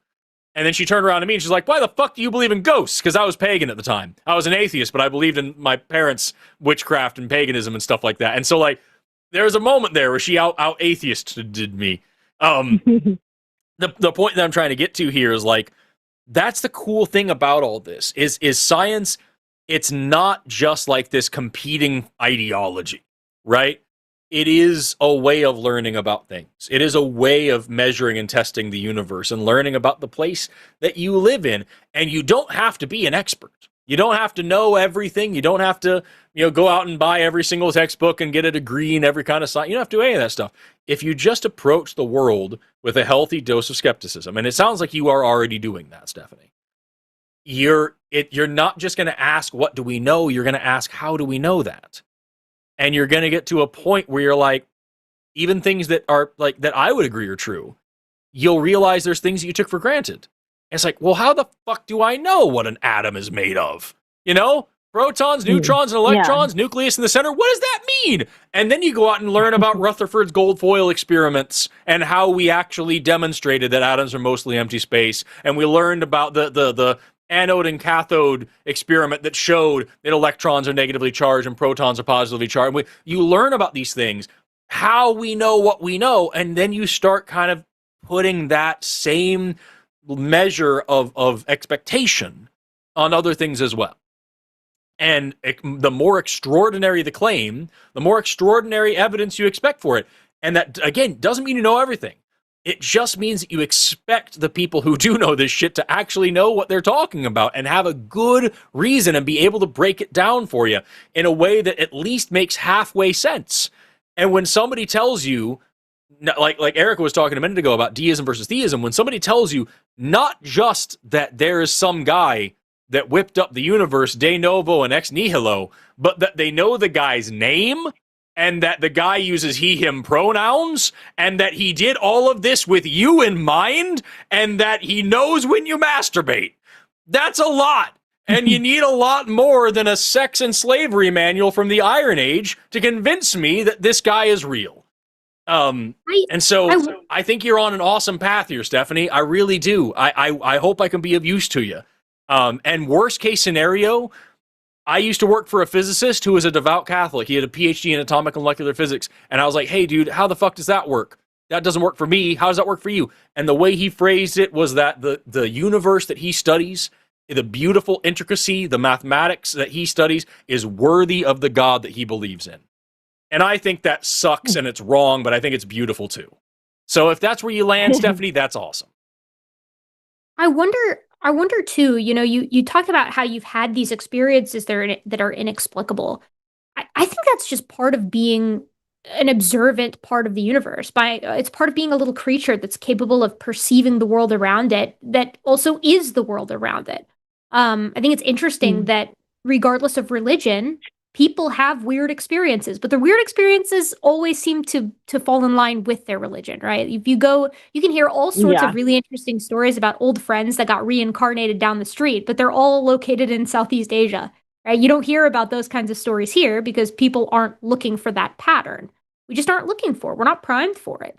The same is going to be true in Southeast Asia. They're not going to be seeing, the Virgin Mary in their toast.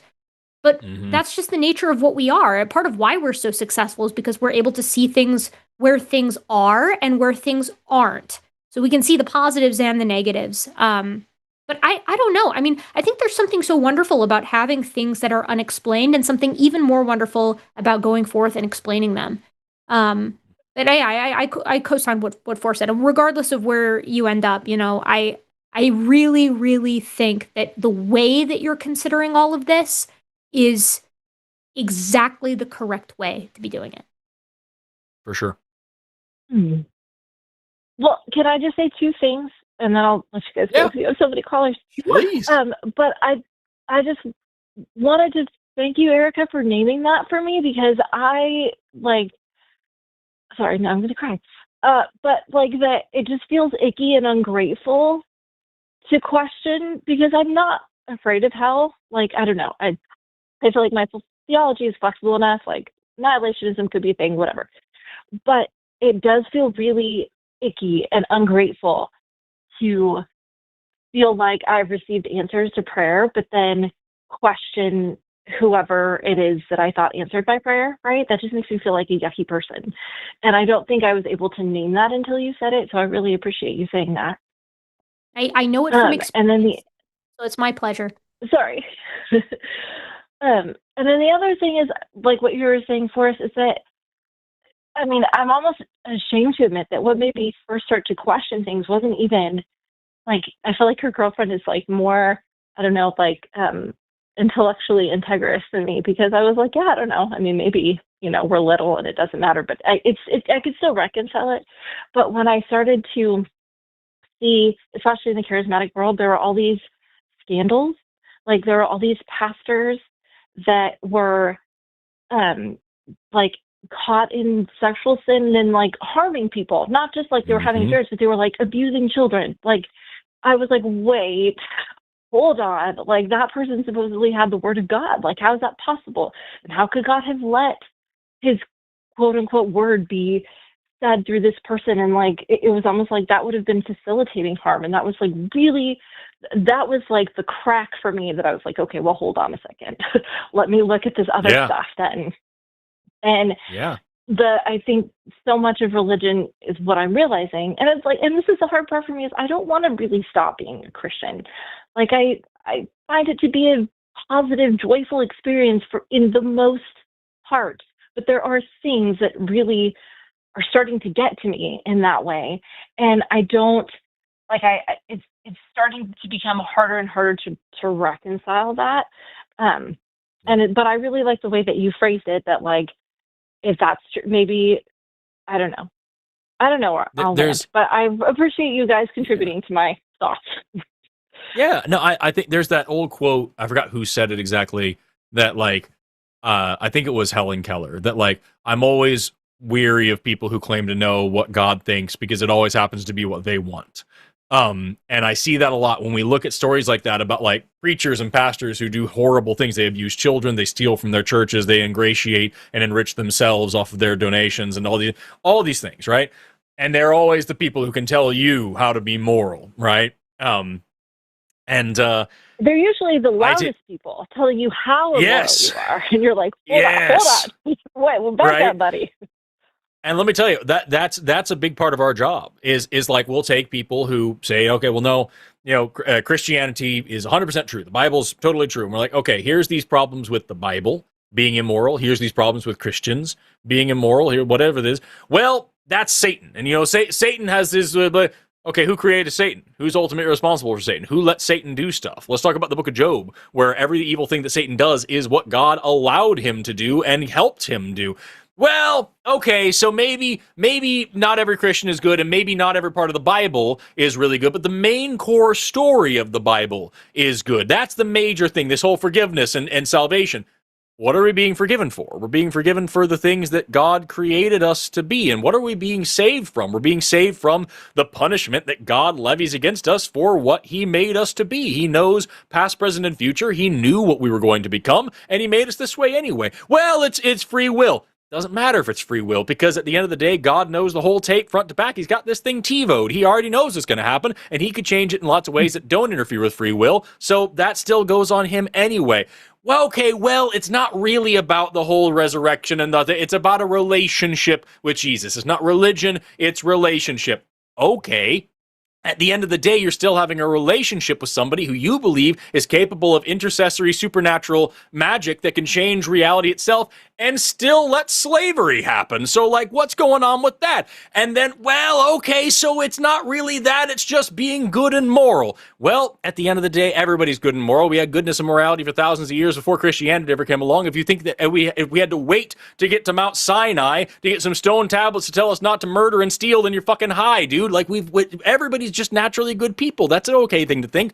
And then it becomes, well, it's not actually about Christianity anymore. It's really this kind of like pantheism. At the end of the day, God is to us what water is to a fish, and God is just everything, everywhere, all the time, and then that's just the universe, yo. Why do you need to name it a God? What are you doing with that? We have words for that already, and then it's kind of a deism thing. Well, we need a prime mover, and somebody had to start this in motion, and somebody's out there doing this stuff, and it's like, okay, fine, you put away the whole weird sex rules at least, but at the end of the day, that still requires some evidence. And if you can say that this thing outside the universe doesn't need a beginning, then I can say the universe doesn't need a beginning, and it means the same nothing because neither one of us have evidence. And then you just kind of go through this weird quasi-mysticism spiritual phase, and then suddenly, surprise, you're an atheist. Welcome to the dark side. We have immature humor and existential dread. That's how it happens, dude. And so we're here for you, Stephanie, on every step of that journey. And I encourage you to call back in and ask more questions. And if at the end of the day, you're still a Christian, but you're a curious and kind person, I'd be very fucking happy with that. But I look forward to the day that you call in and you're like, all right, fuck this shit, but like, let's talk about morals now, because what do I do next? And then you can get really mad at me and debate me on how stupid you think my morality is. That'll be fun. Okay. I can't say anything to that because that was amazing, but I will let you go. I just want to leave you with what it is for me right now, what my pushback, and it's not even a push. This is my pushback to me. Like, I'm not trying to convince anyone else about myself at this point. No, please. And it is that, like, you know, the whole morality, like, love your neighbor, like, everybody has love your neighbor, like, that's common. I think for me, the thing that I find compelling is love your enemy, because I find, like, it feels to me that has been, like, if you look at Gandhi and the civil rights movement and all these things, like, that has been the thing that has been most instrumental in producing change and in stopping cycles of harm and in promoting flourishing, right, for humans. So I still find that really compelling. And again, I'm not trying to convince anybody. That's kind of where I'm thinking in my own head. It's your journey, Stephanie. You know, you got to take it. You got to let it take you where it takes you. But as Forrest said, you know, call back. We're happy to talk about any or all of this stuff. I host every Sunday night, and Erika and I usually host together at least once a month. So tune in anytime you want. Call us anytime you want. We're here for you. And I think the principle of loving your enemy is fucking awesome too. So I think we can agree on that. Well, thank you guys. You're so kind. Thank you, Stephanie. You're awesome, and I wish you all the best on your journey. Seriously, you're on a great path. Okay. Bye. I wish I knew how to love my enemy. I'm a hater. I'm a hater to my core. Tried and true. Ooh, I love to hate. I didn't say I do it. I said I think it's a great way to live. I think it's beautiful. It's a good concept, yeah. Yeah. And I could extend it, because, like, I'm certainly not going to love some Nazi, right? But at the end of the day, I'm going to guarantee that Nazi has the same civil rights as me, and that they stand trial for their crimes, because if I don't do those things, I'm no better than a Nazi, right? And so, like, that's the kind of, you know, when I say love my enemy, not only is it wishing the best for them because they're human beings, it's also treating them fairly. I have to watch myself for that. My ape brain gets real retributive sometimes when I'm some bad shit. I gotta be honest. There's some stuff that puts me over the edge, and I'm like, ooh, actually, maybe we route the justice system on this one. Maybe, somebody finds them in an alleyway, and we see how that goes. I gotta watch myself on it. I'm a little. I get a little. I get a little. What's the word? I'm like punitive. I get punitive. I am very fortunate to not be in a position of power so that I can entertain those fantasies. But when I rise to power and take over the world, I'll have to be a better person, of course. Ugh, boo. Boo. Yeah. With that, we actually lost a couple of calls in that one. I think we answered some questions, and people just couldn't hang out anymore. So we've only got 3 atheists left. All right. I think you just want to go down the list? Yeah, the list they're in is the order of the time that they've been waiting. So you have one who's been waiting for 2 hours and 40 minutes, one's been waiting for 2 hours and 30 minutes, and one who's been waiting for an hour and 19 minutes. We're going to go in that order with them. Let's do it. I think that's a great way to do it. God knows we've got a zillion super chats, so great last theist call, by the way. Phenomenal. Phenomenal. Actually, both theist calls were great because they were opposite ends of the spectrum. Yes. Complete polar opposite ends of the spectrum. Between Stephanie and Ulrich. As they could be. Yeah. The two genders. Stephanie and Ulrich. I was gonna say inside you there's two wolves, but yeah, the two genders. There's only two genders. All right. Get over Let's it. Talk to liberals.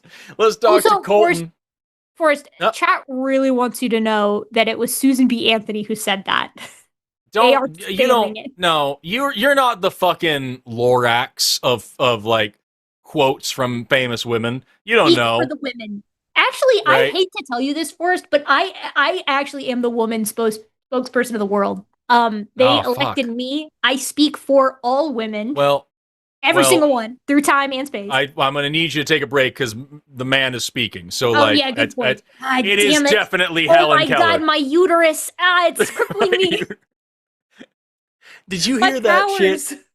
Dude, my powers. Do you remember? So I was teaching. I'll just get to the point. Back when like steam trains were first invented and people could go like 25 miles an hour for the first time, one of the major arguments against that was that if you put women on a train going over 20 miles an hour, their uteruses would fly out of their bodies, causing severe harm, probably to passengers behind them.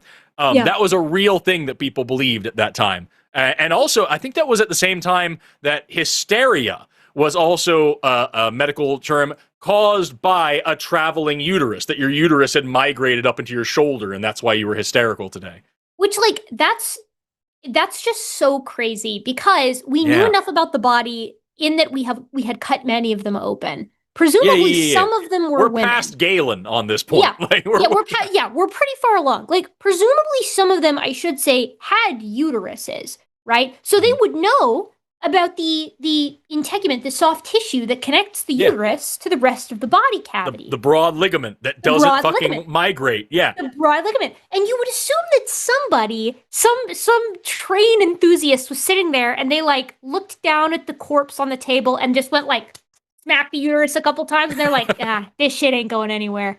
They're like, this ain't going anywhere. It is steadfast. Let the ladies on the trains, folks. We are good. Big train. This woman must have been quite calm and level-headed. Her uterus is really grounded here. They step back. They're like, must have been a man. Must have been a man. Accidental woke because he must have been a dude. Clearly, he is reasonable. This uterus ain't going anywhere. Reasonable person, therefore man. Easy. There was that story from back in the 1800s. It's one of the things I didn't include in my sex and sensibility video, but I wanted to. But I cut it for time. But like, there was this story. I can't remember the guy's name off the top of my head, but it was this old legal case of this guy, and it was the debate over whether or not this person had the right to vote because he was intersex. And so they were like, okay, well, he has a phallus, but he also menstruates, and he has what appears to be a vaginal opening, but also partial scrotum and like all this stuff. And so they have a medical examiner come in to determine whether this person is a man or a woman so that he can be given the right to vote or not. Love that. They determined that he was a man because at the end of the day he had a penis, and so that's the only thing they had to go. But fair. Among the scientific evidence that this person is female included that he enjoyed knitting and that he liked bright colors. Those were scientific evidence that this person is a female. There's no way males could do this. This person was caught in the act, like doing a loop while they were knitting, and they were like, "Oh, there it goes. Ah, I just watched my right to vote gone, just out the window." I love that so much. I like that, and I less anatomical and more behavioral when they were trying to decide, when Buckland and company were trying to decide whether Mary Anning should be allowed into the Geological Society for all that she contributed to the birth of paleontology and our understanding of marine reptiles and ancient life at that time.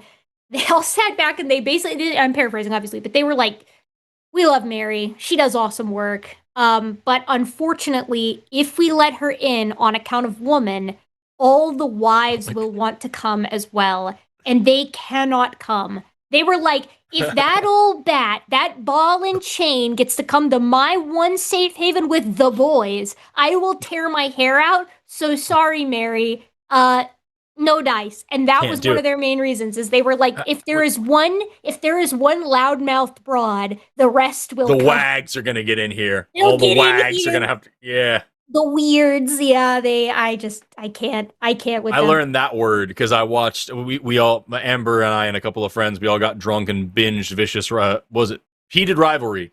And it's Heated Rivalry. It's a phenomenal show. Slaps. But that was a word I learned. Wags, for wives and girlfriends. All the wags are gonna get in here. Love that shit. Heated Rivalry, love it. Actually, Heated Rivalry is a wonderful litmus test for where the culture war actually is. Don't believe what you see. Heated Rivalry's numbers speak for itself. Woke is back. Woke is back, y'all. Get your tickets now. Smoke if you got them, because we're all woke. Let's talk to Colton, who's been waiting for 2 hours and 46 minutes to talk about language. Colton, you're on the line with Forrest and Erika. How you doing today? How you doing? I'm all right.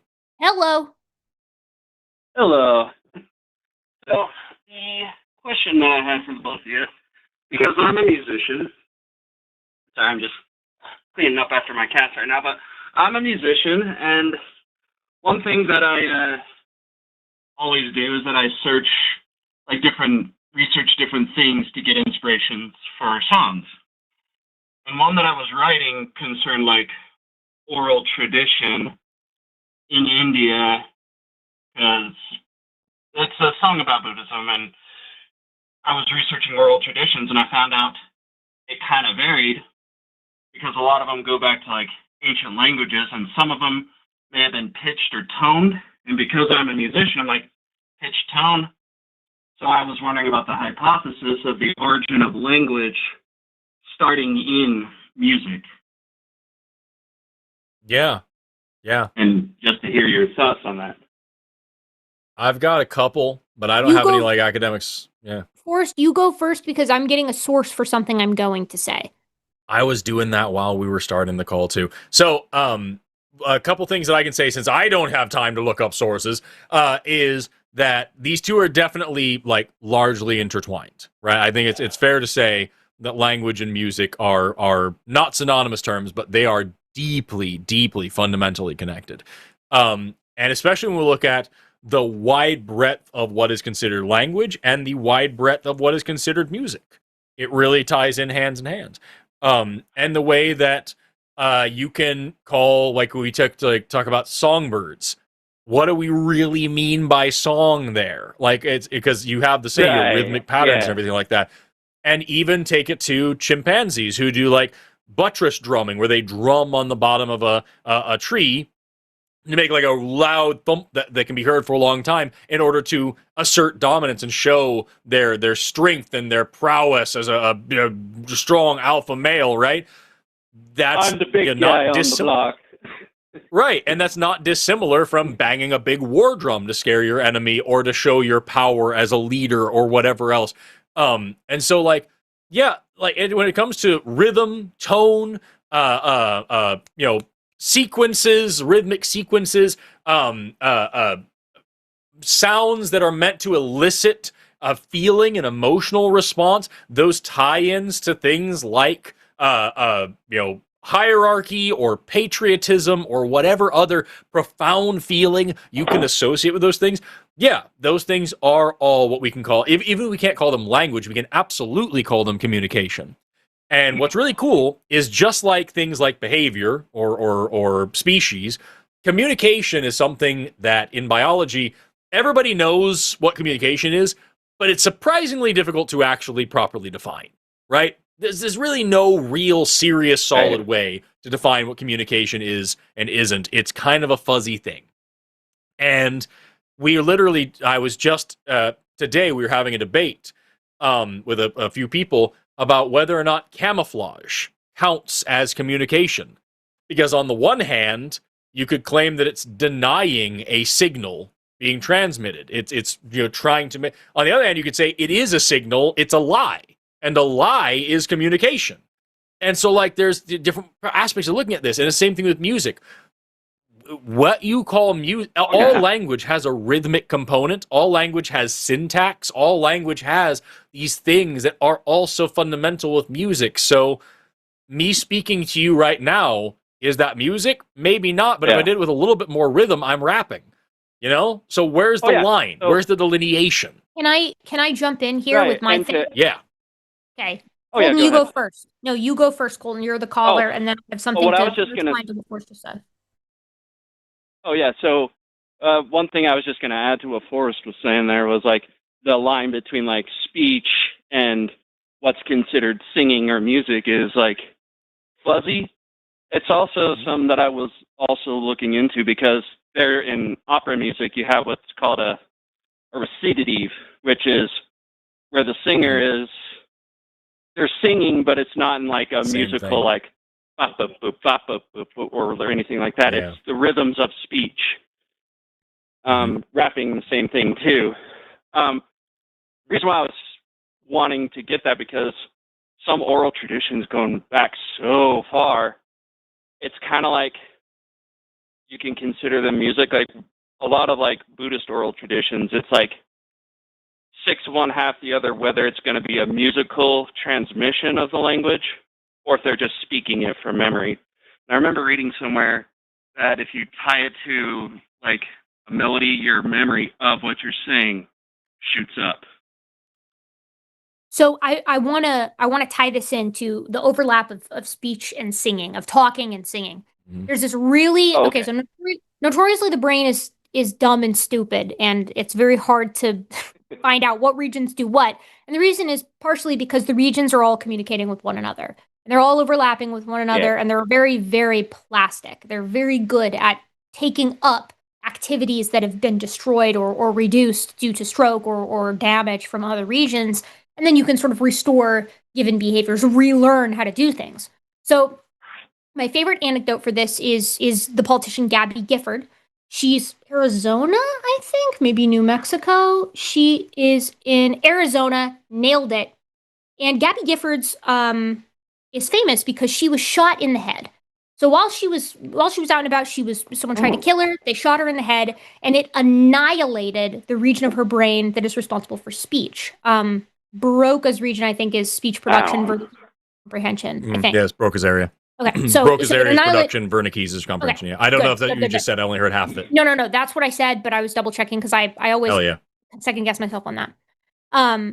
So she couldn't speak anymore, right? So she survived it, but she could no longer speak. And the story goes that, she's a politician. She needs to do a lot of speaking. So she really wanted to try to relearn how to speak despite the fact that she couldn't produce it. And we know that these regions are responsible for this because when they're damaged, the pathology shows itself. So if you're born with Broca's area damaged, you can't produce speech, but you can understand it. And if Wernicke's area is damaged, then you can produce speech, but you can't really understand what other people are saying. It's sort of garbled to you. So what Gabby Gifford did is she retaught herself how to speak by singing, because the region of your brain that's responsible for singing and for music, while intertwined with Broca's region, is not Broca's region. So she retaught herself how to speak by singing and taking that down to a very staccato speech, right? And now she can speak again. Her Broca's region is still busted. I mean, it didn't fix itself, but she relearned how to speak by the brain's wonderful plastic nature. And I think that would not be possible if that singing region had also been destroyed, right? The regions have to be somewhat interrelated in order for them to take up for one another. And that, I think, does speak to to, don't let that pun get you, that was an accident, that does speak to or insinuates the deep relationship between speaking and singing, right? If these two regions are so intertwined that one can quite literally pick up for the other, that implies a deep evolutionary root, at least in my mind. So, I can't talk about the oral traditions. I don't know much about that, but I can say that there's some pretty cool stuff out there that shows how connected these areas are. Can I share a thing really quick that I think is relevant and cool? Excuse me, I just burped. Absolutely. But yeah. So I'm going to share my screen and I can share sound. Let me just try this really quick, and I'm just going to play like a second of this. Can you guys, is this showing up now? It looks like my screen just froze. It's a man. Yeah, it's showing.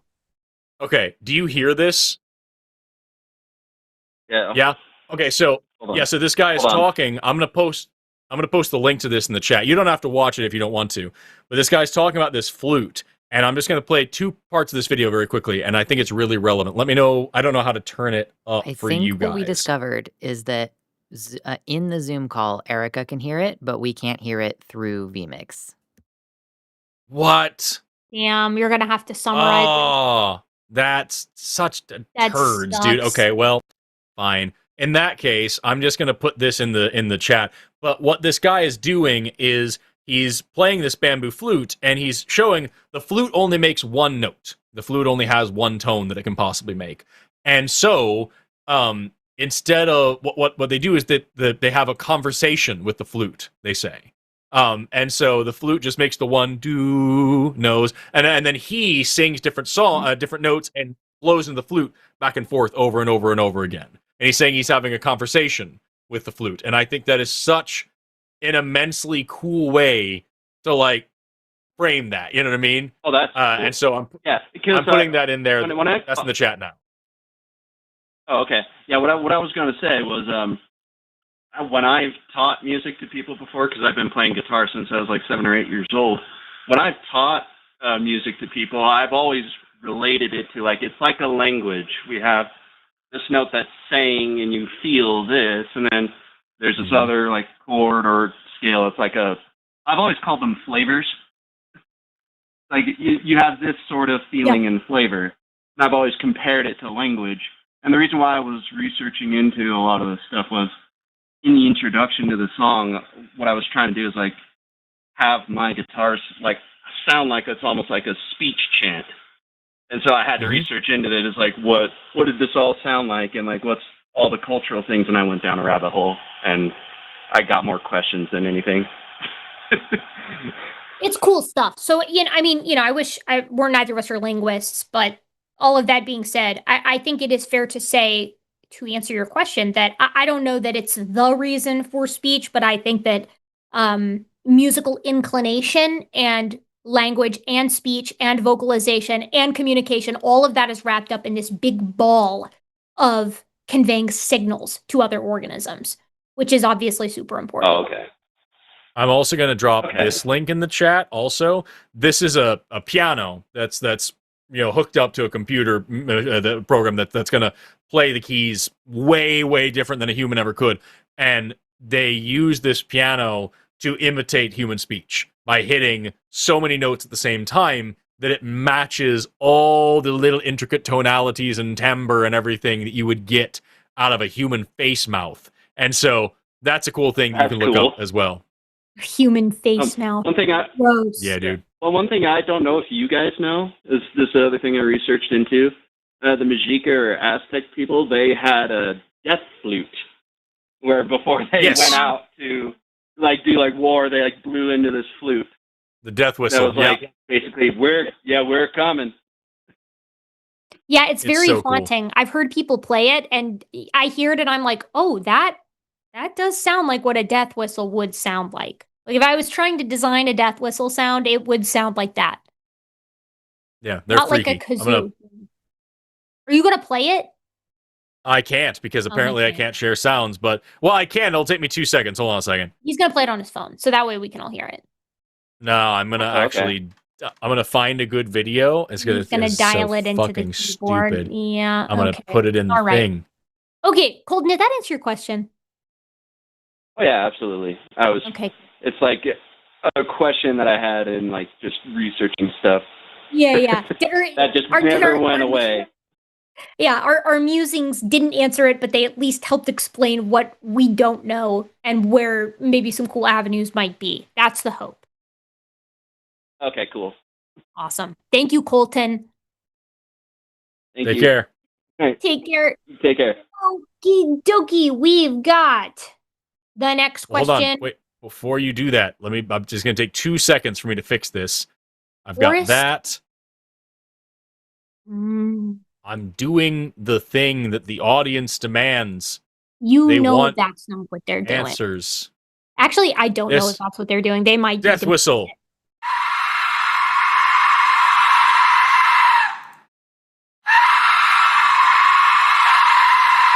It sounds like That's death. a whistle. Yeah, it sounds like, and you can hear it if you listen for it. When you first hear, you're like, "That's BS," but then you can hear the hiss of the air. Spooky. Yeah.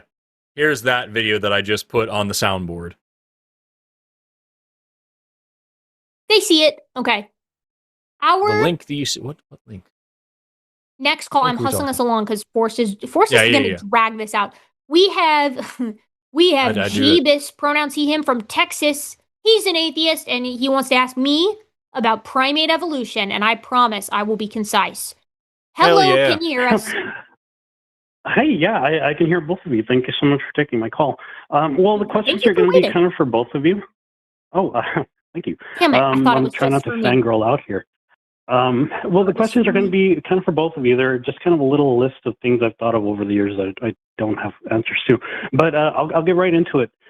So there's a group of people that was known as the Mangbetu people that were native to the Congo, I believe, and they were known for shaping their craniums in like a cone shape sort of style.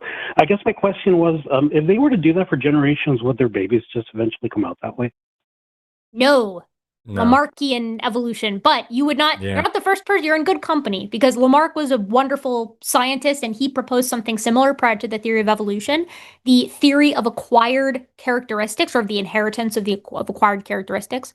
Really, it's a hypothesis, but we don't get to choose the labels. The idea was basically like the characteristics that you acquire in your lifetime will eventually be passed on to your offspring, and then that's how change accumulates over time.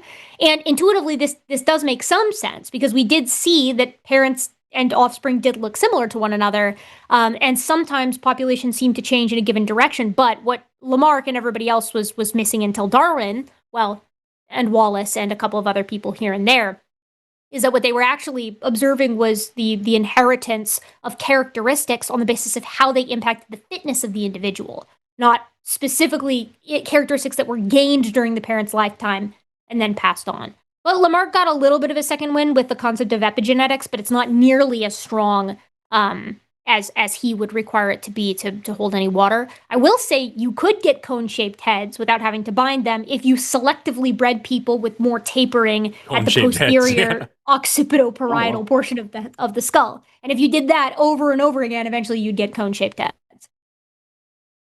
And so I guess sort of a follow-up question to that. Doing something like that, the brain is going to be molding into a different shape, obviously. Would that affect the possibly, I don't think we've ever studied this as far as I know, but would that affect brain development or what can be developed by the brain at all?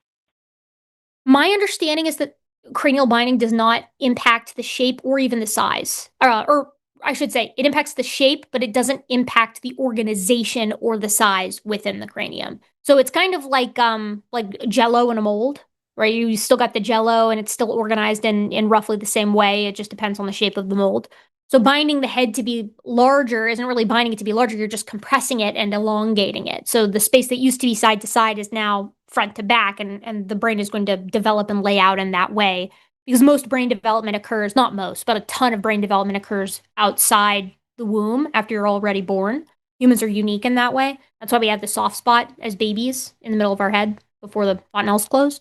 So it has been examined, but usually when it shows up in pathology and when it's artificially changed, and it does not seem to have an impact on intelligence or anything like that. All right. Thank you so much for that. If you'd like, I can ask some more questions, or if you'd like to move on, just let me know. There are little questions just like that one. It's up to Forrest. He's the one with the bedtime. Yeah, we still gotta do super chat. So if you have one more question, as long as it's super fast, we can knock through it because you've been waiting for like a long time. Yeah, of course. It'll probably be really quick. So we have allergies to other creatures. Are there any creatures that have allergies to us that we know of? Ooh, I have no idea. I don't know the answer to that. What was the question? I'll look it up. Is anything allergic to people, to humans? Oh shit. Yeah, I have no idea either. That's a good question. I wouldn't even know. Let me check. I'm just gonna see.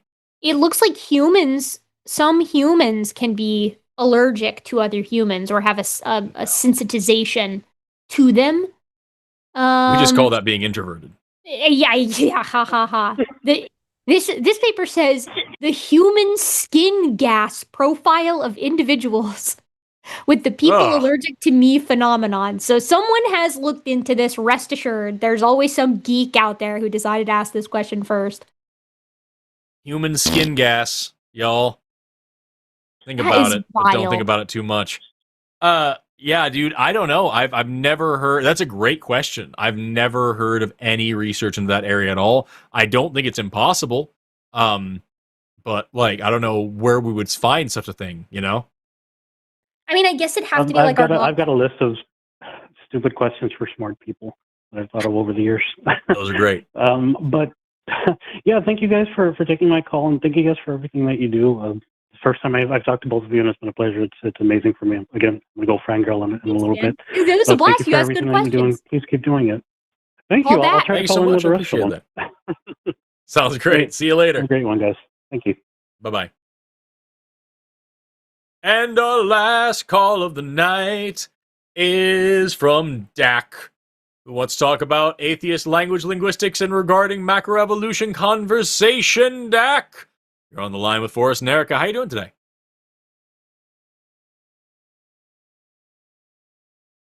Dak, are you there? Dak, we cannot hear you. But can you hear us? You've been waiting online Dak for attack. an hour and 47 minutes. Dak, please answer us. You are the last call. No. I played a little song. I played a little song to wait for Dak. The song goes like this.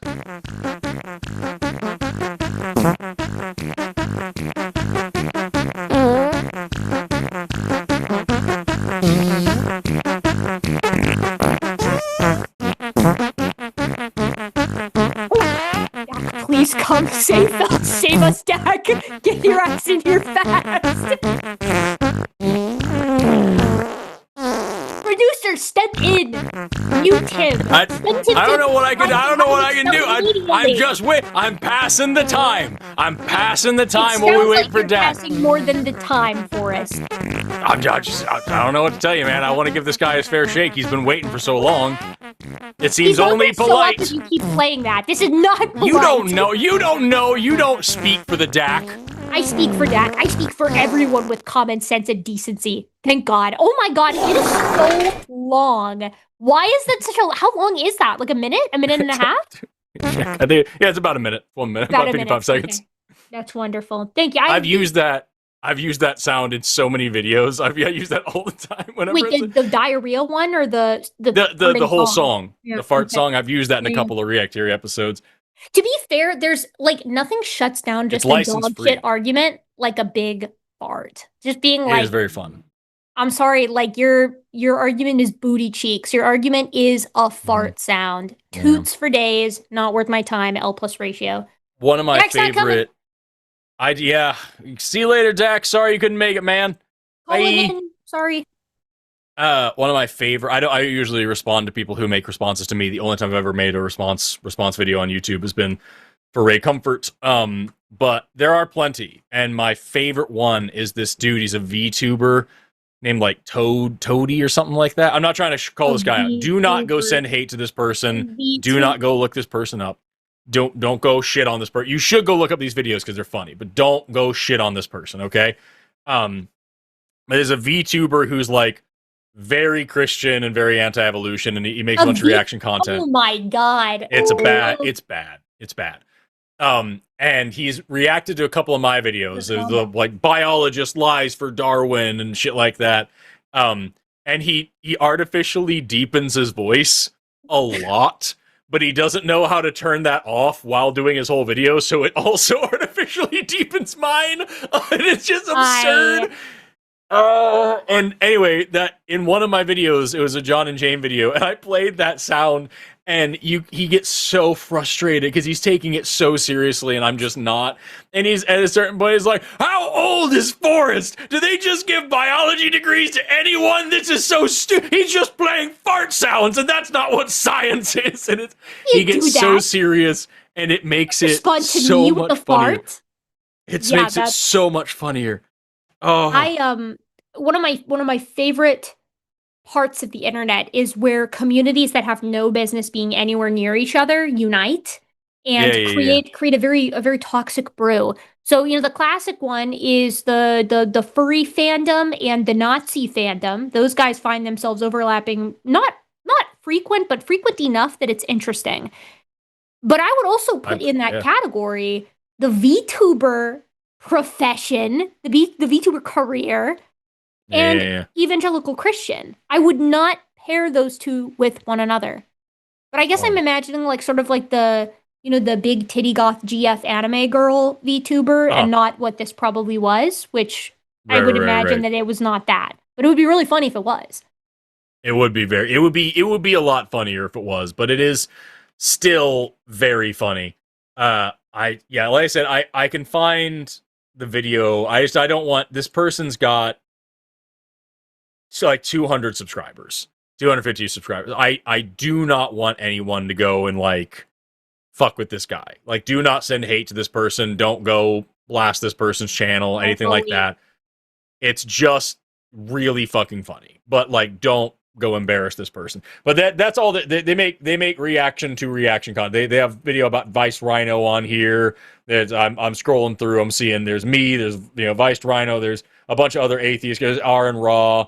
So this is what this guy does. And like, do you know I never get any attention from the broad spectrum haters. I only get hyper mega concentrated acute dislikers of my content who make a million videos addressed specifically to me. Never anything that's just like in the wind. Like, for instance, I never get on Whack an Atheist. I never get on there. I don't know if Kent just, like, I debated him many, many years ago, and I don't know if he memory hold it, and then he was, or if it's because, woman.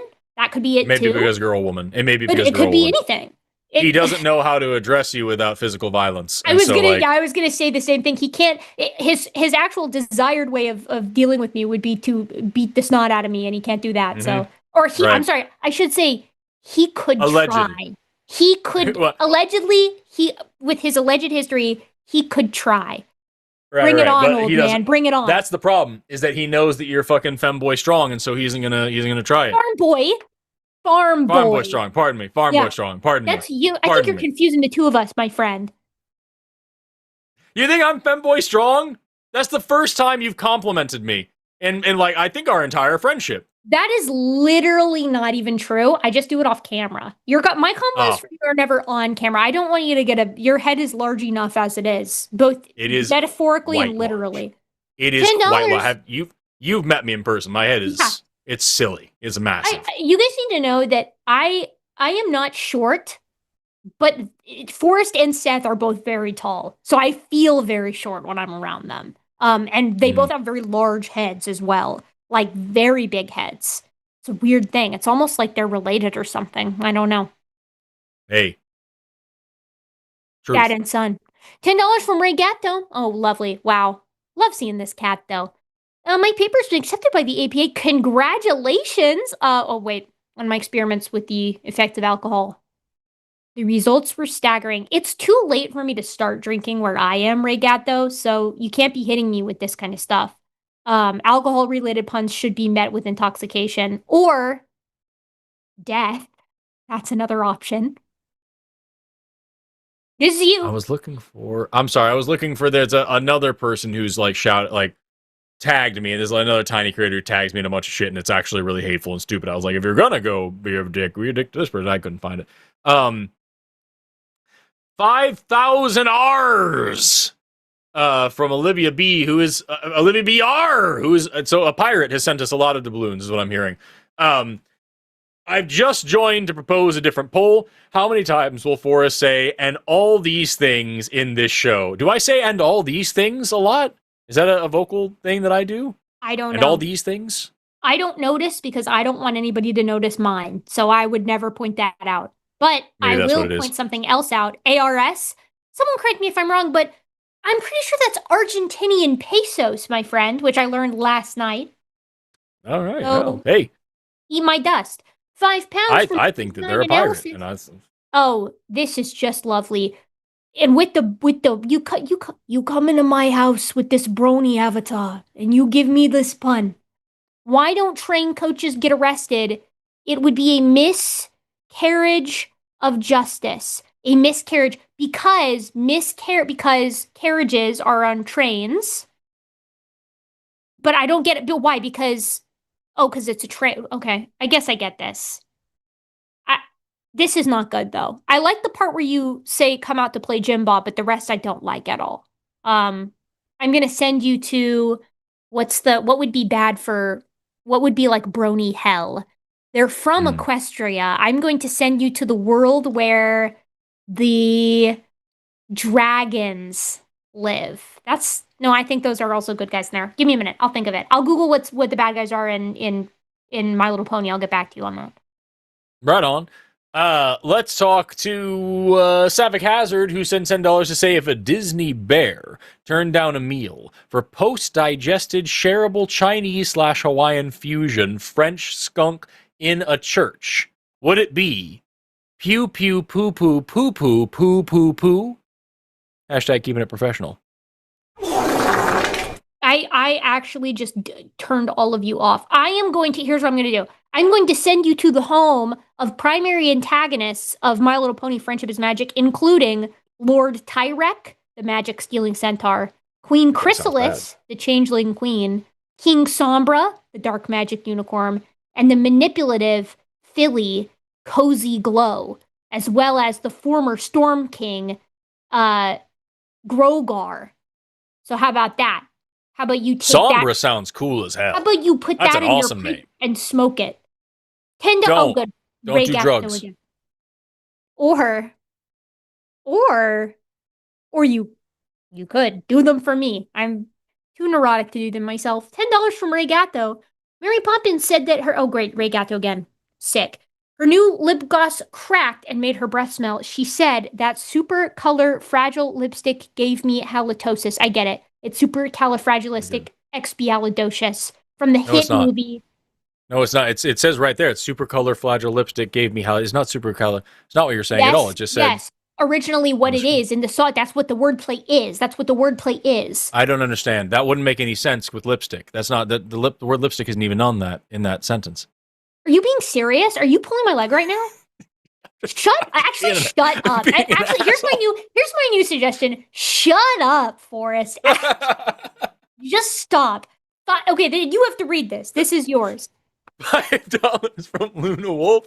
How long would you have to wait before grave robbing becomes archaeology? Asking for a friend. It's not about waiting. It's about getting the proper credentials and keeping track of provenience. Is what it's all about. That's true. You don't want to go around and just rob any grave, and definitely you don't want to rob graves from people groups that are not your own. Ask Tim White about that little number. $10 from Where Is Waldo? Don't know if you already did, Erika, but if you haven't, could you show and tell us about my stuffed Tully monster? But of course, my Tully monster. Look how cute! And get this, the little proboscis is bendable and posable. So my wonderful little friend here and the little stalk eyes are too. My sister got this for me for Christmas this year. It's so snuggly and so cozy, but I think it's better up there where you can actually see it. I want you to be able to see it. And let me show you what I won at the little friend for this guy. Let me show you what I won at my local beer festival here in where I live in Redacted Town, I won this adorable fly fishing lure. Look at it. It's so cute. And look, they gave it little eyes.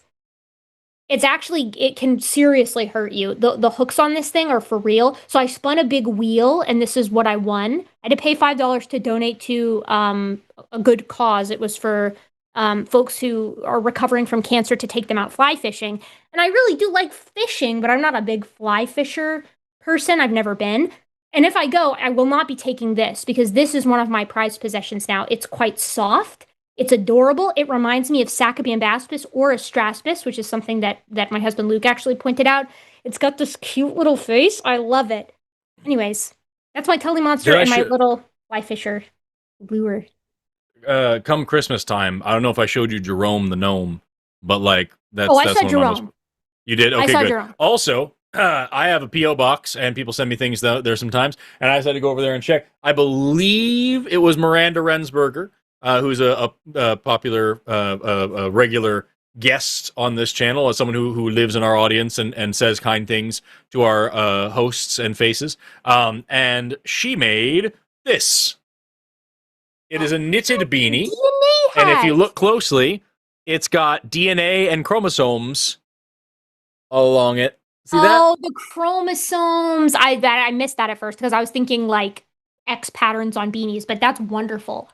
And then it's DNA around the bottom side too. And she knitted this herself and then sent it to my P.O. box. How cool is that? Man, I don't have the brain for that kind of thing. I small things like that and the repetition, I'm not good at it. Big props, mad props to people who do that. I believe it was Miranda Rensberger. I actually don't have the package, but I'm 99% sure that it was her. I also And if won it wasn't, this hat then at my festival yesterday, or at my festival this weekend. Snow Monkey is a type of seltzer. Well, it's a seltzer-esque. I think it's like a sake seltzer type thing. I don't know. Mm-hmm. The mango guava is really good, and it's monkey themed, so likey. We have $10 from Astro the Disaster 4724. Linguistics major. Grammatical gender is when all words are categorized into distinct and mandatory groups. This is only vaguely attached to social gender in mostly European languages. That doesn't surprise me. There seemed to be a lot that was going on in that conversation that was a little bit not quite my expectation, but yeah, far be it from me. But at the end of the day, can we really believe what this person said? Because they were clearly trans toast. So, like, I mean, That's woke true. science, y'all. $10 from... Very cute. Hey!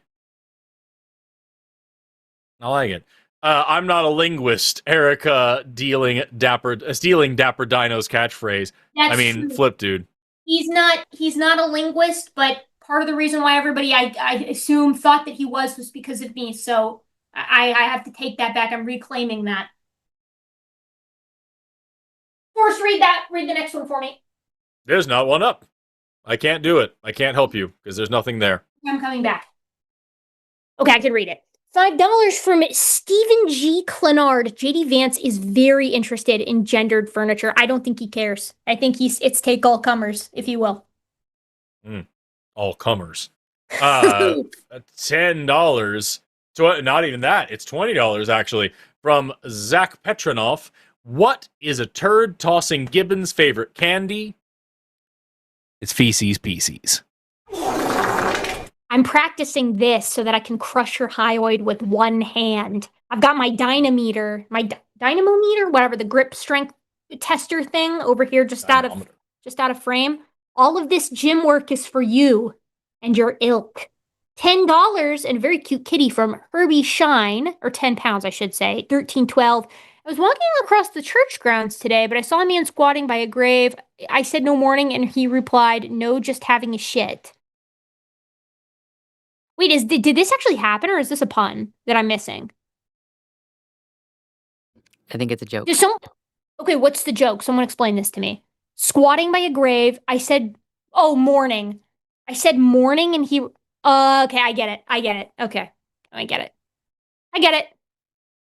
Morning doves. $15 from Genji. Reading the abstract of a new study about cannibalistic consumption of juvenile humans by Homo antecessor made me so sad. Yeah, hey, y'all, like, it's a modest proposal, but it's a proposal nonetheless. It would not have been fun to be many of those European species of hominin during the muddle in the middle. There was quite a bit of eating each other going on, and those conditions were very harsh. I mean, yeah, that's what you get when you move into a biome that you are not used to. People $10 from y'all. Yeah, from Paul. Oh wow, look at that dog. From Paul 691 Queen Lux. I read your message on YouTube about the blender. Went to your store and bought it. Here's to your health warrior. Lux, would you like to weigh in on this? Yeah, thanks, Paul. My doctor just told me my LDL it's not like really high, but it's a little elevated. And she was like, you got to do the Mediterranean diet. And I was like, well, shit, I need to finally get a food processor so I can chop all these veggies and make homemade hummus. And so, yeah, I put it on my wish list on the setting where people can contribute rather than buy it outright. And so 3 people contributed to buying it for me. So thank you. Thank you so much. I am going to be very happy not having to chop vegetables by hand all the time. Dude, hummus making, that sounds epic. It's pretty tight. That Pretty sounds tight. dope. And dude, atherosclerosis is a real situation, y'all. Take it seriously. Eat hummus. I love hummus so much. I love it. And it's good for you. And put it also in me. Good I just don't like buying it. Yeah, I don't like buying it either. It's so pricey. And the stuff that you buy is just never as good as the stuff you make yourself. Or I should rephrase it. I have never made my own hummus. The stuff that I buy is never as good as the stuff that other people who make hummus have made for me, which is much better. Just outside of Tulsa, there is a little town called Broken Arrow. And if you go down Broken Arrow and on 71st Street, there is a little place called Euro King, which is like a diner, like a burger diner that has been converted into a little Mediterranean restaurant. And it's this little awesome family-owned place that makes like amazing gyros and whatnot. I think they're a Greek family, if I remember correctly, and it's like all just awesome Greek food. And they make their own hummus, and it is so unbelievably bomb. I will drink that shit. So if you're around the Tulsa area, go southeast of Tulsa to Broken Arrow. It's right. You could trip and fall in Broken Arrow land in Tulsa. And go to Euro King and order yourself a Western sandwich, which is gyro meat and a shit ton of mushrooms and a side of hummus. And get yourself a house platter. Get yourself a house platter, which comes with tabbouleh and hummus and a fucking spinach pie. It's amazing. Speaking of Tulsa, come see Forrest and I and Seth Andrews in Tulsa. Hey, that's the thing that you should do. Come see us in Tulsa and then go to this place. It is, hold on. It is on next month. March 7th. It's on March 7th. Which I know because I've heard you say it a bunch. From 2 p.m. to 5 p.m. It's this. It's here. It's now. You go to sethandrews.com/March7 and you can go here and get tickets. You can also just go to valkailabs.com and click on events, and it'll scroll you right on down there. And here's me in St. Louis for 2 days doing 2 different speeches. And here it is right here, the March 7th event. You can go there as well and you can get tickets. And as far as I remember, we have like less than 50 tickets left. We don't have a lot of We had a capacity. We have a capacity of 300. And when I was on with Seth, we had already sold over 230 tickets.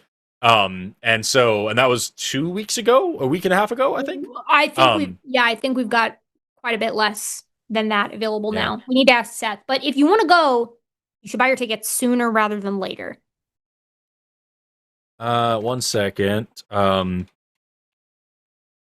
me see if I can find this also while we're here, just while we're talking. Forrest is actually going to be giving a presentation on why corn doesn't digest when you eat it, so it's going to be pretty good. I won't, but I did. We were talking about like what my thing would be, and I'm currently having to figure out what my actual talk will be about because like we were all at lunch. Seth, Erika, and we were all out at lunch, and Erika was like, well, I'm thinking about my speech. I think I'm going to do like this whole like history of humanity and what it makes us special or something like. I forgot what exactly it was. And Seth was like, "Oh." I said we're gonna do how we find ourselves in the animal kingdom or in the tree of life. It's going to be funny and elegant, elegant, Forrest. And then Seth was like, "I'm going to talk about the things I've learned over the years as a person and like how I've grown and I'm a different man." This was whatever irritating. It was. What I don't Forrest know. is about to say is extreme. It was irritating then, and it's irritating now. And my idea was snails. Yeah. No, Let's he talk said about that. snails. No, he said that.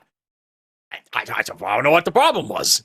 No, he said that, and then I said, so like, what about them? And then he goes, well, I really like them. And then Seth said, right, but what? How are you going to? And then Forrest said, I think I'll figure it out. And then that was the end of the conversation. I'm really pleased to see that it has not progressed beyond that. I keep trying to. I've come up with some really cool ideas for a talk. The problem is I keep landing on really, really heavy shit or snails. And why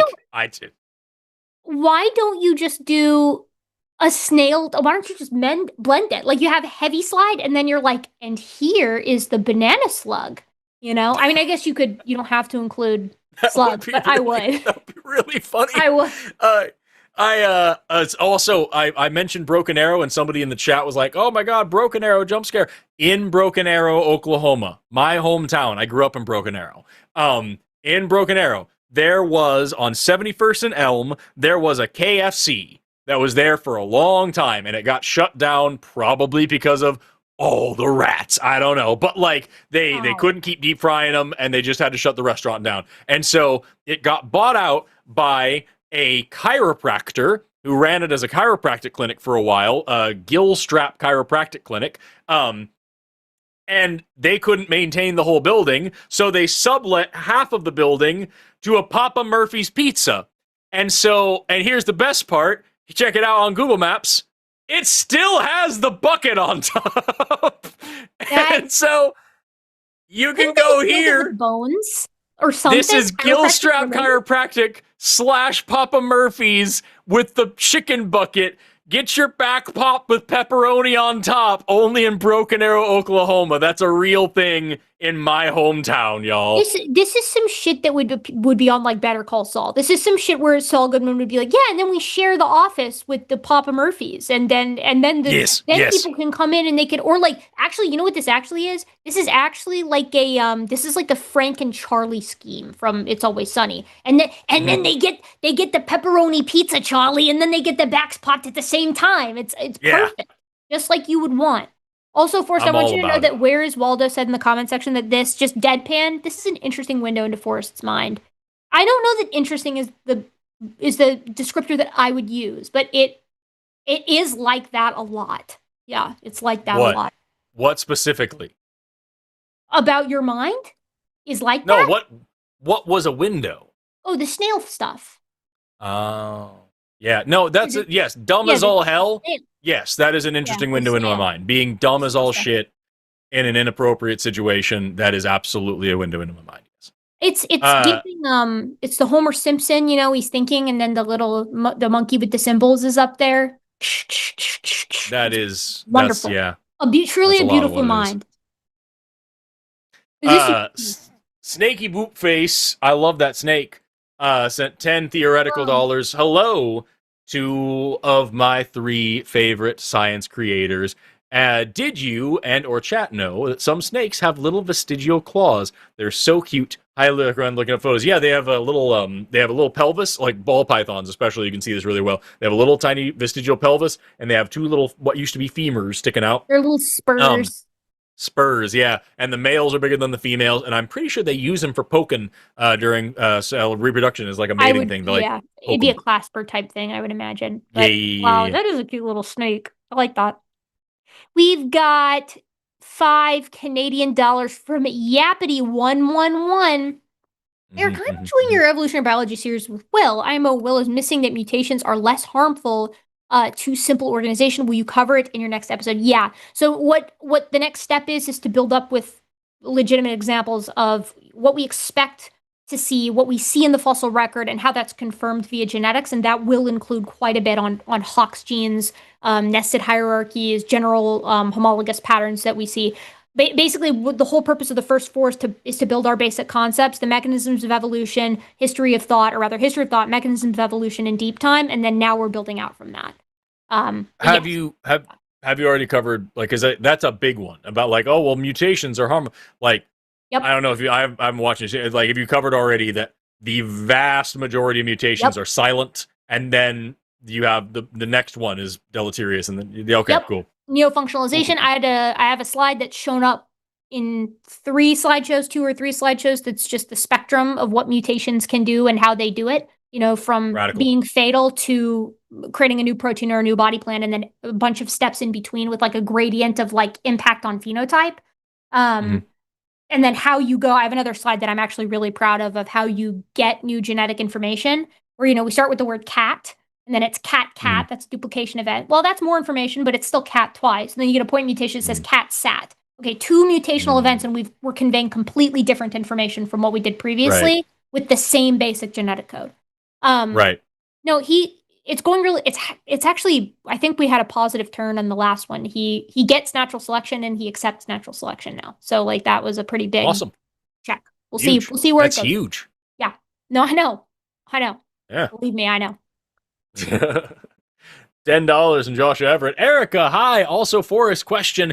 Can we get a brief history of the development of music, specifically singing, percussion, hominins, and our ancestors, and what would be an evolutionary advantage? We covered that a little bit, actually. Yeah, and I was looking up sources, and I found one paper, and I was in the abstract. It was like, music doesn't really serve any like particular adaptive purpose, and that's not fucking true. It's in a species like ours, it's very adaptive to be able to do that. It's like a social cohesion. It's like drumming up for like war, for excitement, for unity, for all sorts of things. So like, dude. I'm reading a really good book right now called The Arrogant Ape, and it's all about how we recontextualize what we do specifically to make it different. So it's like, okay, well, but we make art for fun, and when a bowerbird does it, it's for reproduction, and then we use that to denigrate, what a bowerbird does, for example. The same applies here to music. Like, birds don't sing for fun; they sing for communication or to call a mate. Okay, prove it. Yeah. How do you know that? I don't know if you guys talked about this because I wasn't listening at all, but I was watching a podcast that said that that we evolved music before speech potentially. Yeah, we were talking a little bit about that with an earlier caller. Yeah. It could be because the regions of the brain are really tightly linked. Yeah, and like it makes no like if you have a song for a concept as opposed to a word for a concept, one of them sticks in your brain better. You know what I mean? You could argue that the music first hypothesis is like a better, a more parsimonious thing, that you could create an earworm rather than a word, and then go off of that, and then give the earworm, syntax, more or less. And singing is just more common, too, across all clades, like singing in the sense of like musical, quote-unquote, communication. You were already splitting hairs in how you categorize those things, but insofar as we would split them out, that's one of my tics that I use all the time, by the way, is insofar as, or the same nature as. Those are my, just to put myself on blast here. I already forgot what my vocal tick was supposed to be. I don't know. I don't remember. And all these things. And all these things. And all these things. Yeah. Yeah, for sure. We have $5 from Jack Cup 9162. Hey Forrest, when are you gonna do another Reacted with Jane? And you're both doing awesome. Well, thank you. I'm already doing. Right now, I took a break from John and Jane. I was going to go back to them, but I am currently doing the Classroom series, also from Genesis Apologetics, which are the people who made John and Jane. We just got through the first few videos last month, and I have already written the next video, and I'm going to be filming it probably this week. I've got several things, and then I hope to maybe sleep on Wednesday, and then I'm going to try to record that on Thursday. The Classroom series sucks giant eggs. I did so a video on that once, but only on the hominin stuff. It's really dumb. It's the worst. This next video, we're going to be talking about historical science versus observational science for a minute. That's always a fun one. Yes. $20. Nope. Women rule and tofu is evil. Those are conflicting messages based on what we brought up. Forrest is finally wrong on something. I would only be wrong on half of that if you were critiquing me. I fucking love tofu and also women. So I don't know what your deal is here, bruh. We have $5.99 of Canadian dollars from Ronald Reagan's Puss Puss. Hey guys, what's your favorite woke biology? What a wonderful audience we've cultivated.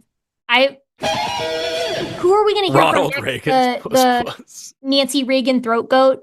That's another meme Thank we you. get a lot. Thank you to the mods in chat for allowing Ronald Reagan's Puss Puss onto the stream.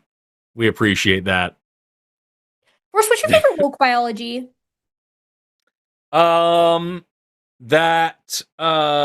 Maybe I would say that male hunters and female gatherers isn't nearly as serious of a thing as people pretend. Of a dichotomy.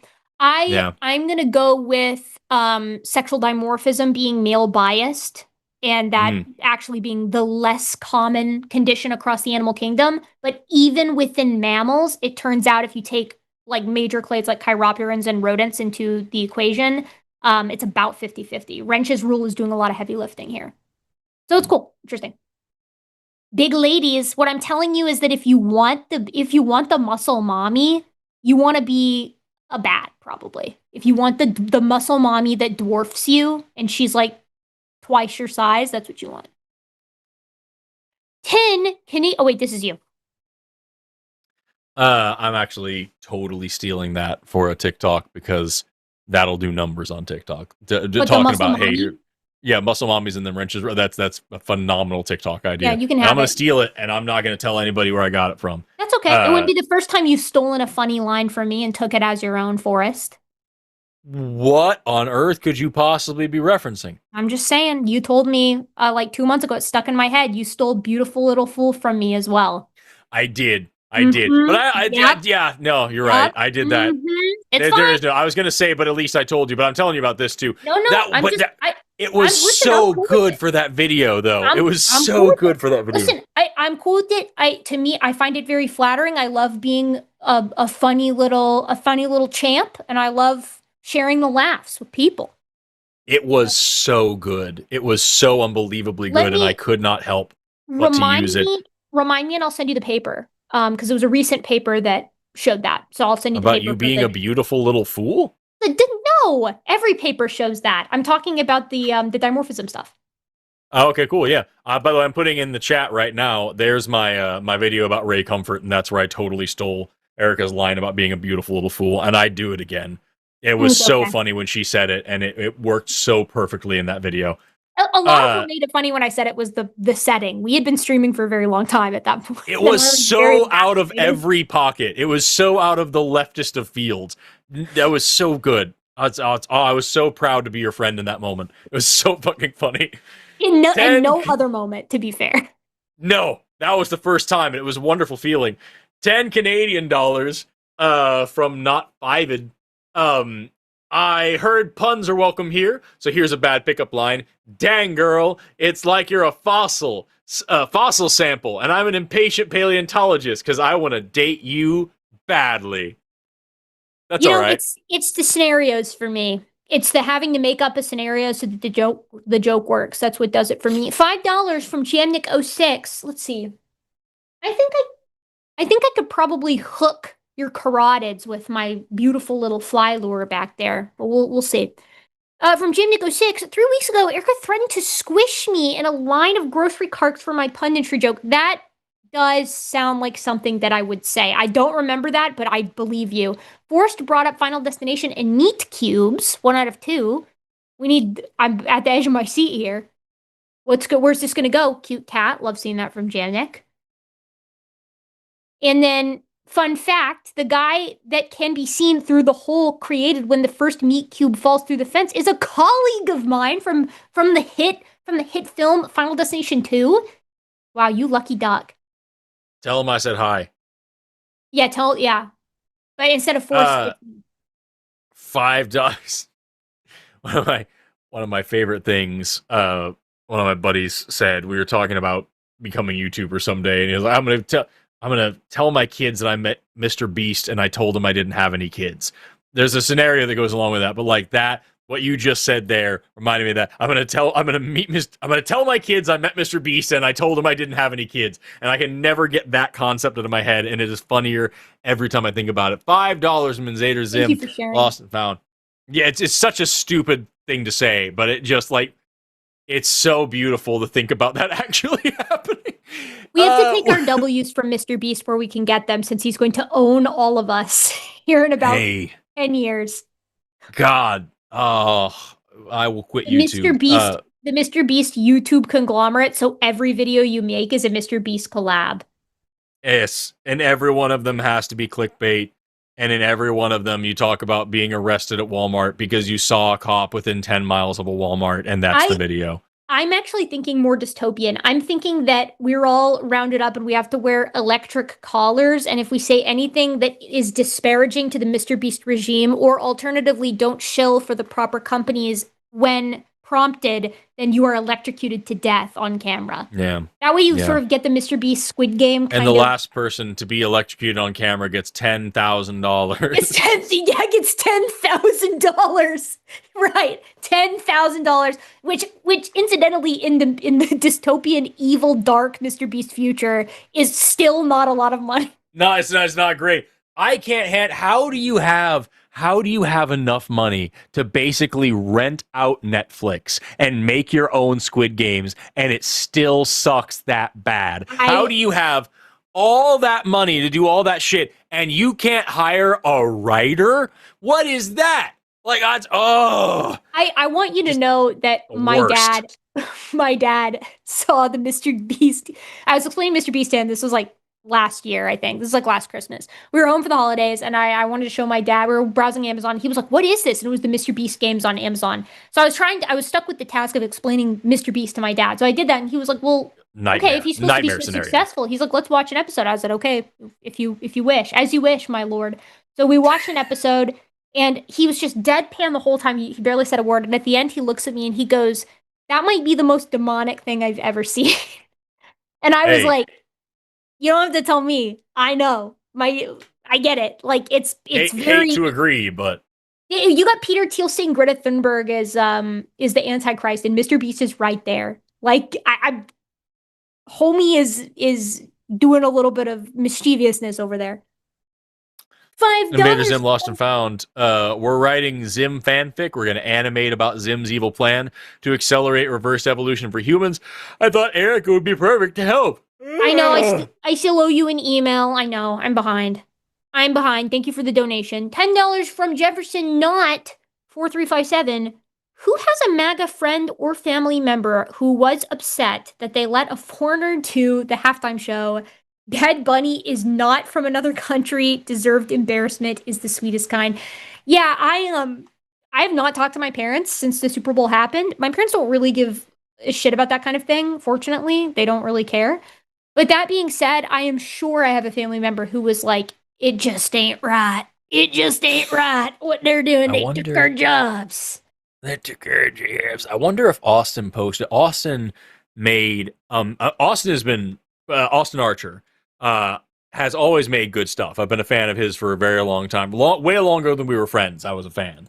And he has been really stepping it up in making just the funniest shit that I've ever seen recently. And it looks like it's not posted on his stuff right now, or on his YouTube, but I know it's on his TikTok. He made a video about like trying to explain to a MAGA that like that Bad Bunny is American. And it's just like, but he doesn't, but you can't not speak English, but he does speak English, but it's not all, but Spanish, but he's not from here, but he's brown, but it just was so good.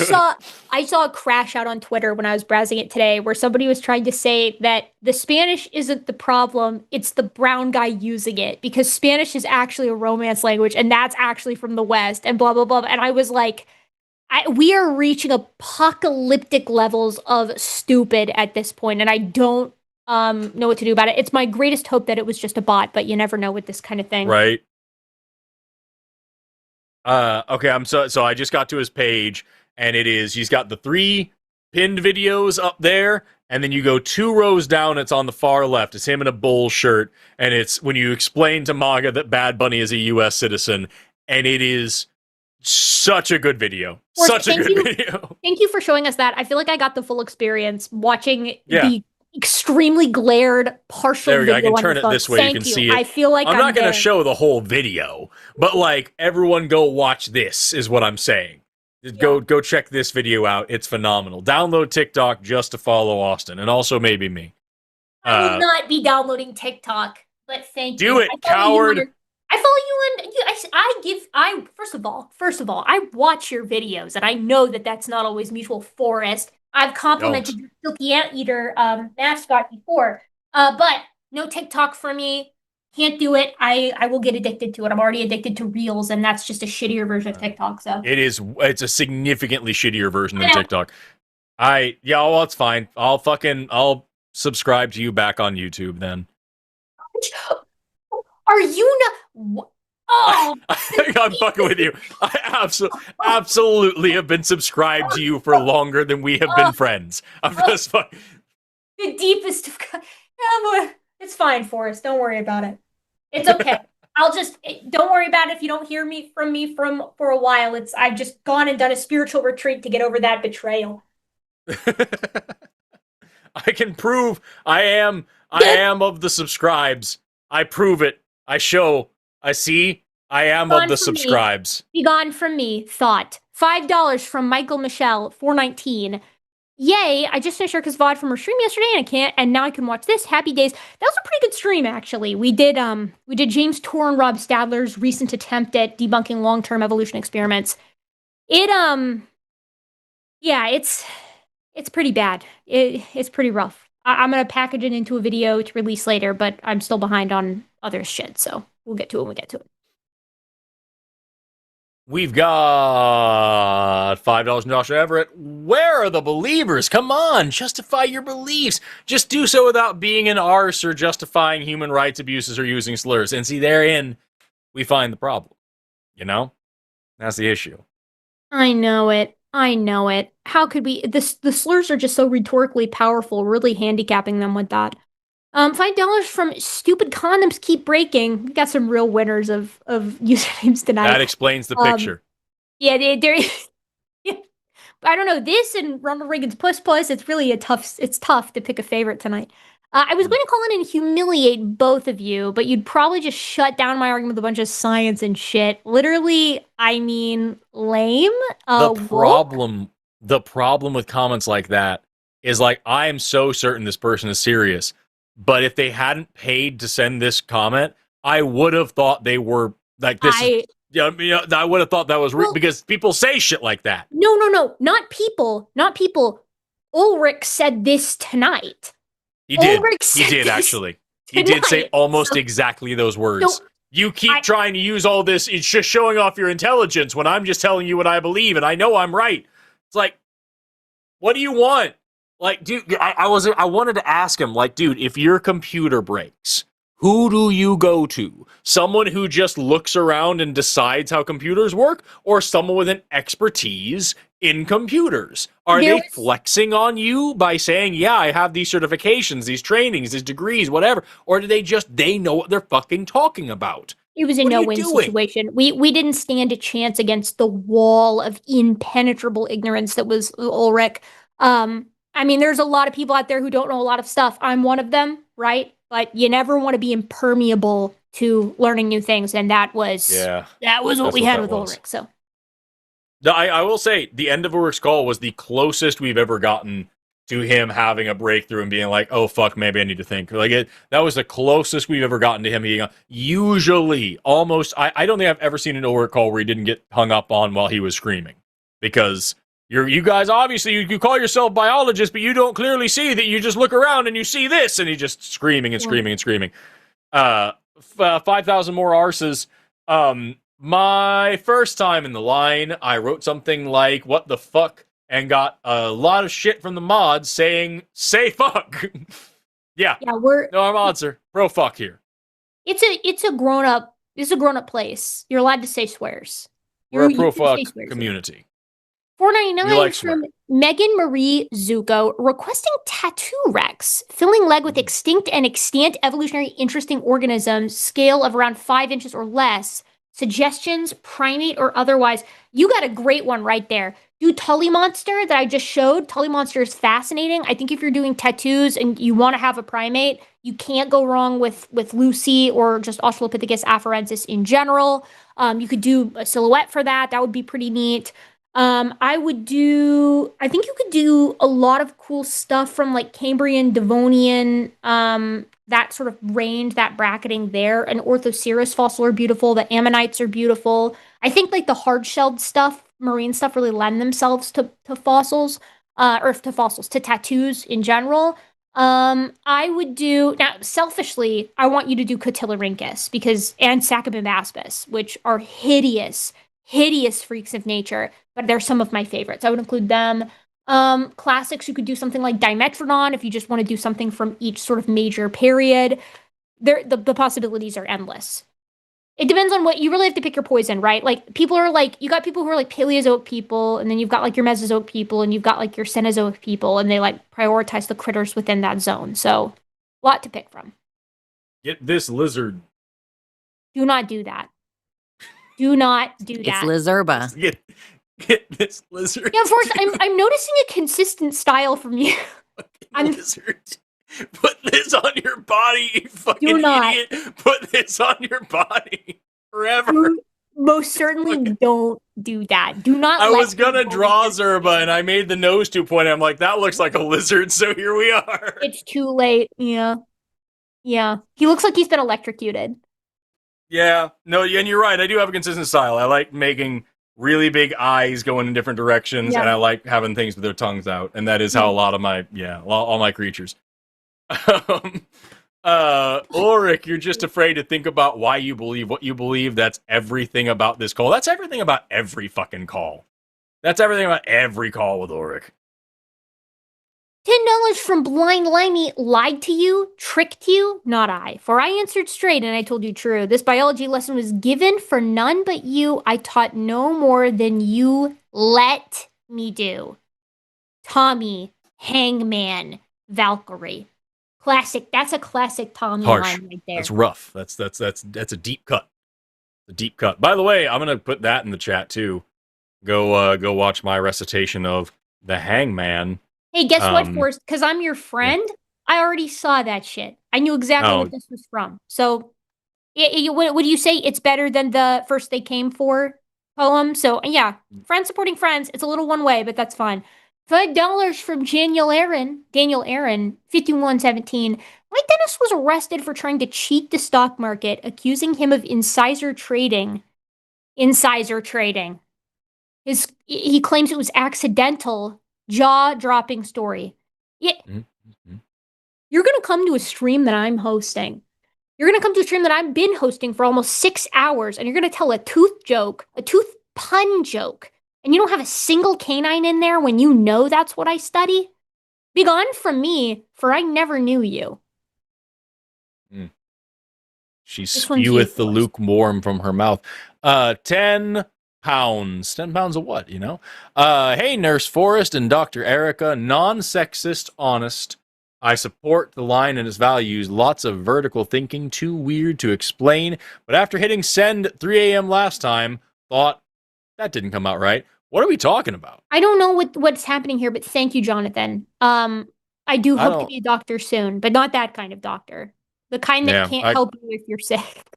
I got a couple of years left, and my only hope is that Erika's graduation is postponed until we can graduate at the same time, like a family.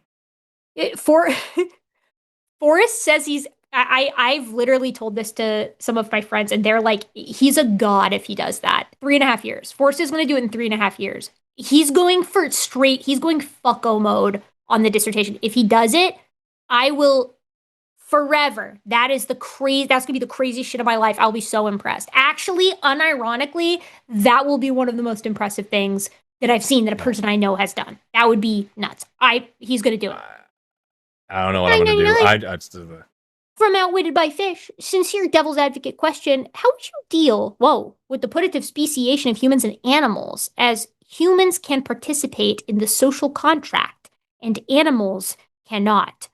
I would point out that how you define the social contract matters here, and I don't think there is a way to define the social contract that, as usual, will include all humans and exclude all non-human animals. That would be my wager.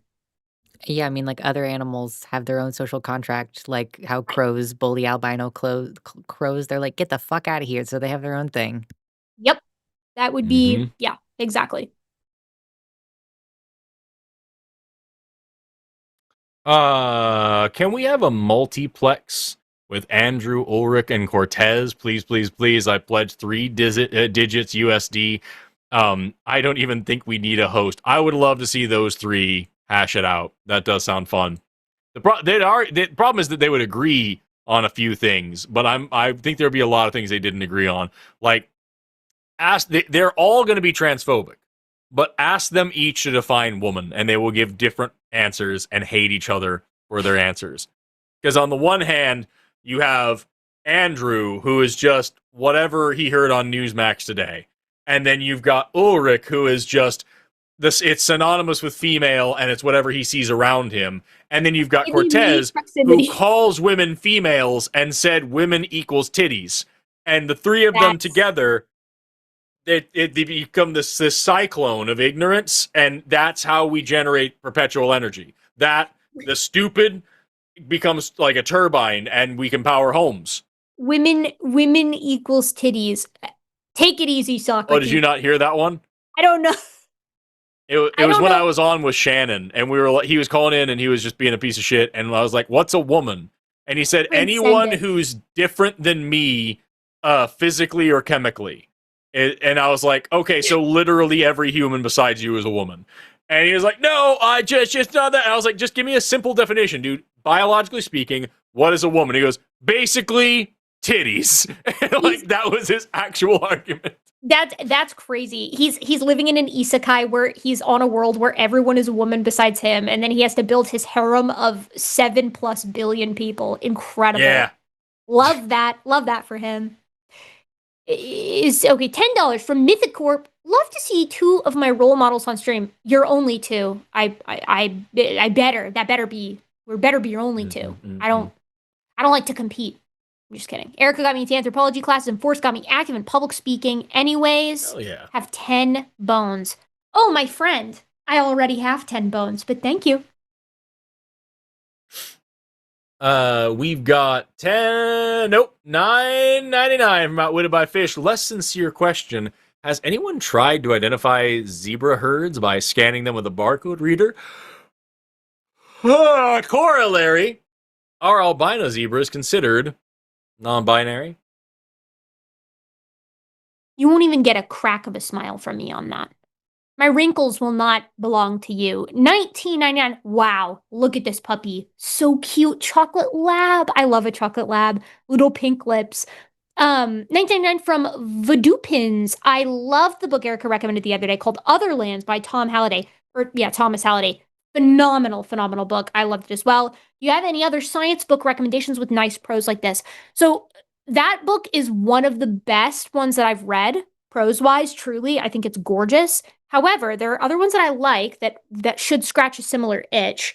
I'm going to recommend to you The Ends of the World by Peter Brannon. That's always one of my go-to recommendations. It's sort of like Otherlands, but mass extinctions, and it's got a little bit more of a callback to present day.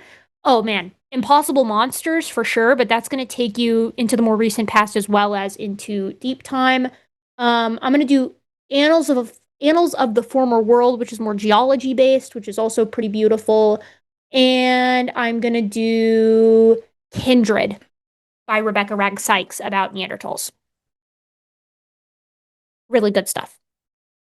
This is one you or me? I think it's me. This one's you. $5. I really need to know more about this romantussy you speak of, Erika. So the one that I fear many of you probably already guessed it. So my husband got me Fourth Wing for Christmas, and I'm already on the third one. It is it is it's dragon stuff conceptually, but it's just the packaging for the smut. There's a lot of smut in it. You don't get into it as quickly as you would think. And I hate to say it, I kind of like it. Like, not just the smut. The smut is good, but it's not just the smut. I do enjoy the actual stories of the books. It's very simple. There's not much to it. It's a pretty standard fantasy fare. You're not going to be getting an overarching sort of Cosmere by Brandon Sanderson style epic here, but not everything needs to be that.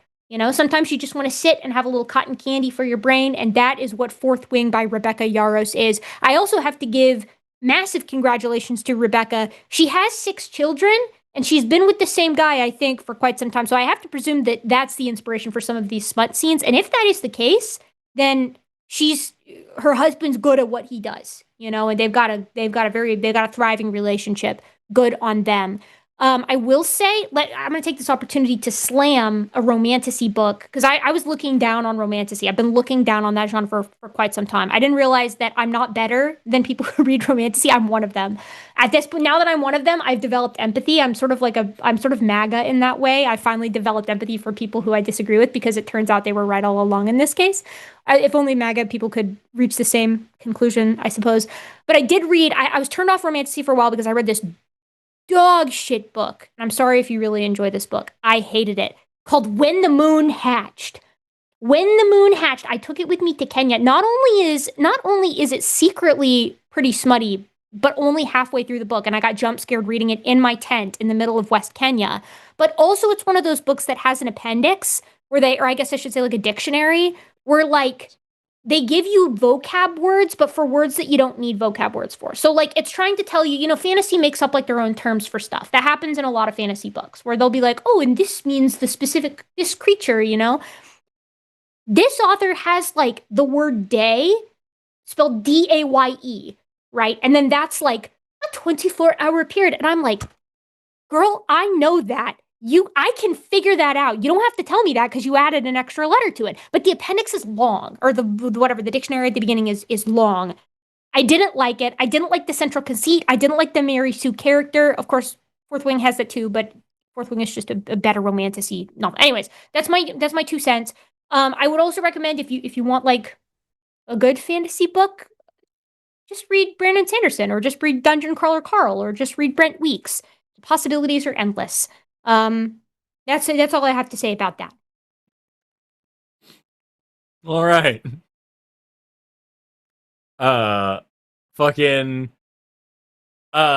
Ulrich, more like poor. Hold on. This one. Yeah. That's so true. I'm shocked you don't have an air horn on that thing. I used to, but I actually just deleted it to make room for this one.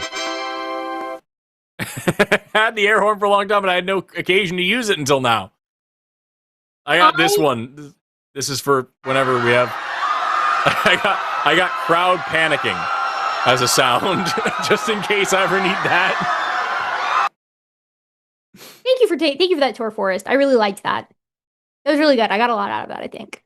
All right, Megan Marie Zuko. What's the romantasy? I already told you about it, and I'm already getting shamed. I'm absolutely getting raked through the coals in the chat. That's fine. You know what? They hated Jesus because he was right. I enjoyed this book because it was fun to read. I like it in the same way that some of you watch a Ryan Murphy show, so you guys can just jump in a lake. I refuse to be shut down by you for enjoying media that is not good, but I am enjoying it. In our book club, we're reading the Relic series by Maz Maddox, M.M. Spice, about dino shapeshifters, and was surprisingly perplexingly good. I'm in. I'm always in on a shapeshifting book, but I do prefer it when the shapeshifting, like, I don't want an MC that can't shapeshift. You know, my least favorite is the trope that what's her name, Sarah J. Maas falls into, where like all of the love interests are like these big hulking dudes, and they all turn into these epic creatures. And then, like, the main character is just, like, this little gal.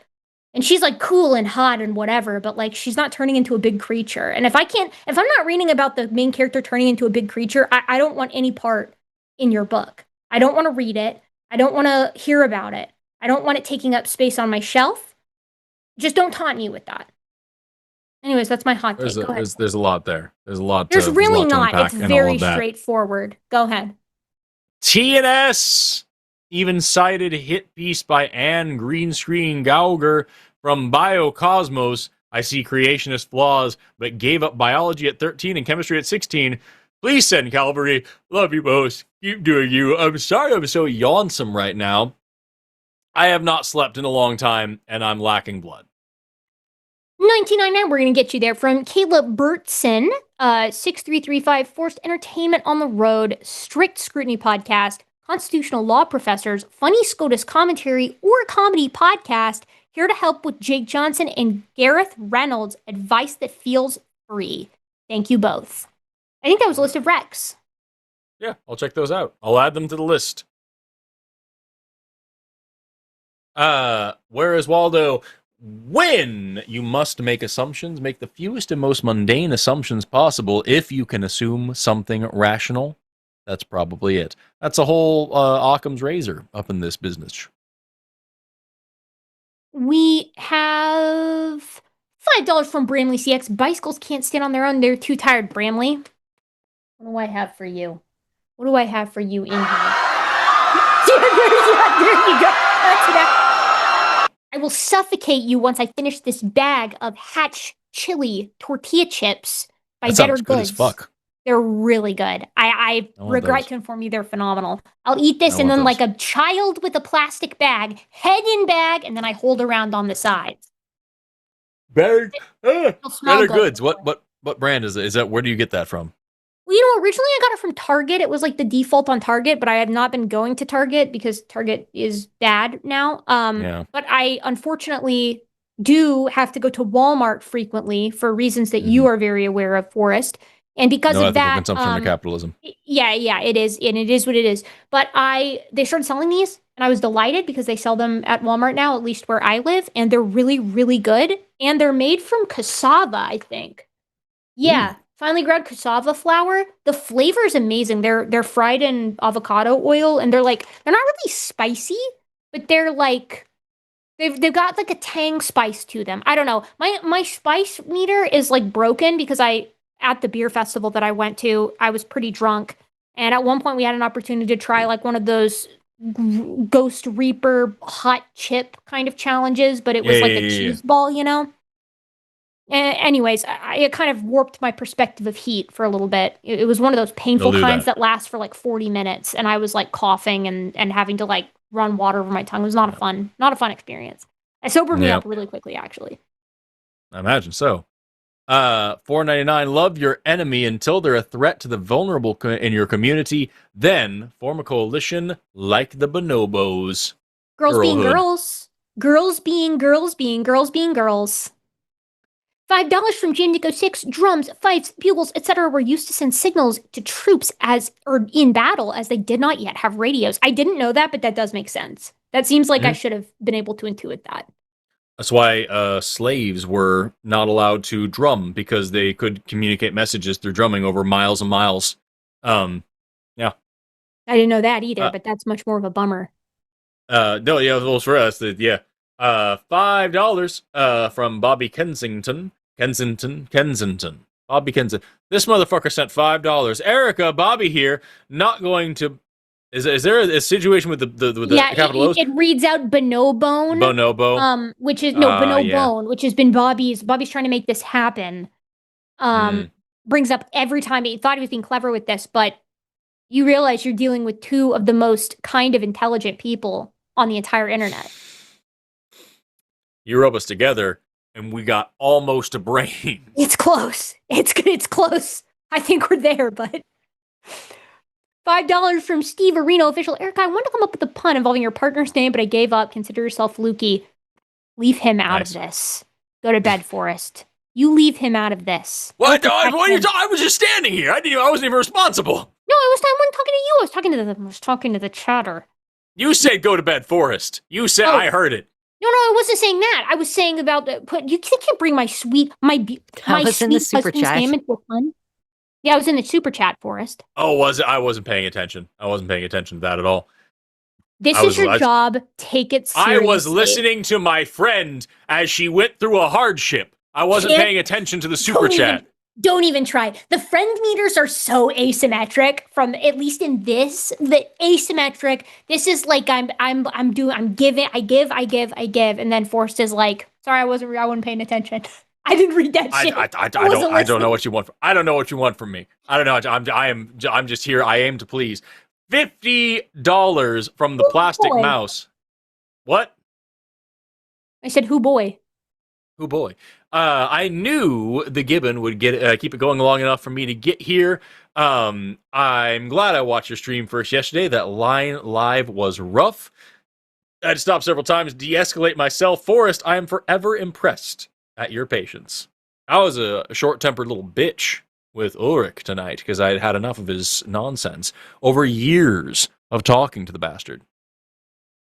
We make headway one conversation at a time.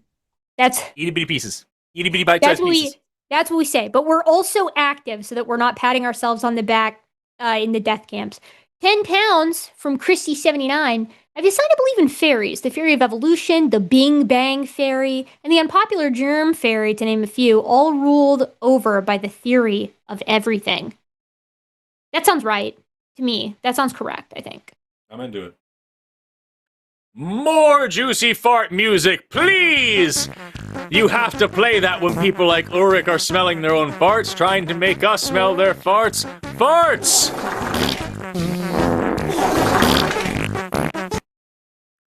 Jimmy Anyway, did that's say what to that use super those chat in says. an emergency. I feel like that was an emergency. I feel like that was a critical moment. Not even not even in the same stratosphere. They sent $5. This chatter knows precisely what they were doing. And they're lucky they have a cute cat profile picture. That always sort of brings me down, or sort of mellows me out. $10 from Brent J. Council Treasure. Can we please get back to the monad already? I'm literally asking myself this every day. I wake up and I'm like, when is somebody going to bring up the monad? Please. I live for the monad. Please I bring it back. breathe for the monad. I'm here for the monad. $5. Glad you like the hat, Boris. That's from Miranda Rensberger. I love the hat. I'm incredibly happy with the hat. I showed the hat to all my friends, and now I've shown it online as well because it's incredibly cool. You should be very proud of this. It's an incredible artistic achievement, and I will treasure this for the rest of my life. $5 from Joshua Everett, 9887 from... This would actually be so funny. Forrest is going to show up to the event wearing the same thing as Erika. We both show up in like a really cute blouse and like really nice leather form-fitting pants and nice tall calf-high boots. And we walk in and I'm like, this happens every time. One of us has to change. One of us has to change. I did buy these. I bought these just to fuck with Seth as well. And you saw me wearing these the other day during the thing. But like, yeah. By the way, that is what Forrest sees when he sees the type of glasses that I wear. He's like, "Oh yeah, it's the stupid dork glasses." I can find those easy. Let me tell you, I just went on Amazon and bought I typed in thick rimmed black prop glasses because you can buy these they're just clear frames. Yeah. You know what I mean? This is what came up, and I think they look fucking dumb as all hell. I don't think that these are accurate representations. Like you're about to go jellyfishing, like with Bob Patrick and those things. In terms of a caricature, like it's good for that, but in all other cases, they're fucking stupid. Yeah. That said, I will reiterate. I'm not going to tell y'all what it is, but if you come to the show on the 7th, you will see something absolutely magnificent, breathtakingly beautiful. It's really good. It's really good, actually. And I can promise you that you will see a version of it you will see a very small version of this regardless, but you will not get the full experience unless you're there. That's true. That's true. Yeah, we went to a lot of trouble. We went to a lot of trouble for the present that you guys are going to get this. I called Erika. Amber and I were talking. I had an amazing idea. And I talked out with Amber, and then I called Erika, and I talked out with Erika, and then I called Seth. I was shocked that Seth was down. Not only that, but what it is, on paper, it seems like it could really not work. It works. Yeah. It works so.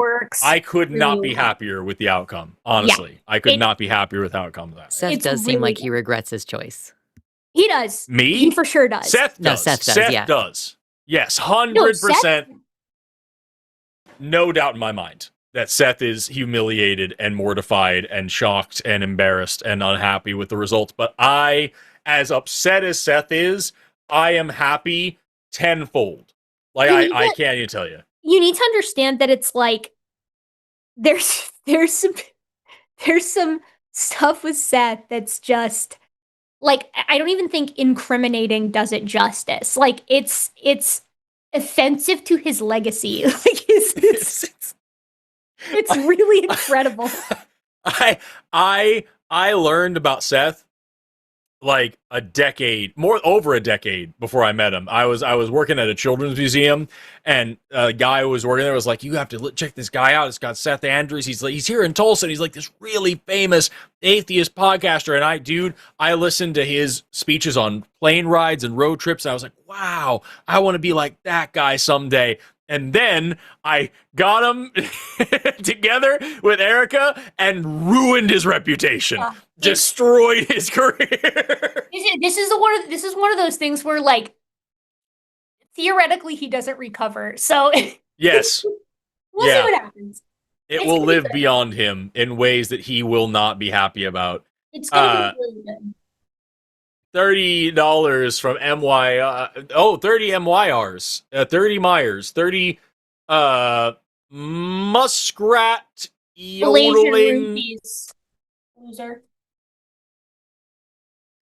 30 moose yak rats. From Fishy 2525 to love to my favorites. Love to two of my favorite scientist YouTubers had a mini impromptu debate with an anti-medicine Western ones lady last night, along with two spectators. Should I continue to have such debates in the future? As long as they're happy for you and productive and useful, and they don't just burn you out. Yeah, it's always good to have discourse and to like help encourage people to think critically. That's great. And worst case scenario, you learn something too. It's not your job and you're not obligated, but at the same time, it is a good turn as long as, like Forrest said, you're safe and it's not hurting you in the mentals, you know? If you can do it, I say do it. If you can't, or if you hate it, don't. $5. Why is King Gizzard and the Lizard Wizards such a killer band? I ask myself this question sometimes. They are a good band. They're quite good. No, I don't know if is that a real thing? Still, yeah, they're great. Oh, hell yeah. I'll check it out. $10 from Giant Casudo. What is your favorite Gorillaz song, and why is it Clint Eastwood? Finally, someone let me out of my cage. No, time for me is nothing because I'm counting no age. I would say my favorite song is... I have a bit of an unconventional favorite. I'm going to say Empire Ants from Plastic Beach. Or...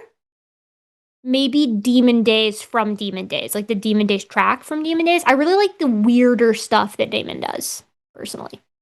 Or November Has Come. I like that one too. Hold on a second, let me make sure. 19-2000. That's a good one, right? Yeah, I know that one. That's there's a sped up version and then there's a slower version, but it's the music that we do. Do the bump, like that one. You get the cool shoe shine, dude. Mm-hmm. Get the I know it is that one. Get the cool shoe shine. That one, yeah. Pretty good. I don't actually like know the song in depth, but the vibes, the vibes that come along with the background track, makes me feel like kind of waking up late on a Sunday morning after a good party the night before, and kind of like getting my shit together and getting out the door and getting my life started again. That's what that song makes me feel, and I like that. You know what I mean? It's a cool song. I like it quite a bit. So I like the faster version more than the slower version, though. I will say that. Right on. Have you heard Shoe Buddy Bop? Shoe Buddy Bop? Shoe Buddy Bop. Yes. Yes, I have heard Shoe Buddy Bop. Shoe Body Boo. Yes, I do. I do know that song. Actually, it took me a minute. But that's another one it's good sped up or slow. I'm gonna put it in the chat, and everybody should go enjoy that. $5 from Thomp10. If you switch bodies, Mr. Beast, what would you do? Everything in my power to stop being Mr. Beast, and I would give away money in a way that was actually meaningful, and I would find friends that I didn't have to pay to like me. My intrusive thought answer would violate TOS. So I won't say that. Yeah. We have $10 from Sketch and Build X. If English was good enough for Jesus Christ, it's good enough for me. Wrote that in the King James Truth. Bible. Truth. Bingo! The one thing we know about Jesus. He spoke only English, and he was blonde with blue eyes, and he voted Republican, and he owned an AR-15. $10 from Flux Channeler. Catching up on the Ulrich call, and holy shit, Erika, I'm so sorry. Forrest, I'm less sorry to you. What the fuck? Just because I've had to deal with it before, and you think I'm tough and calloused now? You don't think I'm soft and sensitive, and I have a soul that needs protecting? It was no for me. I'm just a little boy. I was but a baby to this world, so I don't know. There's something about the loss of innocence that really gets to people, I think. It gets them in their core. $5.99 from Juju Penguins. Erika, you might enjoy Dragon Song and Dragon Singer, the only Anne McCaffrey books worth reading, in my honest opinion. Short and sweet. I've taken the red pill on romantasy and lighthearted, low stakes fantasy in general. I need more of that in my life, so thank you. $5 from Rainbow Anna. I think this is our last one. Have either of you read the His Dark Materials series? I enjoy the take on Christianity. I'm an atheist. I don't know what that is. I have read the Golden Compass. I did not finish it because I read the Golden Compass when I was a kid, but I am planning on reading it. So my husband is reading through Lord of the Rings, like the first round through Lord of the Rings right now, and because he just finished the last Brent Weeks of the Lightbringer series. So he's reading through Lord of the Rings, and then he wants to do Dark Materials, and so I will probably get them after him. But I do plan on it. I literally never read anything that I'm not required to read anymore. You know, it's like I'm just fucking. So I was the same way, really and truly. I was the same way, and I am really glad that I don't do that anymore. There's something about sitting down with a book that is just for fun that is like actually incredibly relaxing to me. So, you know, I don't know. I make time for it, and I'm glad I do, but you know, when I have free time, I'm not reading because I usually every time I'm reading, I'm just doing school. And so and it sucks because I've got I buy too many books, and I usually what I almost always do is I'll just pull out like the chapter or two that I need for the thing, and then I put the book away, and I don't have time to finish the fucking thing. I can't tell you how many of these books and books all over my house that I've either started and never finished, or I literally just bought it because I needed a chapter out of it for something I was writing or some other thing. And it's and most of the time I've got fucking stacks of just papers. It's this is this semester's papers from this class, from this class, from this class. And that's just all I do, man. It sucks. I wish I had more free read time. I really empathize with you again, because I was the same way for a really long time. And the reason I bucked against it is because I was developing not a hatred, but a not fun relationship with reading, where it was I would dread, there would be an aspect of it where I was like, okay, here we go, I'm going to start this book and I'm not going to get to finish it, and that incompletion, that non-completion would weigh on me. But low stakes reading has sort of brought my love back for it. And what I will say too, and this is my recommendation for anybody, reading is so good for reading for fun, I should say, is so good for recovering that attention span that you lose from short form content. Because I found myself getting impatient. You ever have a moment where you're scrolling, you're on Reels, you're on TikTok, and you're this video is a minute, that's too long, get to the fucking point. And it's it's a minute. Yeah. It's a minute. That's not a long time. Our brains should not be doing that. So I would recommend it, but I also get it.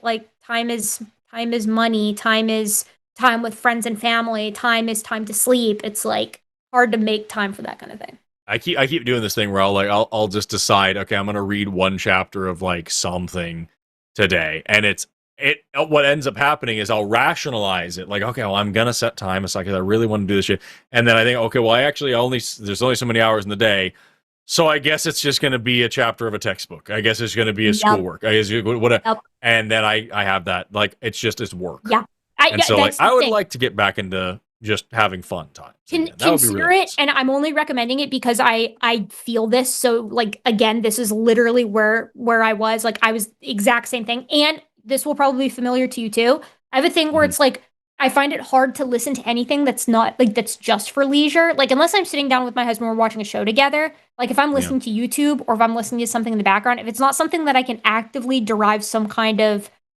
extract some kind of resource or learning value from it, I feel guilty. But it doesn't all have to be that way. You know, sometimes you gotta listen to some dumb bullshit. Sometimes I want to listen to a deep dive about, you know, an amusement park I've never heard of. I want to listen to Defunct Land. I'm gonna listen to Jay Nicholson. You know, whatever. Like I want to keep it low stakes. So, and that's sometimes perhaps you would enjoy it if somebody were to make, like, for example, like a 20-minute talk about snails. Hypothetically. Perhaps. I would need to know where the fuck it was going, though. I would need to know what's the punchline. What's the punchline? Start and finish. Snails. Yeah. This is going to be great. You guys should come to Tulsa. It's definitely going to be worth it. It's definitely worth the money. Trust me, trust me, trust me. Forrest is going to give a great talk. You're going to get there and it's going to be you know what it's going to be? You know what it's going to be? Hold on. It's going to be, the opening slide is going to be this shit. Hold on. You're going to love this, Forrest. This is like topical humor. It's going to be, you're going to be impressed. It's going to be this. I recommend reading short stories, by the way. It's going to be this. That's, you know what, though? I love them. Yeah, that's great. What it's going to be. It's going to be Forrest. He's going to draw in some kind of dipshit little snail. Actually, I do concur about the short story thing because they are low stakes, too. Ursula K. Le Guin's short stories will have you closing a book going, oh, fuck, I need to, like, rethink my life for a few minutes here. Oh good. I do need more of that in my life. I will say, the shit that I'm reading right now, I turn the page and I'm like, damn, I wonder where are they gonna have sex tomorrow? Like today it was out on the balcony. Where are they going tomorrow? What's going? Someone asked earlier the dragons? You know, there's dragons involved in the story. Are the dragons related in the smut? They are not related in the smut. Get your minds out of the gutters. Furries, pejorative. Insult. Stones in a glass house, Erika. You're already on thin ice. Let's close this. Let's close this boy out. I'm done with all. Yeah, let's fucking flush this turd. Hey, everybody! Thanks so much for watching tonight's show. Sorry for what it was, but at the end of the day, you stuck around for the whole thing, so it's partially your fault too. Thanks so much to Lux for producing tonight. Thanks so much for Erika for working with me tonight. Always a pleasure working with you, my friend. Thank you so much to our mods in chat for keeping things simple and safe. Thank you so much to the people in chat, even the ones that suck. Thank you so much to our callers, even the ones that suck. Have an awesome rest of your day, and never stop learning. Good night.